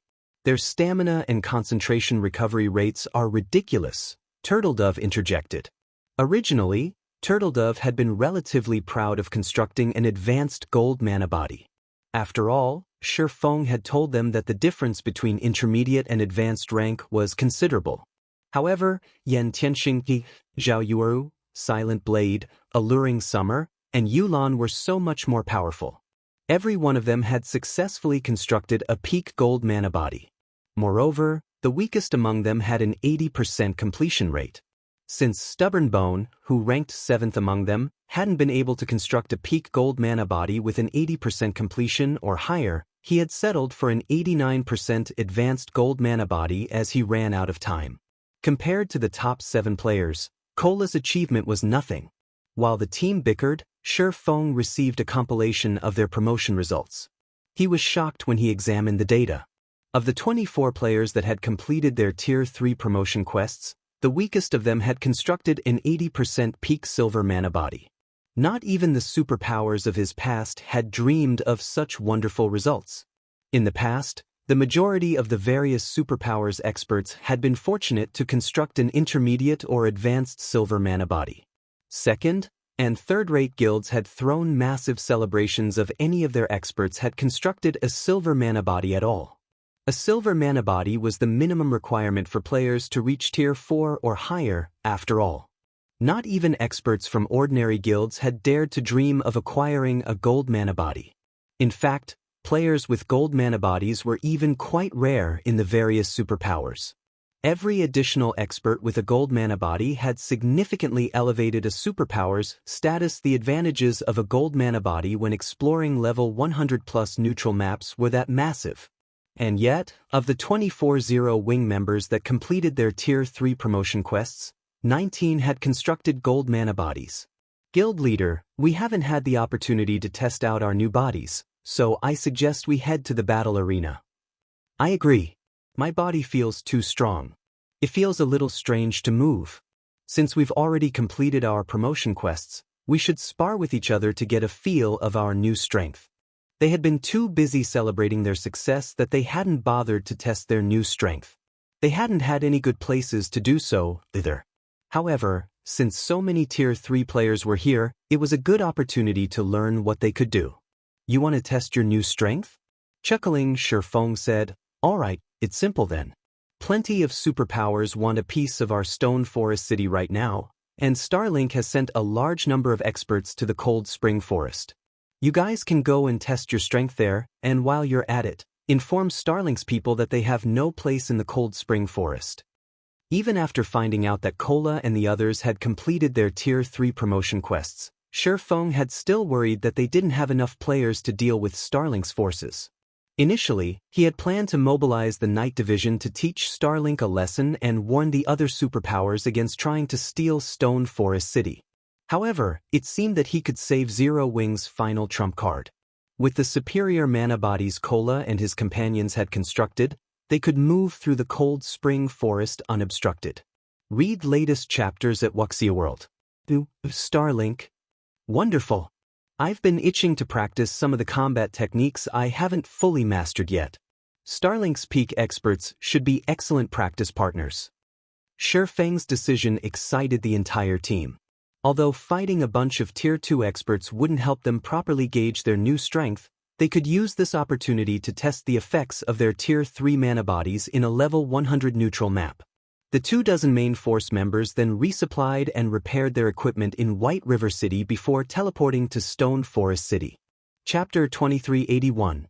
Difference in foundations. In one of the quiet stone forests in the Cold Spring Forest, a 100-man team was hunting the level 100+ monsters residing in a canyon here. In front of this team, the level 100 Great Lord ranked three-headed lizard, which posed a huge problem for the teams of major powers, was not a challenge at all. The team thoroughly suppressed the Great Lord and continuously shaved away at its HP. Everyone, put in more effort. The boss is nearly dead. A blue-armored man, who looked to be in his 30s, shouted as he blocked an attack from the three-headed lizard using his two-handed hammer. The three-headed lizard could launch attacks simultaneously with all three of its heads. Aside from the two MTs in the team blocking two of the lizard's heads, the hammer-wielding demonic fighter was holding his own against the third of the lizard's heads without losing any ground. If the experts of the various major powers operating within the Cold Spring Forest were to see this scene, their eyes would most likely fall out of their sockets, because this 100-man team was not a guild's, but one made up of independent players. At this stage of the game, level 100 neutral maps were still extremely dangerous for players. Even the main force of the various major powers would have a difficult time surviving in a level 100 neutral map. If they stumbled upon a level 100 Great Lord, they would try to avoid it as much as possible, since defeating such a monster required quite some time. After all, the longer a battle took to end, the higher the likelihood of the battle attracting nearby monsters. If too many monsters joined the fray, a team wipe was guaranteed. This 100-man team, however, had actually taken the initiative to attack a level 100 Great Lord. Moreover, it was perfectly suppressing the three-headed lizard. The team's strength could practically rival that of the exploration teams of superpowers. After a few more minutes of battle, the three-headed lizard finally lost all its HP and collapsed before the 100-man team, the experience bar of every team member increasing by a sizable chunk. At the same time, a few pieces of sparkling level 100 equipment dropped around the three-headed lizard's corpse. Our leveling speed here really is fast. At this rate, I'll reach level 101 in less than 2 days. The leveling speed isn't the most important point. Look at the attributes of the loot. They're on an entirely different level compared to our level 95 equipment. If we can get a full set of level 100 secret silver equipment, our attributes will surpass even those of players geared in level 95 dark gold set equipment. It's too difficult to obtain level 100 secret silver equipment. Normally, only Grand Lords will drop it. Even until now, we've only come across a few Grand Lords, and some of them are too strong for us to raid. Plus, our operation time is very limited. Collecting a full set of level 100 secret silver equipment is simply too difficult. Zero Wing sure is lucky. It actually managed to transfer Stone Forest City to this place. If our Dark Dragon adventurer team could get a resting spot in a level 100 neutral map as well, let alone secret silver equipment, even level 100 fine gold equipment would be possible. We could start challenging our Tier 3 promotion quests. When Dark Dragon's members spoke about Stone Forest City, envy filled their eyes. Compared to players that had yet to venture into level 100 neutral maps, they had a much clearer idea of how valuable a resting spot in a level 100 neutral map was. However, as Stone Forest City was not open to the public, they could only stare at the city from outside. Commander, I heard that Zero Wing has established an adventurer alliance. Silver members in the alliance can enter Stone Forest City. Why don't we negotiate with Zero Wing? With our adventurer team's strength, I believe Zero Wing will be happy to recruit us and promote us into a silver-ranked adventurer team right away, a level 100 Dark Cleric said as he looked at the demonic fighter leading the team. Everyone else on the team nodded in agreement with the Dark Cleric's words. Dark Dragon was one of the famous top adventurer teams of the demonic hell world. Dark Dragon might have only 1,000 members or so, but it was fully capable of toppling the main continent's first-rate guilds. If Dark Dragon decided to join Zero Wing's newly established adventurer alliance, Zero Wing would definitely be more than willing to offer Dark Dragon additional benefits.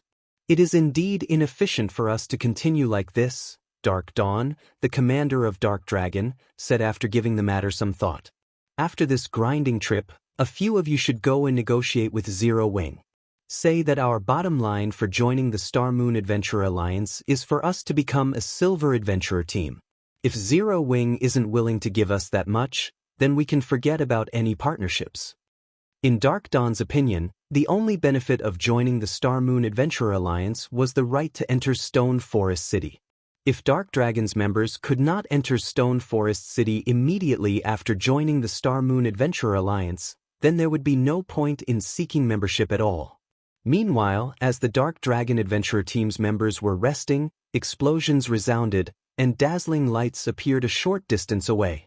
"Commander, some players are fighting against each other nearby," a ranger that had been monitoring the surroundings suddenly shouted. "Who are they?" Dark Dawn asked. "There aren't many of them. One side is wearing Zero Wings emblem, so they should be Zero Wings team. As for the other side, I think it's Starlink's Hellfire Legion," the ranger reported. "The Hellfire Legion? It seems Zero Wings members are in trouble." Dark Dawn frowned at the mention of the Hellfire Legion. As an original inhabitant of the demonic hell world, Dark Dawn understood just how powerful Starlink's Hellfire Legion was. The Legion's members all possessed the demonic hell world's special legacy. This special legacy was something all players inhabiting the demonic hell world wished to obtain. Unfortunately, Dark Palace kept a tight grip on the source of this legacy and would release only a small number to the public. The Dark Dragon Adventurer team had paid a steep price and secured merely a dozen or so of these special legacies. Even so, these special legacies were already more than enough to let Dark Dragon undergo a qualitative transformation and become a top adventurer team in the demonic hell world. Meanwhile, all 1,000 members of Starlink's newly established Hellfire Legion actually owned this special legacy. One could easily imagine how powerful the Hellfire Legion was. "Commander, should we lend Zero Wings members a hand?" the Dark Cleric asked. "If we help them now, our negotiations with Zero Wing should go much more smoothly." "No rush. Let's head over and suss out the situation first," Dark Dawn replied, shaking his head. After saying so, he hurriedly led his team to the scene of the battle. Meanwhile, on the other side of the Stone Forest, one of Zero Wing's core teams was fending off the Hellfire Legion members' assault while desperately retreating towards Stone Forest City. "Big Sis Wonder, these people are too strong. At this rate, we won't make it back to Stone Forest City. You should leave us and run," a female druid focused on healing said hurriedly when she saw that the members defending the rear of the team kept getting pushed back. In terms of basic attributes and combat standards, the Hellfire Legion's members were superior to them by a large margin. If not for the complex terrain here preventing the scale of the battle from escalating, as well as the few Zero Wing players geared in the Crimson Sunset, their team would have long since suffered annihilation. However, although they were currently holding off the Hellfire Legion, their deaths were still only a matter of time. "Don't even think of getting away so easily. We've already placed a tracker on all of you." Bright Dawn, one of Starlink's vice guild leaders, shouted. He then commanded, "Everyone, make sure none of them leave here alive." As soon as Bright Dawn said so, 4 Void Realm experts from the Hellfire Legion immediately adjusted to prevent Silent Wonder from escaping. Silent Wonder did not have brilliant silver with her, so she could rely on only the strengthened Crimson Sunset to do battle. As a result, her advantage over the Hellfire Legion members in terms of basic attributes was small. Facing the combined assault of 4 peak experts, even Silent Wonder had no choice but to focus on evading for now. While Silent Wonder was occupied, a few Hellfire Legion members used this opportunity to break through Zero Wing's defensive line and charge at Zero Wing's healers. "Commander, should we make a move?" the Dark Cleric from Dark Dragon asked the demonic fighter. "We don't stand a chance. That's a 100-man team from the Hellfire Legion. Even if we join the fight, we'll only delay the inevitable," Dark Dawn replied, shaking his head. "Although Zero Wing has Stone Forest City, it still doesn't stand a chance against Starlink out in the fields. The demonic hell world special legacy would give a peak expert the strength to contend against an apex expert and possibly even a decisive advantage. Meanwhile, if such peak experts fought in a group, their performance would be even more amazing. Unless Zero Wing's members gained this special legacy or its equivalent, they would not stand a chance against the Hellfire Legion members at all. Read latest chapters at Wuxia World. EU. As Zero Wing's casualties were increasing, however, a loud hum suddenly came from the sky, immediately attracting everyone's attention. When everyone turned to look at the origin of this noise, what entered their sights was a giant crimson vessel made of steel. Before anyone could react, 24 figures jumped off the steel ship. Meanwhile, along with the appearance of these 24 members, Starlink's and Dark Dragon's members all fell into a stunned silence. Tier 3 players. Chapter 2382, Overwhelming Strength. Why does Zero Wing have so many Tier 3 players? The distant spectating members of Dark Dragon felt their minds screeching to a halt when they saw the newcomers. Cola and the others were not wearing black cloaks, boldly flaunting their Tier 3 life aura. When they jumped off the Crimson Dragon flying ship, it was as if 24 primordial beasts had just dropped from the sky. Tier 3 was the goal that all experts dreamed of reaching at this point.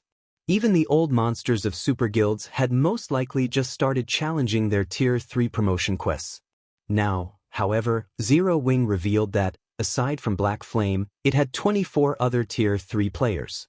At this moment, let alone Dark Dragon's members, even Silent Wonder and the other beleaguered Zero Wing members were stunned by this situation, utterly speechless as they stared at Cola and his companions.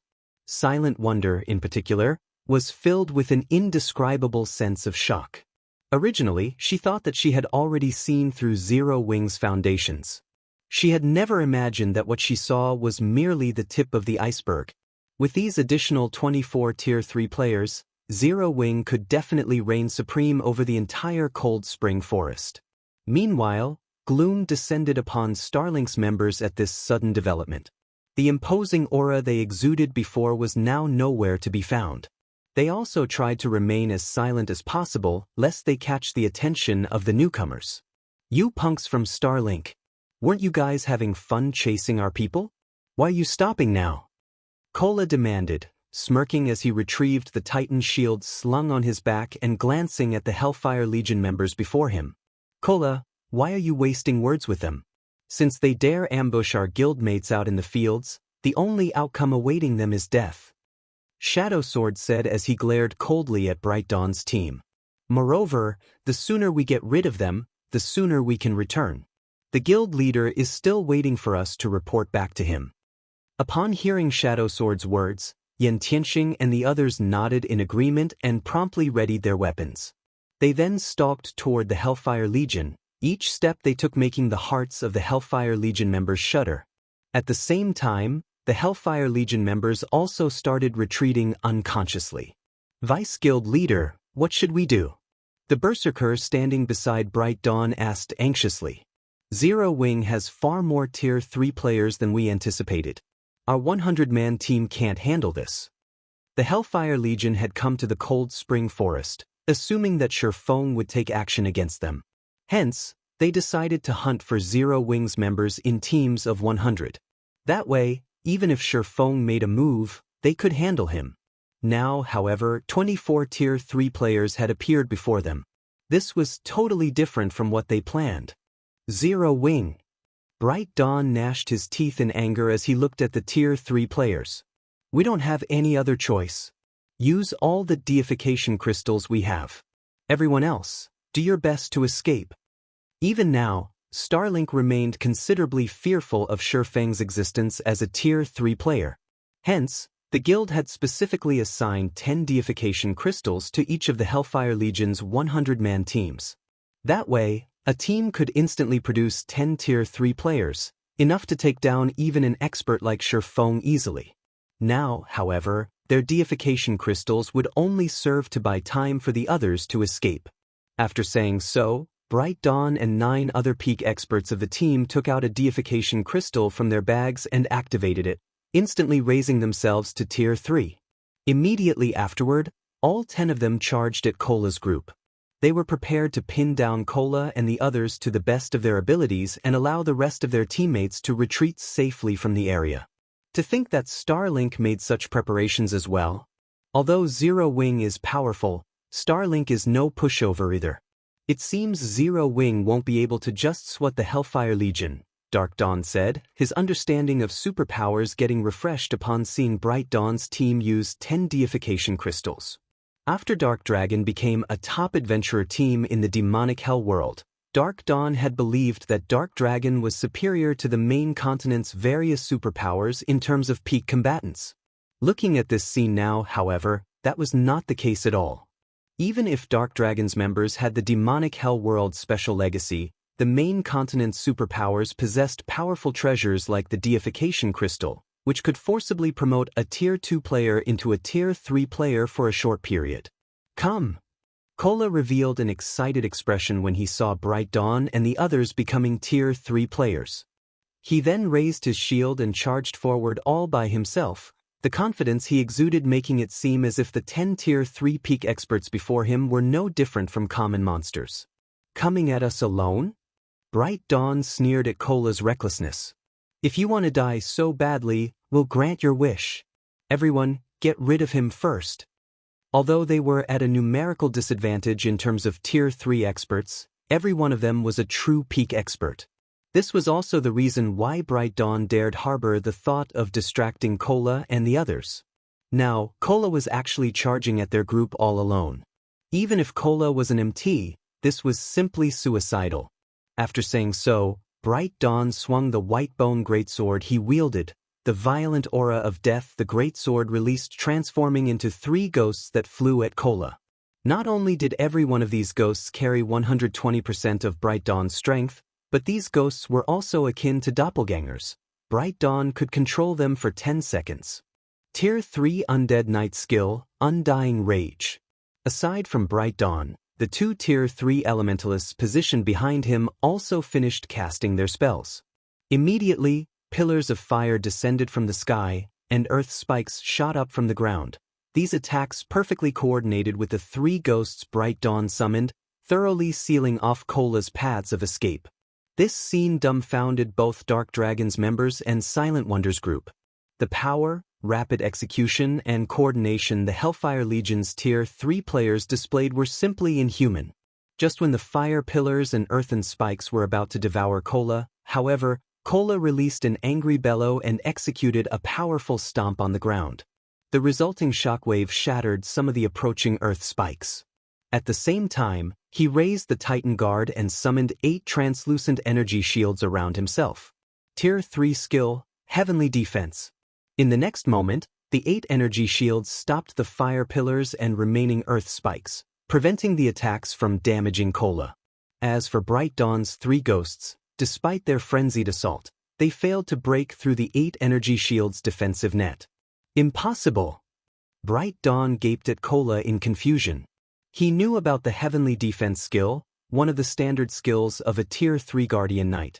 Many Tier 3 NPC Guardian Knights possessed it. It was not an invulnerability skill. The energy shields created carried only 100% of the user's strength and defense. In other words, Heavenly Defense was a skill that provided the user with a more thorough defense.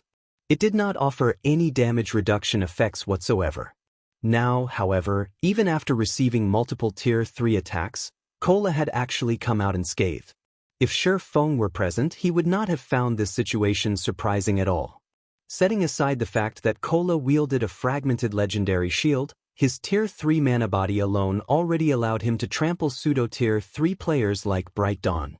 The Deification Crystal did temporarily promote a player to Tier 3, however, the improvements provided applied only to skills, basic attributes, and physique. The Deification Crystal did not grant players a Tier 3 mana body.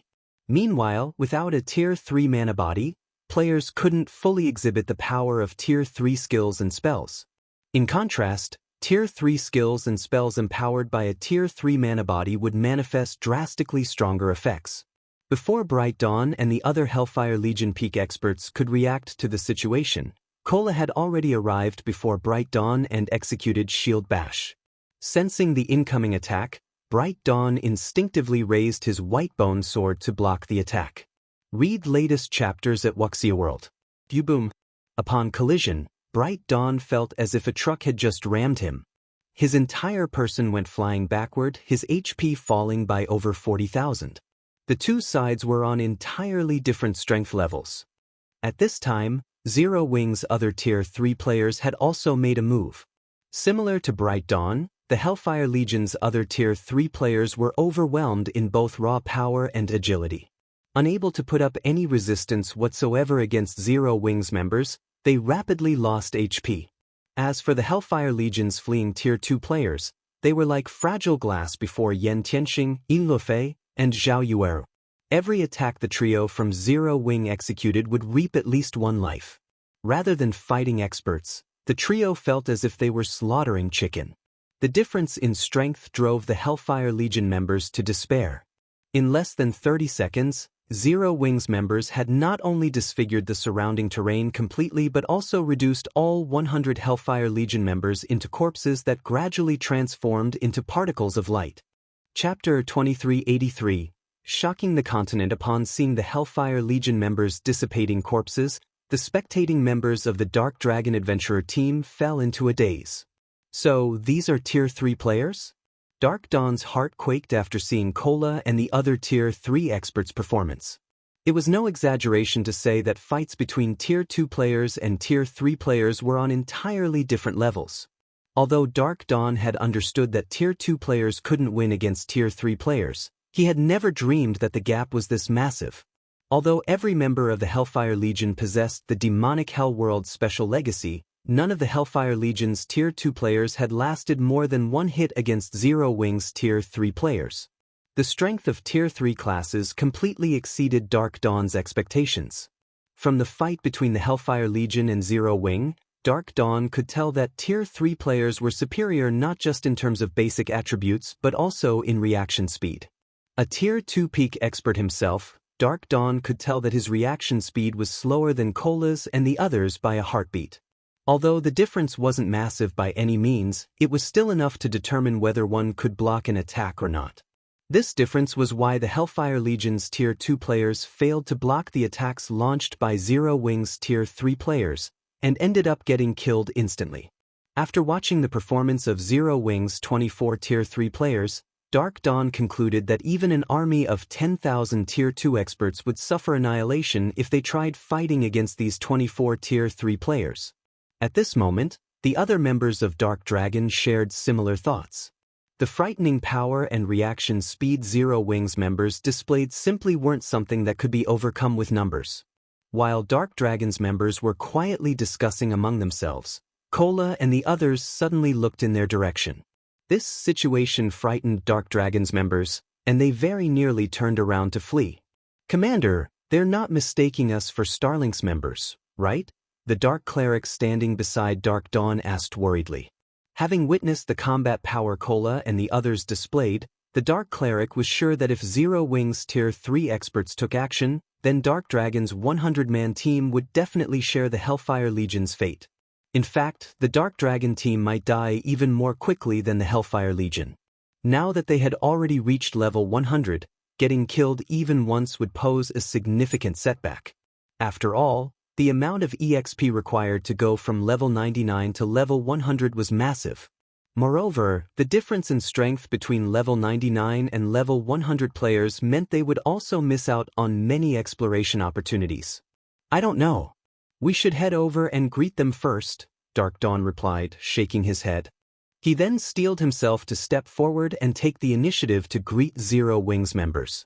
However, by the time Dark Dawn stood up from his hiding place, Cola's group had already collected the items the Hellfire Legion dropped. They then brought the other Zero Wing members onto the Crimson Dragon flying ship and disappeared from the stone forest. Dark Dragon's members breathed out a deep sigh of relief.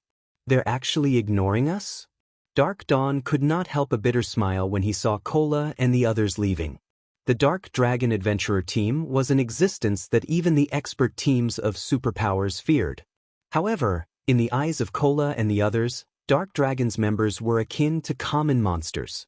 However, Dark Dawn also understood the perspective of Zero Wing's Tier 3 players. Cola and the others possessed the qualifications to look down on the Dark Dragon Adventurer team. At this moment, Dark Dawn regretted his previous hesitation. Had his team moved to help Zero Wing earlier, they might have been able to form a close relationship with Zero Wing's Tier 3 players. "Commander, they're gone. Should we head back to the canyon?"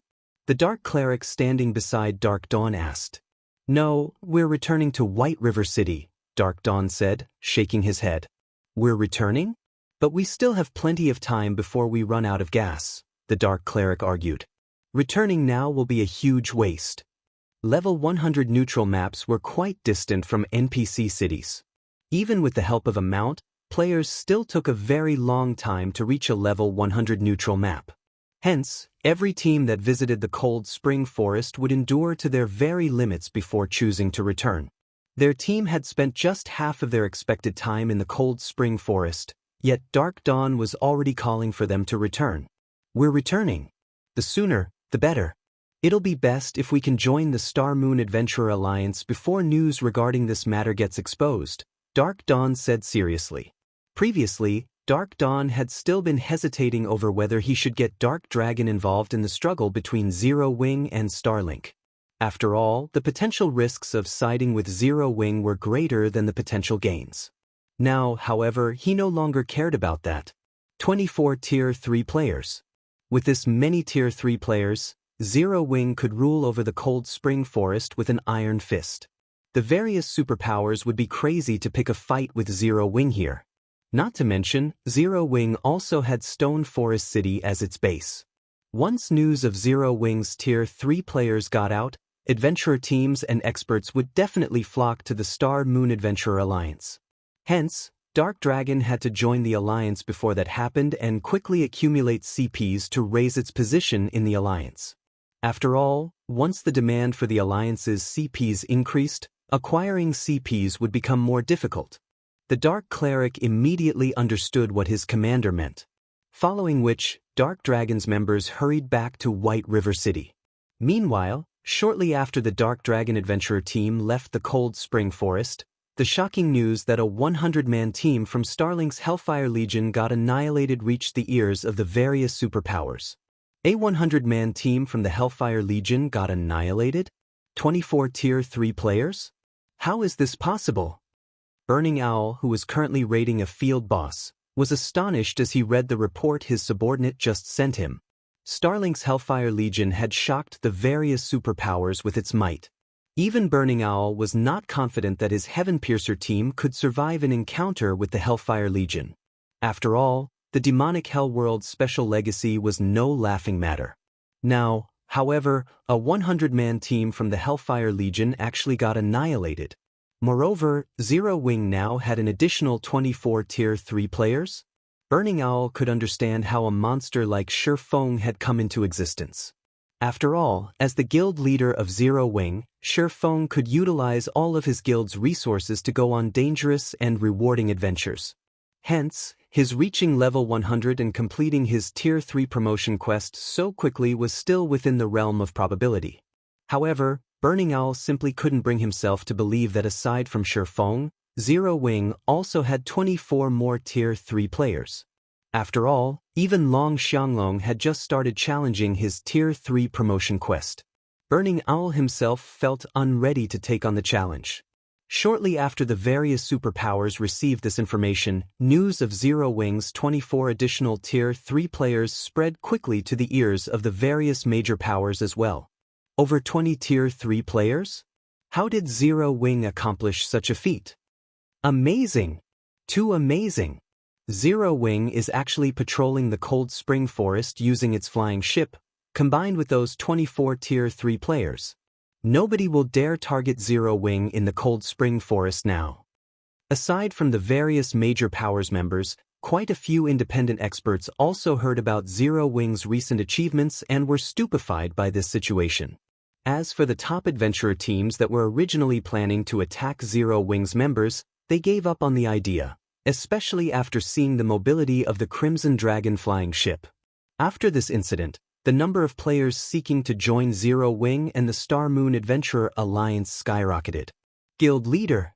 The commanders of many top and well-known adventurer teams have just contacted us. They're hoping that we can increase the variety of rare resources we're accepting so that they can earn more points and get promoted to the silver rank a little sooner. Some superpowers also want to form a partnership with us in exchange for letting their members enter Stone Forest City, Liang Jing announced excitedly after contacting Shi Feng. Read latest chapters at Wuxia World. It seems the actions of Cola's group yielded quite a result, Shi Feng said, chuckling. How are things coming along with Stone Forest City's private houses? Shi Feng had to admit that the deterrent effect of having over 20 Tier 3 players was much greater than just having one Tier 3 player. Now, Even the various superpowers that had adopted a wait-and-see approach could no longer sit still. It's done.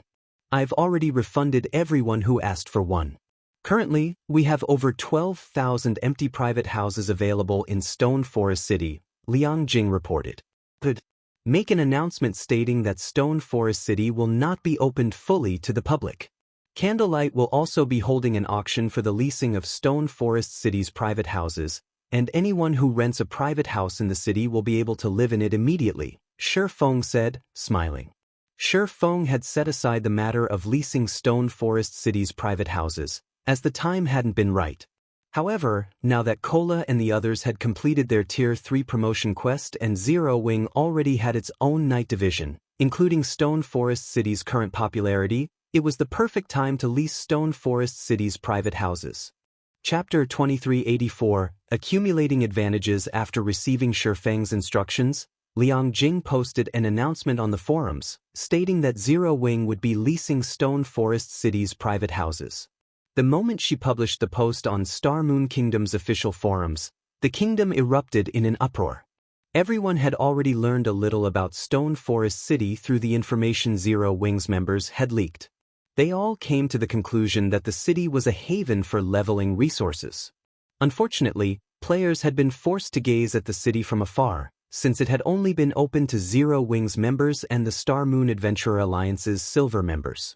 However, now that Zero Wing had announced a way for non-members to gain access to the city, how could anyone ignore it? When they saw the private houses' leasing conditions, however, both the various major powers and the kingdom's independent players gasped. Stone Forest City's private houses were available for rent, but the Zero Wing was only leasing the houses on a weekly basis, not monthly, and the starting bid for the weekly rent was 30,000 credits. The price could easily rival the private house's monthly rent in the bottomless abyss. Zero Wing is too vicious. Although it's somewhat opening Stone Forest City to the public, only players who rent its private houses will be allowed in the city L. But this is an opportunity for independent players like us. If we can win a private house in the upcoming auction, we'll have a much easier time leveling up and completing our Tier 3 promotion quests. Isn't the rent a little too expensive, though? Zero Wing's charging 30,000 credits per week. How can ordinary players possibly afford that rent? Everyone immersed themselves in heated discussions over Zero Wing's latest announcement, and many players considered the private house's starting bid too demanding. None of the independent players that were interested in Stone Forest City's private houses could bring themselves to accept this price. In contrast, a large number of adventurer teams and guilds began to apply to join the Candlelight trading firm's leasing auction as the news spread. Candlelight's shops in White River City grew overcrowded as these adventurer teams and guilds representatives arrived. Are these people mad? We're talking about 30,000 credits per week. How much of an advantage could they possibly gain in 7 days? A level 40 female player new to God's Domain was confused when she saw the frenzied crowd in the shop. She wondered if all of God's Domain's players had gone crazy. You've only recently joined the game, so you might not realize how valuable Stone Forest City's private houses are. A player's leveling speed in a level 100 neutral map is at least 3 times that of grinding in a level 90+ map. Moreover, level 100 equipment and resources drop in level 100 neutral maps. The various superpowers teams invest dozens of hours each day traveling to and from these maps just to grind, but if they had a private house in the area, they could teleport directly to the map, a level 94 Cursmancer informed the female player. Enviously, he continued, moreover, I've heard that you can accumulate the double EXP buff and slightly accelerate your recovery speed while resting inside Stone Forest City's private houses. All of these benefits can boost your leveling speed. If he had had enough money, he would have applied to join the auction as well. He wouldn't have wasted his time slowly earning CPs in the Star Moon Adventurer Alliance, trying to become a silver member. Meanwhile, inside one of White River City's restaurants, Elder, Zero Wing has over 20 Tier 3 players now. Even Starlink will be helpless against the guild in the Cold Spring Forest now, a handsome man in pitch-black armor reported to Evil Cheelin. Anxiously, he asked, what should we do about the Vice Guild Leader's command? Zero Wing's foundations had surprised them. With Tier 3 players' survivability in level 100 neutral maps, not even 10 Hellfire Legions could affect Zero Wing's development, much less the current 1,000-man Hellfire Legion. We've underestimated the guild. Zero Wing is certainly impressive to nurture so many Tier 3 players so soon. For now, we should settle for renting private houses in Stone Forest City, Evil Cheelin said, frowning as he read the latest report. Demon Palace only had around 24 members that were preparing for their Tier 3 promotion quest, yet Zero Wing already had that many Tier 3 players. Even if we win some, I'm afraid that it won't be enough, the handsome youth worried. Demon Palace ruled over the demonic hell world and had a massive number of experts under its command. Even if they rented all of Stone Forest City's private houses, they wouldn't satisfy the guild's demand. We're not in a hurry. Very few guild members are capable of challenging their Tier 3 promotion quests right now. A few hundred private houses should be enough, Evil Cheelin said, chuckling. However, this decision will haunt Zero Wing. Since the guild has opted out of opening Stone Forest City to the public, it won't last long once the various Superpowers members complete their Tier 3 promotion quests. I can't wait to see whether or not Zero Wing can hold on to Stone Forest City. Evil Cheelin only expected Zero Wing to rule over the Cold Spring Forest for a short time. How many experts could the guild possibly have that could reach Tier 3 so soon compared to the various superpowers? It would only be a matter of time before Zero Wing was left behind. While the various powers discussed Zero Wing, Shifeng teleported to one of the Ten Saints Empire's border towns with Kola and his team. They then boarded the Crimson Dragon flying ship and flew to the Demonic Wolf Mountains, another level 100 neutral map. The Demon Wolf Mountain range was a forbidden land south of the Ten Saints Empire, and there were rumors that a ferocious beast, the Dark Battle Wolf, lived there. Even the Ten Saints Empire, one of God's domain's 4 great empires, was afraid of provoking the beast. The Dark Battle Wolf had the strength to rival a Tier 5 Dragon King, a being that could even contend with Tier 6 gods. Moreover, a destructive aura enveloped the entire mountain range. Tier 2 players wouldn't survive more than 3 hours in the area. It was also home to the Dark Wolf race, which had inherited the Dark Battle Wolf's bloodline. They were no weaker than bloodline creatures of the same level and tier. During Shifeng's previous life, not even the various superpowers had dared to venture into the Demon Wolf Mountain range casually. Why are we here, guild leader? This environment even feels ominous for Tier 3 players. We're not here to grind, are we? Kola asked nervously as he watched the numerous wolf packs roam the forest below the flying ship. Since reaching Tier 3, Kola had felt as if he had the strength to toy with level 100 Great Lords, but when he saw the 3-eyed demon wolves below, he sensed the threat of death. The Great Lord-ranked 3-eyed demon wolves felt particularly dangerous. Yen Tianxing and the others felt the same and were just as uncomfortable. We're not here to level. These monsters are cheapskates. They give very little EXP and loot. Moreover, those wolves generally move in packs of 500 or more. Even a 100-man, Tier 3 expert team would be dog food here, not to mention our team, Shifeng said, shaking his head. Then why are we here?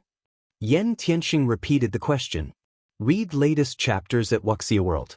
You know that Zero Wing had so many Tier 3 experts, they could raid level 100 team dungeons, yet Shifeng had brought them to this godforsaken place. We're going to open a portal to the Western continent. Shifeng answered, chuckling. If the various superpowers had so many Tier 3 experts under their command right now, they'd definitely start raiding level 100 team dungeons or powerful field bosses. It was the easiest way to gain more level 100 weapons and equipment, which would enable more of the guild's members to challenge their Tier 3 promotion quests, after all. However, Shifeng thought that method was too slow for Zero Wing. His guild didn't have as many experts as the various superpowers, and if he wanted Zero Wing to grow quickly, he had to expend an abundance of resources. The fastest way to acquire these resources was through trade between the 2 continents. Shifeng hadn't had the ability to travel to the Western continent before, but now that Kola and his team had reached Tier 3, Zero Wing had a chance of opening the portal to the other continent. Naturally, Shifeng would take advantage of this opportunity. Chapter 2385, Western Continent. A portal to the Western continent? Yan Tianxing and the others turned to their guild leader in astonishment. God's domain's various powers were no longer ignorant of the Western continent, and a few superpowers had already gained the ability to travel between the two main continents. The resources these superpowers had returned with had made the various powers jealous. God's domain's continents had very different cultures. Not only did their developmental directions differ, but each continent had largely different resources. Thus, each continent's players could greatly benefit from the other's resources. Based on what Yan Tianxing and his comrades knew, players on the Western continent had very different daily expenditures than those on the Eastern continent. The Eastern continent's players mainly relied on coins as a currency due to the continent's focus on combat techniques. Naturally, relying on combat techniques in battle placed a huge burden on weapons and equipment, and as a result, players spent a lot of their money on repair fees. On the Western continent, players relied on magic crystals more than coins. The Western continent's players focused more on basic attributes and mana use. Thus, they needed magic crystals to strengthen themselves and their weapons and equipment. Of course, magic crystals were a rare and precious commodity on both continents, but due to the Western continent's developmental direction, magic crystals were worth far more there. In contrast, the materials to produce weapons and equipment were much cheaper than on the Eastern continent. If Zero Wing were able to travel between the two continents, it would become a true superpower in no time. That's right. I discovered a hidden clue about a magic gate here, one that's been passed down since ancient times. As long as we activate the magic gate, we'll be able to travel between the continents, Shi Feng said, making up a random excuse to avoid suspicion. The various superpowers were desperately searching for ways to travel between the continents, but very few had succeeded. It'd be strange if he discovered a portal by chance. Is the portal stable, guild leader? Yi Luofei eagerly asked. When they heard Yi Luofei's question, the rest of the team perked up in curiosity. None of them doubted Shi Feng's word. Players had discovered many of God's domain's quests and portals through hidden clues. There was nothing strange about one of these clues leading to a portal connected to the two main continents. Rather, everyone was more curious about whether or not the portal was safe. If it were a single-use portal, it wouldn't be of much help to Zero Wing. At most, they could make a quick buck by reselling the Western continent's resources once. However, if the portal were stable, they could continue to make money until travel between the continents became the norm. The difference between the two would be massive. Based on the clue I found, it should be, Shi Feng said. Unfortunately, we'll only know how large the portal is once we activate it. The portal they were looking for was stable, or he wouldn't have bothered to travel all the way out here. But since he had never seen or used the portal personally, he didn't know its exact details. On the Eastern continent, the Ten Saints Empire had the most portals that led to the Western continent. Based on what Shi Feng knew, there were nearly 10 stable portals in the Empire, and among them, the largest and most stable was under multiple superpowers' control. That was also the portal most players relied on to travel between the continents. After considering Zero Wing's situation, Shi Feng had decided that the Demon Wolf Mountain Range's portal was the best suited for his guild. This portal was incredibly stable. During Shi Feng's previous life, a dark power had secretly controlled it. The public had only learned about its existence after travel between the continents had become more commonplace, and the various superpowers had grown to envy the dark power that had controlled this portal. Shi Feng's answer excited his team. The guild really wouldn't have to worry about its development if they could secure this portal. While Shi Feng and his players conversed, the Crimson Dragon flying ship reached a frozen lake within the Demon Wolf Mountain Range's inner region. A layer of snow covered the frozen lake, which was so large it could easily contain several cities. If the system map hadn't labeled this area as a lake, players would have likely mistaken it for a snowy plain. However, before the Crimson Dragon flying ship began to descend, the team was overwhelmed by an eerie feeling. They looked down at the lake, noticing a large number of frozen humans and beasts. The human sculptures all wore the same armor and clothing, and the weakest among them was Tier 3. If the Ten Saints Empire's players saw these humans' armor, they would have been shocked. The armor and clothing those statues wore were that of the Sacred Brilliance Division, one of the 10 Saints Empire's 7 mythic knight divisions. The 7 mythic knight divisions had been the 10 Saints Empire's prided source of apex combat power since ancient times. It was rumored that just one of these knight divisions could destroy an entire kingdom. However, these several thousand knights stood, frozen, on the lake below. Based on their positions and expressions, it was obvious that these knights had been frozen before they had even begun to prepare for battle. Those were several thousand Tier 3 NPCs they were talking about. Just thinking about the implications of this made Yen Tianxing and his companions shudder. God's domain operated on a system of cause and effect. A group of Tier 3 NPCs wouldn't freeze to death for no reason. Something must have attacked these Sacred Brilliance Division knights. The scene even dumbfounded Shifeng. According to his information, there shouldn't be any NPCs here, let alone one of the 7 mythic knight divisions. All he should have needed to do was repair the magic gate and protect it from the monsters in the lake. Look at that statue, guild leader. It seems to be radiating a faint glow. Blackie said as he pointed at an ice sculpture beneath the flying ship.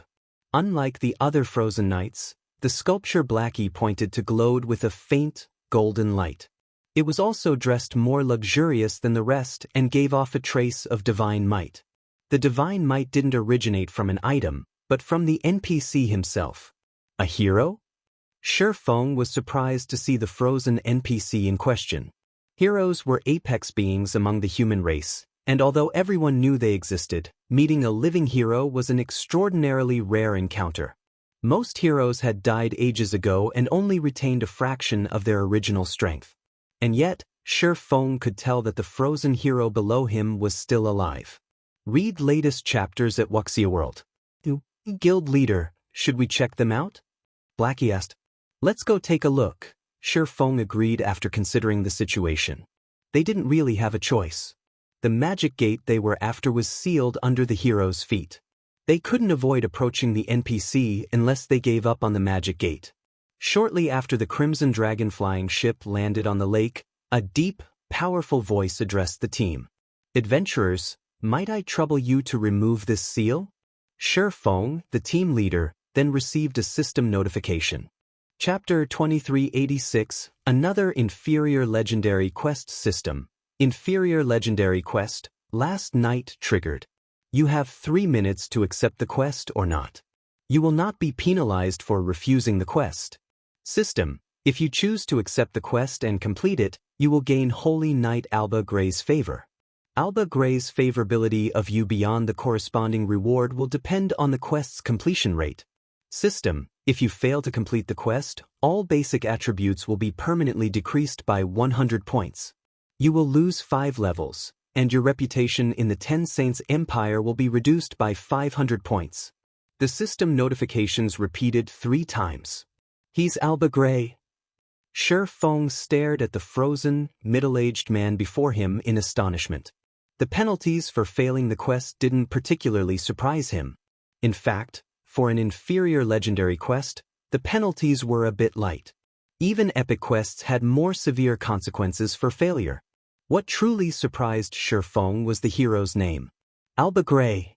Every player in Shifeng's previous life had known this name. Alba Gray had been one of the 8 famed smiths in the past. Before him, even a talented Grandmaster Forger amounted to nothing. The various superpowers had gone crazy over Alba Gray in the past because only the famed smiths could forge legendary items. The easiest method of obtaining a suitable legendary item was to seek the help of a famed smith. Relying on players to craft such an item was barely a dream. Hence, the various superpowers had done everything they could to gain any of the known famed smiths' favorability. Even Tier 6 God-ranked players would go crazy for a custom-made legendary item. They'd even destroy an entire kingdom to get their hands on one. Unfortunately, gaining a famed smith's favorability was easier said than done. Players would be lucky enough to meet a famed smith, much less earn their favorability. Famed smiths enjoyed even higher status than kings, and even the War God's Temple, one of God's domain's few apex powers, treated such NPCs with great respect. It was easy to imagine how difficult it would be to earn such an influential individual's favorability. Sure Feng had never thought that not only would he meet the legendary Alba Gray here, but he'd even get a chance to earn the NPC's favorability by simply accepting the quest.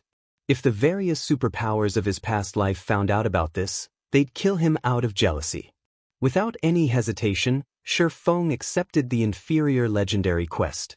He then received another notification stating that his favorability with Alba Gray had increased by 10 points.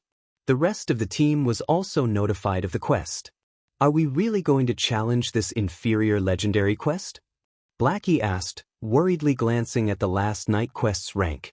Major Powers' upper echelons, like himself, were very familiar with quest's difficulties. He was beyond feeling fortunate just because he accepted a high-rank quest. Great rewards came with great risks in God's domain. Many major powers had suffered grievously for accepting high-ranked quests that they couldn't complete. Some guilds had even destroyed themselves due to uncompleted quests. Meanwhile, not only was the last night an inferior legendary quest, but it was also in such a dangerous location. Even with Zero Wings 25 Tier 3 players, Blackie wasn't confident in completing the quest. The rest of the team was just as concerned. The weakest monster they had seen in the Demon Wolf Mountain range had been a level 100 lord, and throughout their journey, they had spotted level 110+ Great Lords and Grand Lords. Aside from Sure Feng, they were all new to Tier 3. Furthermore, they had yet to upgrade their weapons and equipment. Just standing in the Demon Wolf Mountain range was incredibly risky for them, let alone trying to complete an inferior legendary quest. The quest rewards are incredible. Not accepting it would be a waste, Sure Feng said, chuckling. He didn't bother to explain his decision, however. We've already reached Tier 3. Even if we fail and lose 5 levels, we can earn them back quickly. Enough worrying. Let's get going. The 10 favorability points they had just gained were far more valuable than the basic attributes and levels they risked losing. Countless superpowers would willingly make such a trade. There were many methods to increasing basic attributes, and gaining levels was even easier. Furthermore, if they completed this quest, they'd gain even more favorability with Alba Gray. Regardless of the outcome, accepting this quest would only benefit players. Only a fool would reject it. Sure Feng then approached Alba Gray, and after a moment of thought, the rest of the team saw their guild leader's reasoning. Now that they had reached Tier 3, their leveling speed was far faster than Tier 2 players. Even if they lost 5 levels, they could recover and maintain their advantage over others relatively easily. Lord Hero, may I know what we need to do to remove your seal? Sure Feng asked Alba Gray. Unfortunately, my night division came across the Jealous Witch at a bad time, and she cursed us, adventurers. Since my comrades lacked the protection and blessings of the gods, they died when they were frozen. Although I am protected by the gods, I cannot fully stop the curse from eroding my body. I ask that you collect some of the mana the Jealous Witch left behind in this land. I will also need you to stop the ice elf, Ulunium, whom the Jealous Witch left to oversee my demise. That will buy me enough time to break free from the curse, Alba Gray mentally relayed. System: Inferior Legendary Quest, Last Night. Quest content: Collect 1,000 strands of mana the Jealous Witch left behind in this land to remove Alba Gray's curse. Before removing Alba Gray's curse, you must do all you can to stop the ice elf, Ulunium. You have 10 days to complete the quest. The less time you spend completing the quest, the higher the quest's completion rate will be. Sure Feng's teammate gasped when they saw the quest's contents. Crap. This quest is fraudulent. Blackie's face twitched as he read the quest details. Collect 1,000 strands of mana in 10 days? How are we supposed to do that? They were all familiar with the concept of collecting mana for a quest. Normally, players could complete the task by killing Great Lord rank or higher monsters in a specified location. Although killing level 100 Great Lords might be easy with their strength, collecting 1,000 mana strands within 10 days was a joke. Level 100 Great Lords had incredibly high HP. Even their team would need at least 15 minutes to kill one. Although God's Domain's days consisted of 48 hours, they'd have to grind non-stop for 5 days to complete this quest. To make matters worse, Great Lords only had a chance of dropping the required mana. To put it simply, This quest was the system's way of toying with them. It's no wonder why only a few superpowers had earned enough of the famed Smith's favorability to commission an item. Sure Feng couldn't help his bitter smile after listening to Alba Gray's request. Not even a 100-man, Tier 3 team could complete this quest, especially since players had just recently reached level 100. Guild leader, we should call in all of the guild's experts, Yin Tianxing suggested. That's not a viable option, I'm afraid, Sure Feng said, shaking his head. More help would increase their chances of success, but the Ten Saints Empire was quite far from Star Moon Kingdom. The teleportation fees alone would be a huge burden on the guild, and players would need a long time to travel from the Ten Saints Empire to the Demon Wolf Mountain range. Most importantly, ordinary Tier 2 experts would have no hope of surviving in this forbidden land. But at this rate, we won't be able to complete the quest, Yin Tianxing insisted. He had considered the same issues with his suggestion, but their team of 25 simply couldn't slay enough great lords within the time limit. Read latest chapters at Wuxia World. We're not completely out of options, Sure Feng said after giving the matter some thought. Blackie, contact Melancholic and tell her to gather all of the secret silver guards I asked her to find in White River City's Candlelight trading firm. I'll head over right away. While I'm gone, I want the rest of you to collect as many mana strands as possible. He had already instructed Melancholic Smile to locate high-growth potential secret silver guards for him. He had even shared all of the clues he knew of with her. He had intended to use soul strengthening to upgrade these secret silver guards to fine gold rank and use them to boost Zero Wing's combat power. While secret silver guards could fend off peak experts, they'd be no match for apex experts.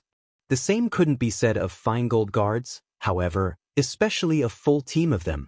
If they worked together, fine gold guards could slay domain realm experts as easily as playing with children. Secret silver guards? Sure Feng's order confused Blackie. He didn't understand why Sure Feng would want a bunch of secret silver guards, but he did as he was told. Sure Feng then boarded the Crimson Dragon flying ship and left the Demon Wolf Mountain range, which prevented any form of teleportation in a hurry. Once he was free of the Forbidden Land, he used a return scroll and teleported to White River City's Candlelight trading firm. Chapter 2387, Strengthening the Ancient Gods Literature. Fragment. White River City, Candlelight trading firm. Compared to the surrounding player-owned shops and NPC shops, the Candlelight trading firm's 21-story shop loomed a giant overseeing the city's business district. Almost every new visitor to White River City gasped when they saw it. The players that focused on their subclasses gave the magnificent building particularly longing looks. These players' reactions weren't simply because White River City's Candlelight trading firm was a 4-star shop, but also due to Zero Wing's latest announcement. All Zero Wing and Candlelight trading firm members could purchase a private house in Stone Forest City with their GCPs. Even the various superpowers hungered after Stone Forest City's private houses, and because of this announcement, the various major powers players envied Zero Wing and Candlelight's members. Even a fool would recognize the immeasurable future ahead for Stone Forest City. Although a level 100 neutral map was very dangerous, there was no doubt that it was an excellent leveling spot for current players. Furthermore, nowhere within God's domain's many kingdoms and empires could match the city's scenery. With one of the city's private houses, one would have bragging rights for life. Unfortunately, securing a permanent private house in Stone Forest City was easier said than done. Zero Wing had no intentions of selling its private houses to outsiders, only lease them. Once the lease ended, players would have to bid for the house in another auction. And yet, as a member of Zero Wing or Candlelight, one could own their own house in the city. Why wouldn't outsiders be jealous? As Sure Feng made his way toward the Candlelight trading firm, his guild emblem, that of Zero Wing's core members, attracted many envious looks, even though he hid his appearance and identity with a black cloak. He's actually a Zero Wing core member? It'd be great if I could get to know him, a level 96 female elementalist said, her eyes glowing brightly as she watched Sure Feng pass by. Nowadays, Zero Wing shone like the midday sun in Star Moon Kingdom and its several neighboring kingdoms. Even other kingdoms' major powers had to show respect for the guild. In addition, countless adventurer teams sought to befriend Zero Wing's core members in hopes of gaining some advantage in the Cold Spring Forest. Isn't he just a core member? What's so great about that? A level 97 male shield warrior said in jealousy. If I were willing to deal with the restrictions, I could join Zero Wing and become a core member too. Even for you, that'd be a challenge, the female elementalist said, shaking her head at the disgruntled shield warrior. I've heard that since Zero Wing has so many members now, they've raised the requirement for elite members to the middle stage of the Trial Tower's 5th floor. If you wanted to become a core member, you'd have to reach the 6th floor's middle stage at the very least. At this stage of the game, players only needed to reach the late stage of the Trial Tower's 5th floor to be considered an expert. There was a huge difference between the 5th and 6th floors. Even in well-known adventurer teams, the experts that could reach the 6th floor's middle stage could be counted on one hand. When he heard the requirement to become a Zero Wing core member, the level 97 shield warrior fell silent. He belonged to a well-known adventurer team from the Black Dragon Empire, and very few of his teammates could reach that stage. He had only recently reached the 5th floor's late stage. He was nowhere strong enough to become a core member in Zero Wing. We've already raised the core member requirements that high? Shi Feng was similarly surprised when he overheard the conversation. To ensure that the guild's core members had enough resources to develop, Zero Wing had limited the number of players that could become core members. The guild only had limited resources, especially the rarer resources, after all. There simply weren't enough to supply an endless number of members. Of course, exceptions could be made for the players that met the guild's high standards. As far as Shi Feng could remember, the minimum requirement to become a core member had been fixed at the early stage of the Trial Tower's 6th floor, with the higher standard of reaching the 6th floor's late stage. If players reached the late stage, they wouldn't have to take part in the core members' monthly elimination competition. But apparently, the minimum requirement had been raised to the 6th floor's middle stage. It was easy to imagine how many experts had recently joined his guild. Shi Feng had to admit that using Stone Forest City to promote Zero Wing had been amazingly effective. Moreover, as time passed, the core membership minimum requirements would become more demanding, and the guild would acquire even more experts. Although Shi Feng was pleased with his guild's development, he felt a little pressured. More experts meant greater demand for resources. If the guild failed to meet these experts' needs, it would only be a matter of time before they left the guild as other powers established towns and cities in level 100 neutral maps. Whether or not Zero Wing grew into a superpower would depend on the guild's income of coins and resources. Considering this issue, Shi Feng hurried toward the Candlelight trading firm. Melancholic Smile had already gathered the secret silver guards she had gone to great lengths to find in one of the top-floor basic meditation rooms. As Shi Feng entered the room, she promptly handed him a detailed list of these guards. Guild leader, after scouring the various kingdoms and empires, I managed to find 16 secret silver guards with very high growth potential. I've secured other secret silver guards as well, but their growth potential isn't as high, Melancholic Smile awkwardly reported as she gestured to the row of guards behind her. Shi Feng had provided her with plenty of clues, and she had utilized the secret pavilion's connections to follow them. However, even after so many days of searching, she had only found 16 secret silver guards that fit Shi Feng's criteria. 16. Shi Feng was ecstatic with her results. Finding secret silver guards wasn't easy. They all had a considerably high chance of reaching Tier 4 after all. Even after 10 years in God's domain, not even first-rate guilds had been able to afford to take a Tier 4 combatant lightly. Tier 5 and Tier 6 experts were far too rare. As for second- and third-rate guilds, they had been wise to fear Tier 4 combatants. Melancholic Smile simply didn't realize how amazing her accomplishment was. Shi Feng instructed Melancholic Smile to continue her hunt for secret silver guards with high growth potential and materials for the Crimson Dragon flying ships. Meanwhile, he snuck the 16 secret silver guards to the shop's second basement floor, where the shop's private warehouse was located. Only the shop's owner had access to this area. At epic rank, the Ancient Gods literature fragment could only strengthen 1 soul per day, but he only had 10 days to complete his inferior legendary quest. At most, he had time to strengthen 9 secret silver guards. He'd never complete his quest with so few fine gold guards. Hence, Shifeng intended to use the Holy Grail to upgrade the Ancient Gods Literature Fragment. Since the Ancient Gods Literature Fragment was bound to his soul, which prevented him from trading it or storing it in a warehouse, he had been afraid of upgrading it. It could also drop if he died. If he lost the literature fragment after upgrading it, he would mourn the loss. However, now that he had risen to Tier 3, he was strong enough to protect himself. Now, the chances of someone killing him were extremely low. The Ancient Gods Literature Fragment's abilities were frightening, and if he could evolve it, it'd become an unimaginable benefit to Zero Wing. After carefully retrieving the Holy Grail from its shelf, Shifeng used it to scan the Ancient Gods Literature Fragment. A short moment later, a system notification informed Shifeng of the life force required to evolve the literature fragment. He would have to permanently sacrifice 50,000 HP. Read latest chapters at Wuxia World. Thank you so much. The number took Shifeng by surprise. For Tier 2 players, losing 50,000 HP was fatal, and the evolution wasn't even a guaranteed success. If the evolution failed, then he'd lose 50,000 HP for nothing, which was why Shifeng didn't use the Holy Grail casually. However, Shifeng did not consider the issue for long. Compared to the benefits he could gain from upgrading the Ancient Gods Literature Fragment, losing 50,000 HP was acceptable.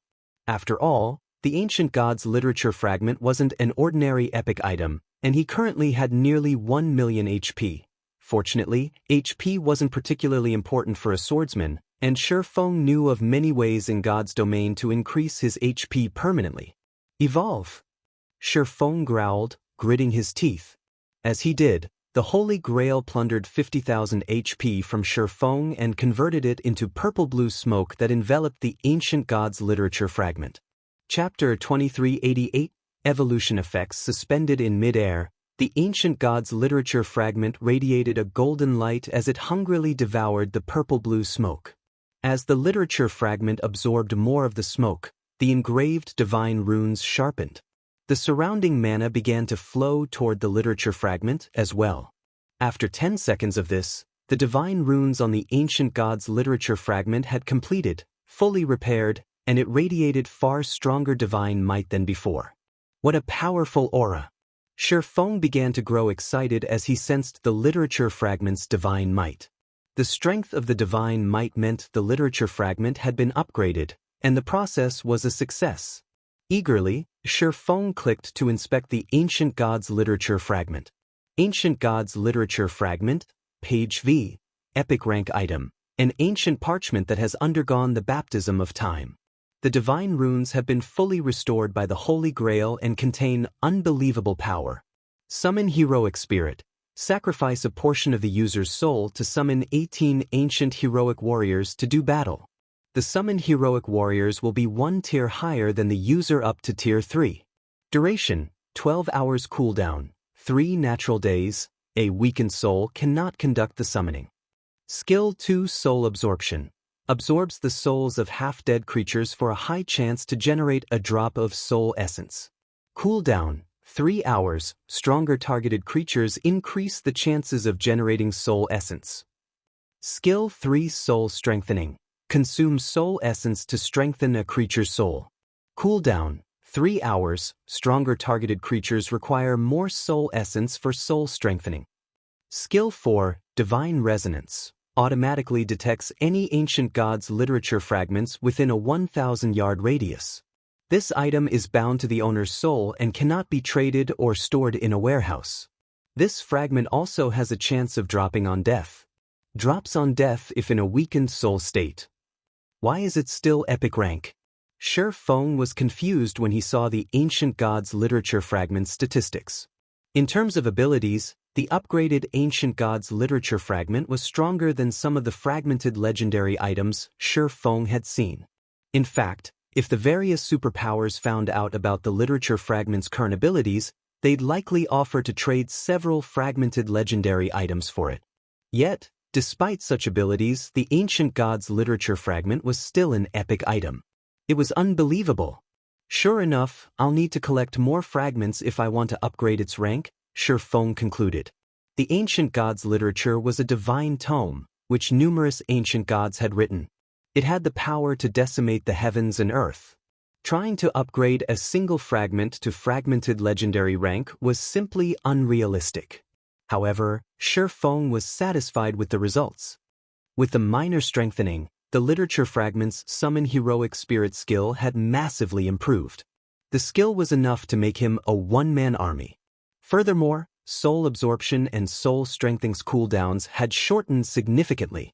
Every one of the changes had exceeded Feng's expectations. Most importantly, his ancient gods literature fragment now had the ability to locate other fragments within range. This effect would make it much easier to compile the fragments.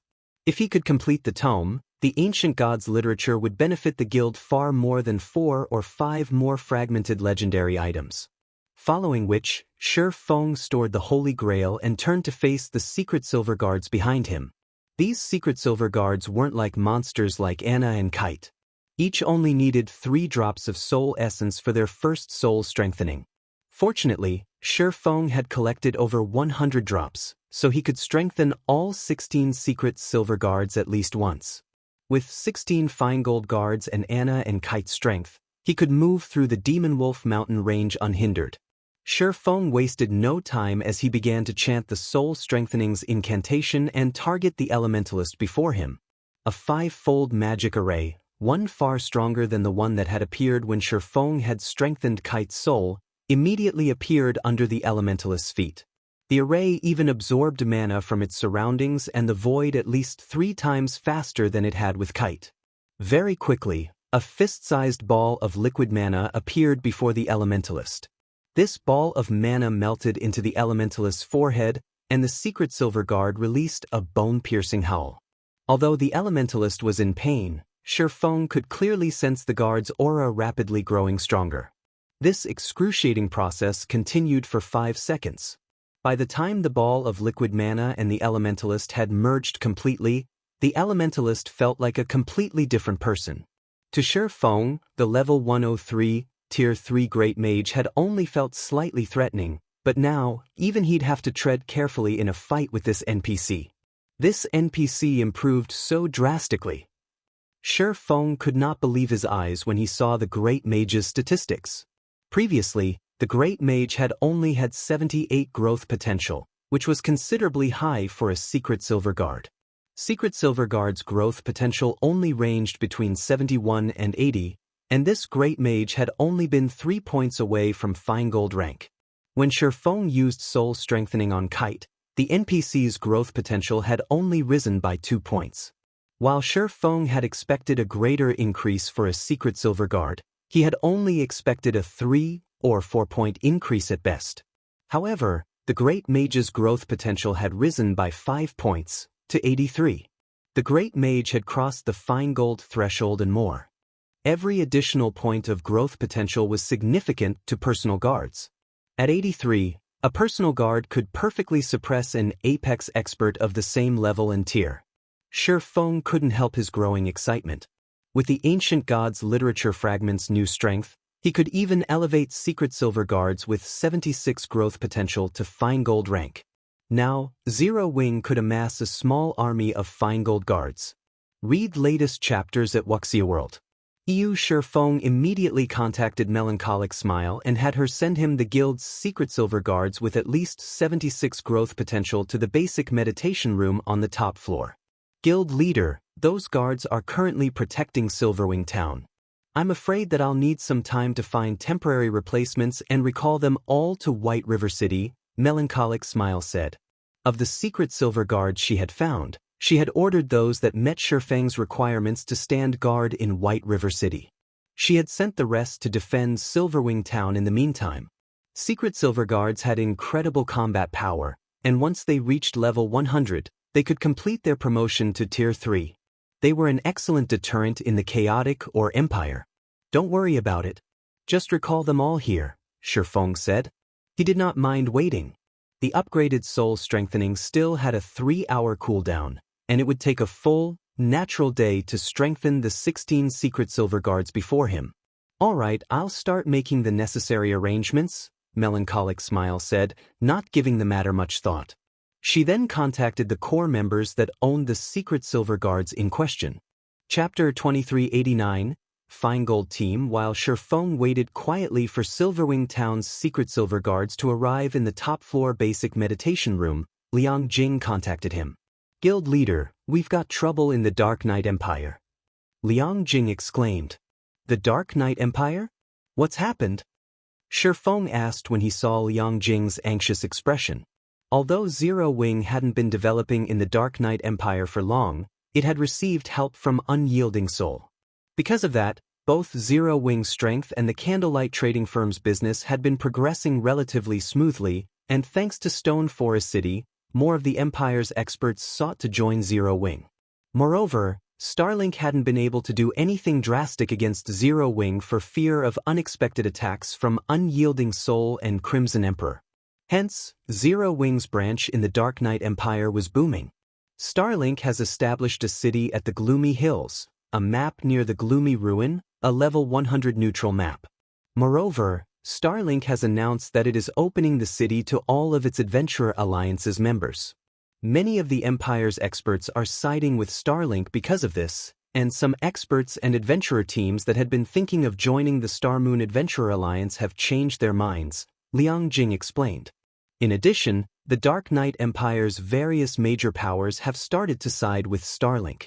Even Crimson Emperor is considering a partnership. Starlink has also announced that it will lease its new city's private houses with a starting bid of only 10,000 credits per week. Even many of Star Moon Kingdom's major powers and adventurer teams have been discussing the idea of shifting their development to the Dark Knight Empire. The fact that Unyielding Soul and Crimson Emperor held Starlink back was a large part of the reason for Zero Wing's survival in the Dark Knight Empire. In addition, the Dark Knight Empire's various major powers had sided with Zero Wing to keep Starlink in check. Hence, the most Starlink had been able to do was pressure Zero Wing's territory in the Empire. However, if Crimson Emperor and the various major powers sided with Starlink, the Zero Wing's members in the Empire would be in danger. Furthermore, now that Starlink had a city in the Gloomy Hills, Zero Wing's experts couldn't operate in the level 90+ resource map. Needless to say, this also made it impossible for the guild members to reach the Gloomy Ruin. And with Starlink's bounty still in effect, a large number of independent experts and adventurer teams would target Zero Wing's members.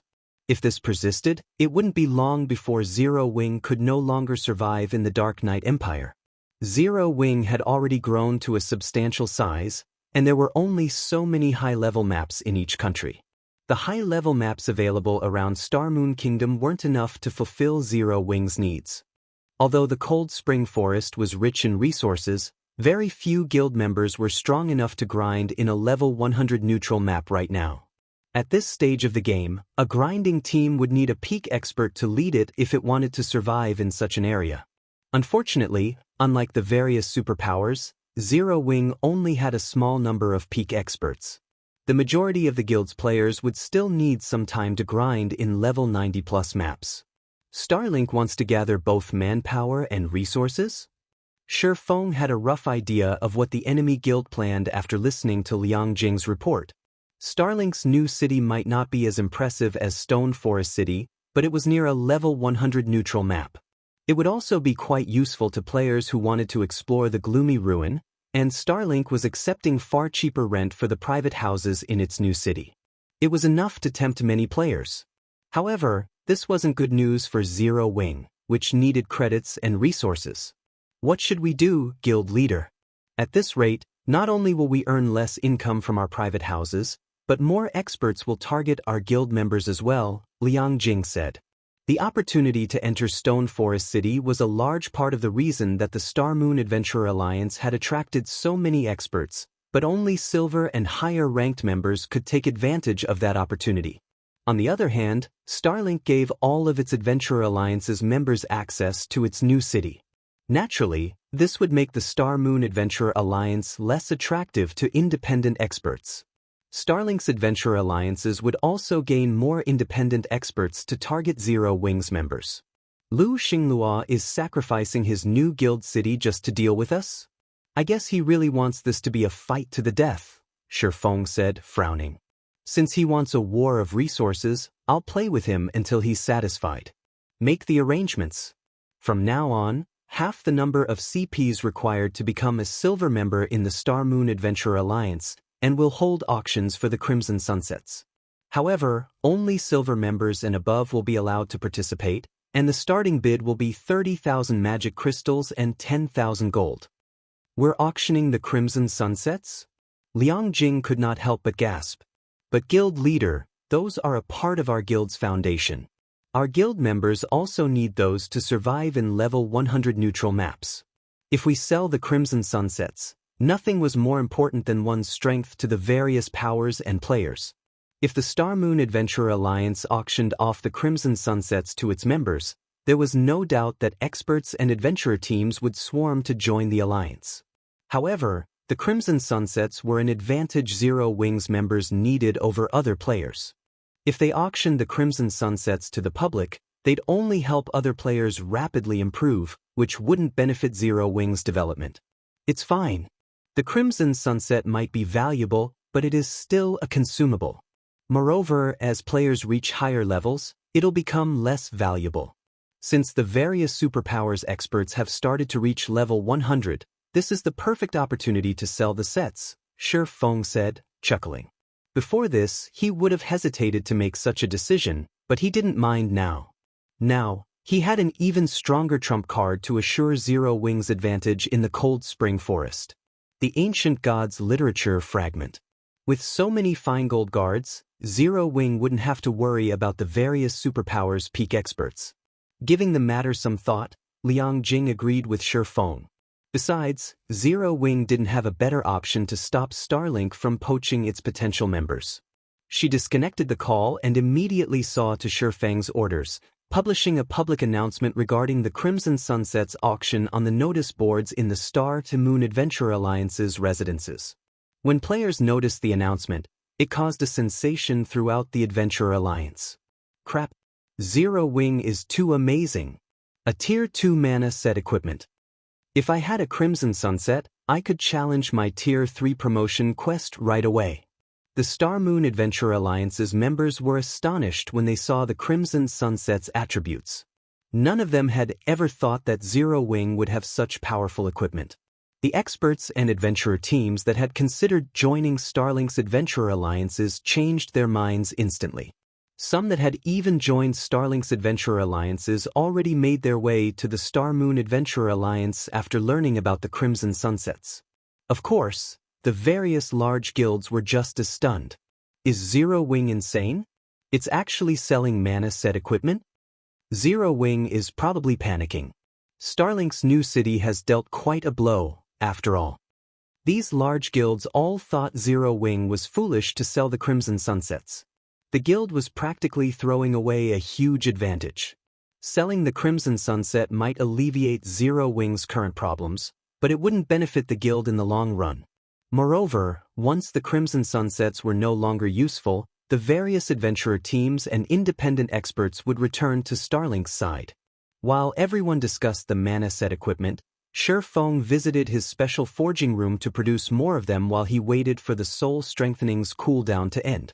Before long, all 12 secret silver guards with 76 growth potential arrived in White River City's Candlelight trading firm. Including the 16 secret silver guards he already had, Zero Wing would have 28 more fine gold guards in its ranks once he finished strengthening them all. Even 28 secret silver guards would be more than enough combat power for a guild to rule a level 100 neutral map with an iron fist, not to mention 28 fine gold guards. After nearly 2 days, Feng had finally strengthened all of the 28 secret silver guards. The smallest improvement had still been a 5-point growth potential increase, while the largest had been a 7-point increase, rising from 79 to 86 growth potential. Even among fine gold guards, 86 growth potential was incredibly rare. Read latest chapters at Wuxia World. EU 28 fine gold personal guards. If the various superpowers of my past knew about this, they'd go mad.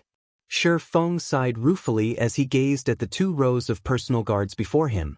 If he had had so many fine gold guards under his command during his previous life, He wouldn't have even been afraid of standing up to superpowers, let alone first-rate guilds.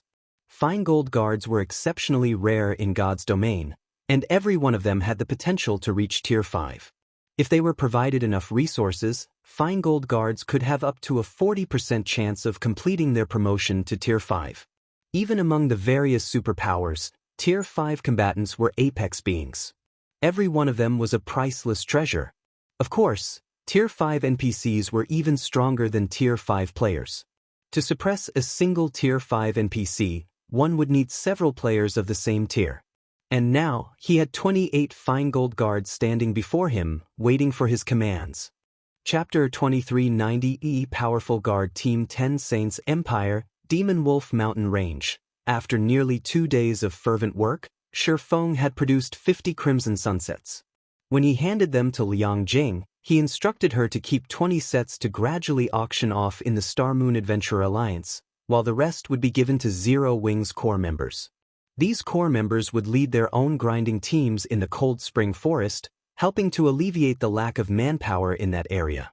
Shi Feng had taken a break from crafting the advanced mana set equipment after giving his new stock to Liang Jing, and he had made his way back to the Demon Wolf Mountain Range with his 28 newly upgraded fine gold guards. Although the Crimson Sunset would help resolve Zero Wings' need for manpower in the Cold Spring Forest, it was a temporary solution. Moreover, Shi Feng was the only person capable of producing the Crimson Sunsets, and he couldn't forge enough of them for Zero Wings members to secure a firm foothold in the Cold Spring Forest. He needed to take care of the root of this problem. The simplest method to do so was to secure a portal to the Western continent and acquire a large amount of the Western continent's resources. Crafting level 100+ weapons and equipment in God's domain was an arduous task, especially for secret silver rank and above. The required materials were very rare, and obtaining them in bulk was a major challenge. However, through their research, the forgers of Shi Feng's previous life had discovered that they could replace some of the rare materials the Eastern Continent's forgers needed to craft level 100+ secret silver and better weapons and equipment with some of the Western Continent's specialty materials. Likewise, some of the Eastern Continent's specialty materials could replace some of the materials the Western Continent's forgers needed. Not only had this discovery allowed the superpowers that could travel between the continents to earn tons of resources and coins, but they had also been able to acquire level 100+ weapons and equipment far sooner than their competitors. Since the various superpowers that had access to intercontinental travel had yet to realize this and were simply using their advantage to earn resources and coins, Shi Feng had to strike while the iron was hot. If he waited until these superpowers learned this secret, it had become far more challenging to purchase the Western continent's specialty materials in bulk. These specialty materials were essential to crafting level 100+ weapons and equipment at secret silver rank and higher, and if this secret got out, the various powers would try to collect and hoard the materials, rather than sell them. If Shi Feng waited too long, he'd only be able to purchase materials from independent players and adventurer teams, which would limit his collection rate. After piloting the Crimson Dragon flying ship through the Demon Wolf Mountain Range's outer region for about 15 minutes, Shi Feng finally located Kola and his team, who were engaged in a battle against several hundred battle wolves. After the past 2 days of grinding in the mountain range, Kola and the others had risen to level 101. If the various Tier 2 experts heard that this team could gain a full level every 2 days, they'd be incredibly jealous. However, Kola and his team weren't having an easy time against these battle wolves, especially as they fought the alphas, the two-headed battle wolves. Two-headed battle wolf. Demonic creature, Great Lord, level 108 HP 270, 000, 000/270, 000, 000. Although the two-headed battle wolves had average HP from monsters of their rank and level, these monsters possessed the Dark Battle Wolf's bloodline. Their defense and agility were just as high as actual bloodline creatures, and their combat standards were on par with the Trial Tower's 5th floor. If a Tier 2 peak expert tried to take on a two-headed battle wolf, they wouldn't last more than a few exchanges. Furthermore, the Demon Wolf Mountain Range's wolves tended to move in packs of 300 to 400, and around 24 two-headed battle wolves led each pack. Although the rest of the battle wolves were only Lord-ranked monsters, They could even pose a threat to Tier 3 players when a dozen of them worked together. Although Kola and his companions had reached Tier 3, they still had to be careful, or members of the team would fall. The team had yet to upgrade their weapons and equipment and had to rely on their epic weapons and equipment to support them in the fight. If Kola and his team had Tier 3 standard equipment, they'd have no issues taking a pack of battle wolves out. Check it out. The guild leader is back. Blackie was excited when he noticed the approaching Crimson Dragon flying ship. With only 24 players, their team had faced plenty of trouble while fighting these battle wolves over the past 2 days. Not even the magical class players' powerful AoE attacks could alleviate the pressure. These battle wolves were too smart. Once they sensed a player casting an AoE spell, they split up, preventing the spell from hitting too many of them. But if Shi Feng joined the battle wolves would be much easier to defeat. As the team members looked up at the flying ship, they saw over 24 figures jump from the ship's deck. Every one of those figures' frightening auras made Kola and his companions' hearts skip a beat. NPCs? How are these NPCs so strong? The team was shocked and confused as they stared at the Tier 3 NPCs that had disembarked. The idea of challenging ordinary Tier 3 NPCs no longer fazed them now that they were Tier 3 as well. They had superior combat standards, after all. However, even Yen Tianxing shuddered when he saw the 28 Tier 3 NPCs that had jumped from the Crimson Dragon flying ship. His instincts even warned him to flee. Before Kola and his companions could react, the personal guards charged at the surrounding battle wolves. Taking the lead, the dozen or so melee NPCs dispersed the crowding wolves with their charge instantly. They even sent the Great Lord ranked two-headed battle wolves flying. The magical class NPCs then followed with a round of spells, each dealing over -1 million damage. The Lord-ranked battle wolves lost 1/3 of their HPs in that single bombardment, while the Great Lords had lost 1/10 of their HPs. The ferocity of the Feingold Guard's attacks easily outshone Iluoface, a Tier 3 magical class player. After about 3 minutes, the 300+ Lord-ranked battle wolves and 20+ Great Lord-ranked two-headed battle wolves had been slain, leaving only a bunch of items behind. Kola and the others were dumbfounded. Normally, they needed over an hour to defeat a battle wolf pack, yet these 28 NPCs had done so in 3 minutes. The difference between their combat power was massive. From his position on the Crimson Dragon flying ship, Shi Feng leveled from 104 to 105 after the battle ended, crossing the first minor threshold after level 100. Where did you find so many powerful NPCs, guild leader? Kola asked once Shi Feng had descended from the flying ship. Yen Tianxing and the others were just as curious, waiting for Shi Feng's reply. An ordinary Tier 3 NPC could serve as a small city's magistrate in God's domain, yet Shi Feng had managed to employ so many of them, and every one of them was extraordinarily strong. Read latest chapters at Wuxia World. From what Kola and the others could tell, 5 or 6 of these NPCs would be more than enough to annihilate their team of 24.